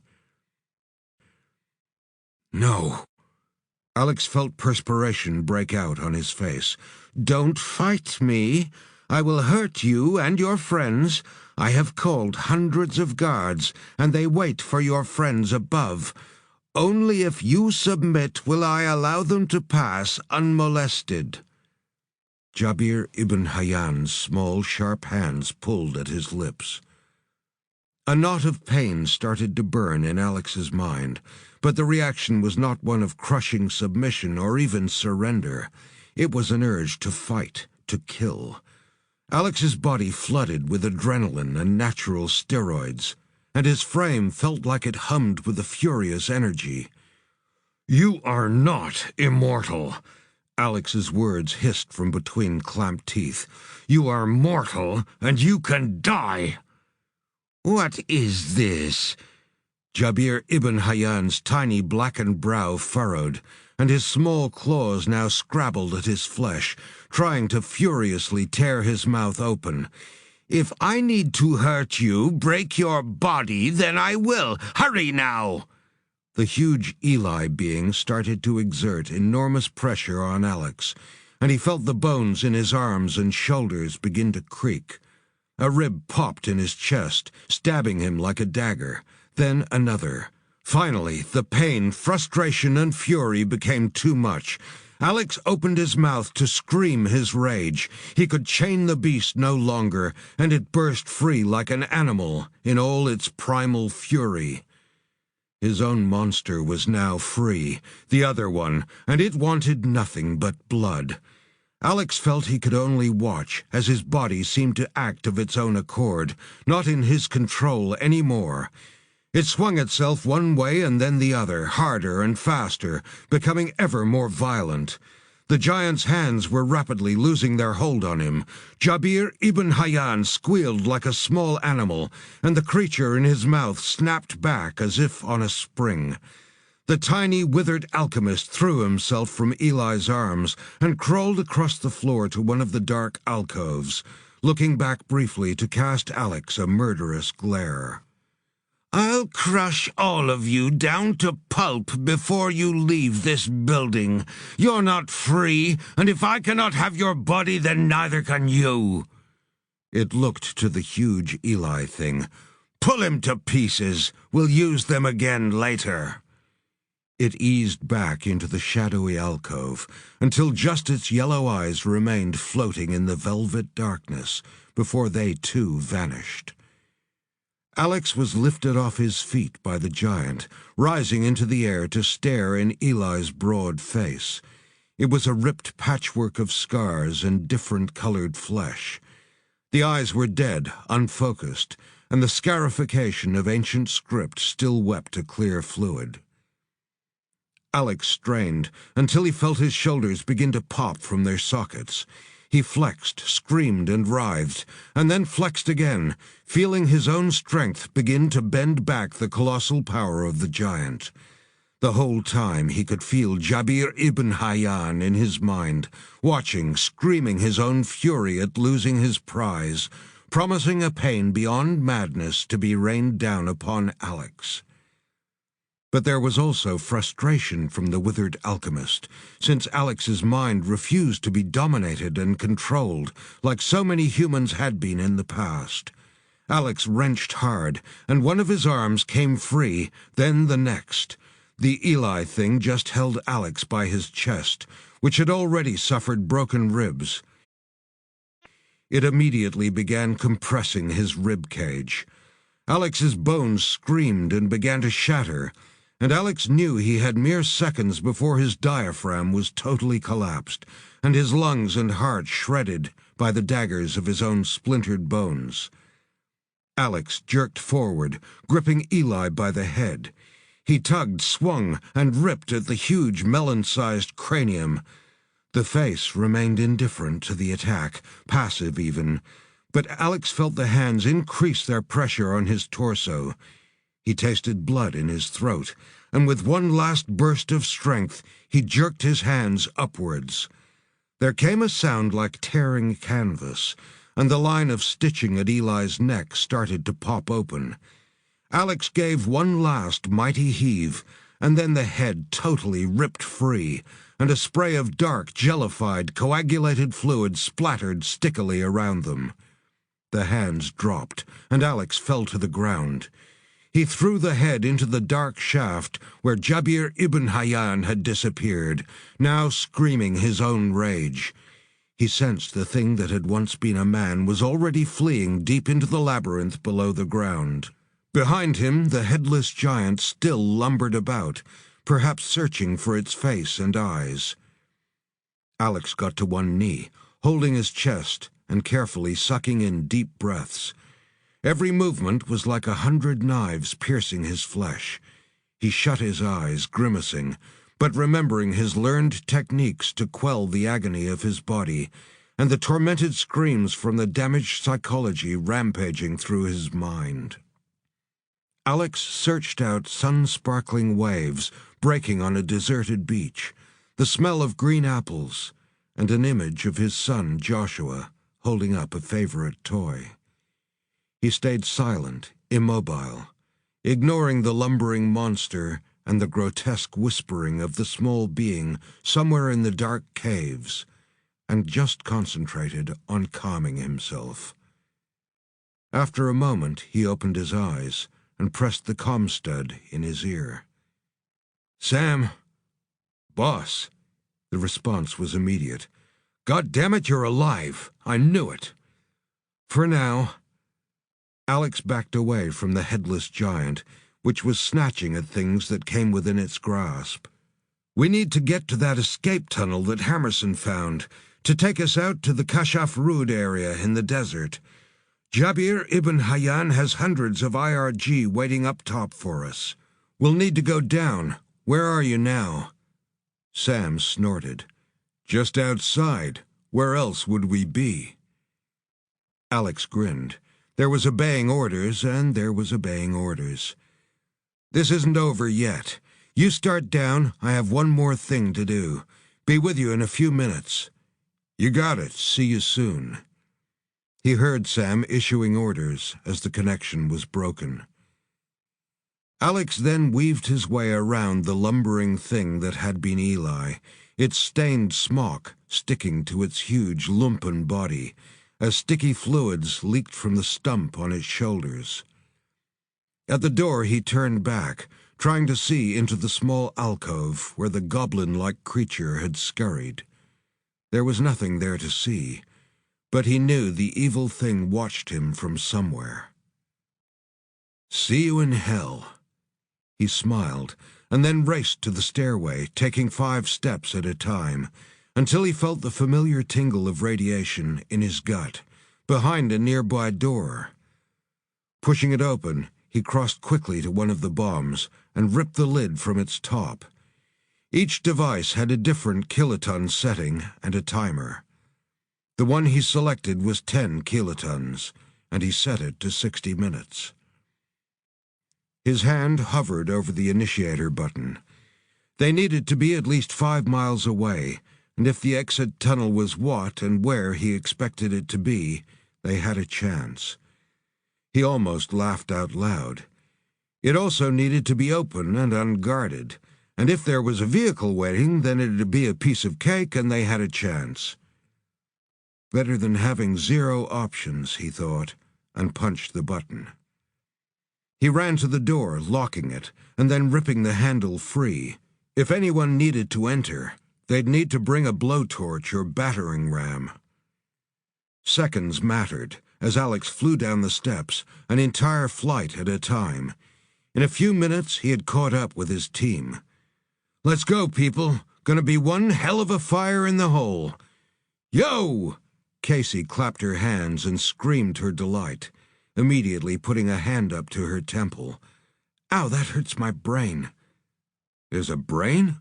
Sam nudged her. "Let's go, soldier." At the bottom of the steps was a pair of formidable-looking silver doors that were sealed. Sam didn't hesitate, lifting the M203 grenade launcher and firing 2 M433 high-explosive rounds. The plugs could easily penetrate 2 inches of armored steel. "Hit the deck!" The group flung themselves to the ground, covering their ears and crushing their eyes shut. Before the smoke cleared and the debris settled, they were moving again. The steel doors were bent inwards, as if a titan had punched through them. Inside there was a garage, a workshop, and a long roadway as large as a 4-lane highway, and in pristine condition. But what made Alex feel a surge of elation was the line of new Iranian military trucks, sitting idle as if waiting for them. "Load 'em up!" The group leaped into back and front cabins, Sam taking the wheel and immediately flooring it before the doors were even closed. "Buckle up, children, and keep your arms inside the ride at all times." Alex checked his wristwatch. 30 minutes. We need to be outside the tunnel, or it'll be like being in the barrel of a cannon when that nuke goes off. "You set a nuke?" Adira's brows went up. "Sure. Jabir ibn Hayyan is still in here somewhere, pulling the strings. And I can guarantee he'll be plotting his revenge on all of us. I gave him a choice, and he chose the wrong option." Alex's smile was grim. "Like I hoped." Sam had the truck up to 80 miles per hour in the tunnel, but the smooth roadway surface made them seem like they were floating. "Faster," Alex said. Sam's foot stamped down, squeezing the last few ergs from the engine. Alex's eyes moved from the hands on his watch to the distance ticking over on the odometer. In his mind he calculated, remembering the tunnel network schematics from Hammerson's stratigraphic sonar readings.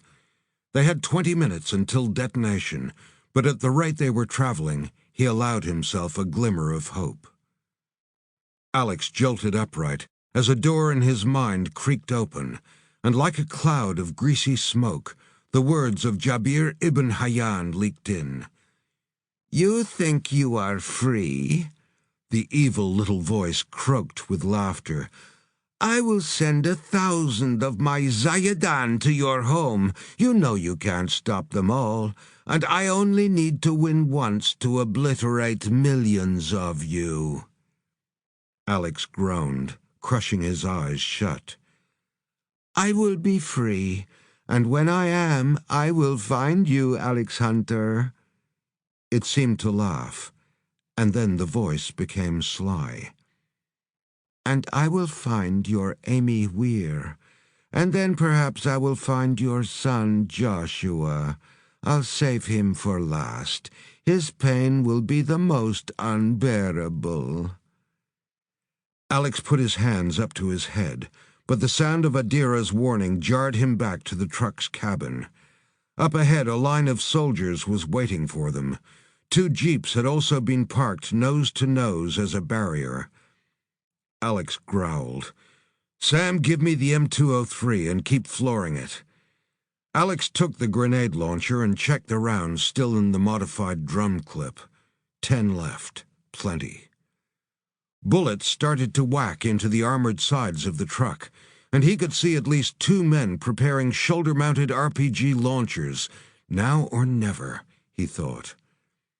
Alex leaned out of the truck and fired round after round of the plug-like grenades, targeting the jeeps, the RPG handlers, and then the phalanx of soldiers, until all 10 rounds had been expended.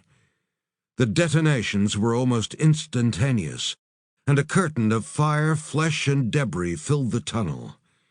Alex pulled himself back into the cabin. "Brace!" They passed through the flaming wall, bumping over the remains of one molten jeep, and heading toward a massive set of steel doors that still hung open. Beyond, a dark sky beckoned. Alex checked his watch. 3 minutes. About to get real hot, people.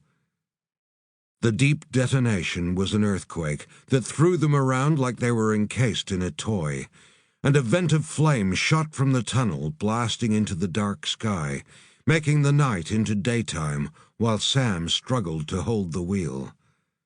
The flame was shut off as the tunnel caved in on itself.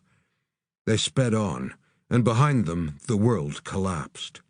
They had over 150 miles of night desert to cross in a hostile territory while outpacing a toxic nuclear shock wave.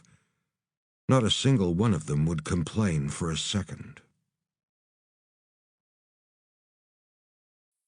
Chapter 14. Jack Hammerson leaned back in his chair, a pair of strong, blunt hands clasped together across his stomach. He faced a huge screen set into his office wall that showed an image of the nighttime desert in the Mossad district of northern Iran.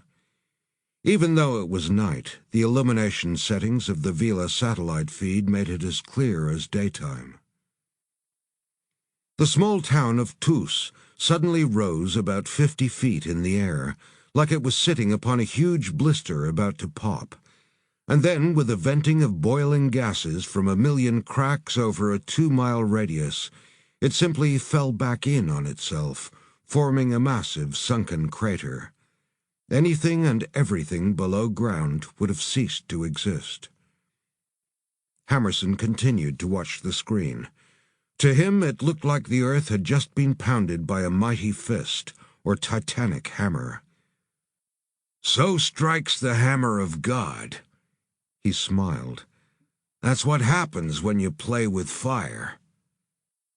He knew the drill. Mining accident, the government would say for the local and international press. Nuclear accident, the Iranian military would agree. Hammerson grunted. They did it to themselves, Hammerson would say, if any of his superiors asked of their involvement. He turned away from the screen. His recovery teams were already waiting in Turkmenistan to pull Alex and the team out. He closed the folder and got to his feet, crossing to the window. He stood looking out over the parade ground, hands clasped behind his back. "You push, and we push back harder." He watched a storm rolling in from the west for several more minutes before hearing his computer ping with a message. He turned back to his desk and sat down reading the new data and watching the new satellite feed. He grunted. One last loose end to tie off. He placed a headset over his head and prepared to initiate the order. The huge figure lumbered toward the ancient city of Misrata in Libya. It joined the masses of humanity heading in toward the busy coastal city, once called the Riviera of Libya, now just another boiling pot of sectarian violence. The figure was bent under the weight on its back, but it still towered over the people around it. The giant plodded on, unfeeling, uncaring, and unswerving in its allotted task. A cowl was pulled forward over a heavily scarified face. A man fell in beside it to its left, and the giant ignored him. Another fell in to its right. This one was also ignored. The behemoth plodded on, its designated target, Rome, all that mattered. Eyes watched from 1,000 miles overhead, and a single word was spoken into the ears of the men on each side of the hooded figure. Immediately, long knives were drawn, and in a single sweep the large head was removed from the body. The two attackers didn't stop, slashing at the shoulders and removing both arms to the horror of those who watched. The massive drum fell from the torso to thump on the dirt. The two then didn't stop their hacking until there was nothing but chunks of flesh, some still twisting and writhing at their feet like small animals. A covered truck slid to a stop, and a small crane swung out to lift the large package into the rear. The driver jumped free with a canister, pouring gasoline over the remains, and then igniting them. In another few seconds, the truck and the attackers had vanished, leaving a trail of greasy smoke rising into the air, the only remnants of the magic and monstrosities of the world's last great alchemist.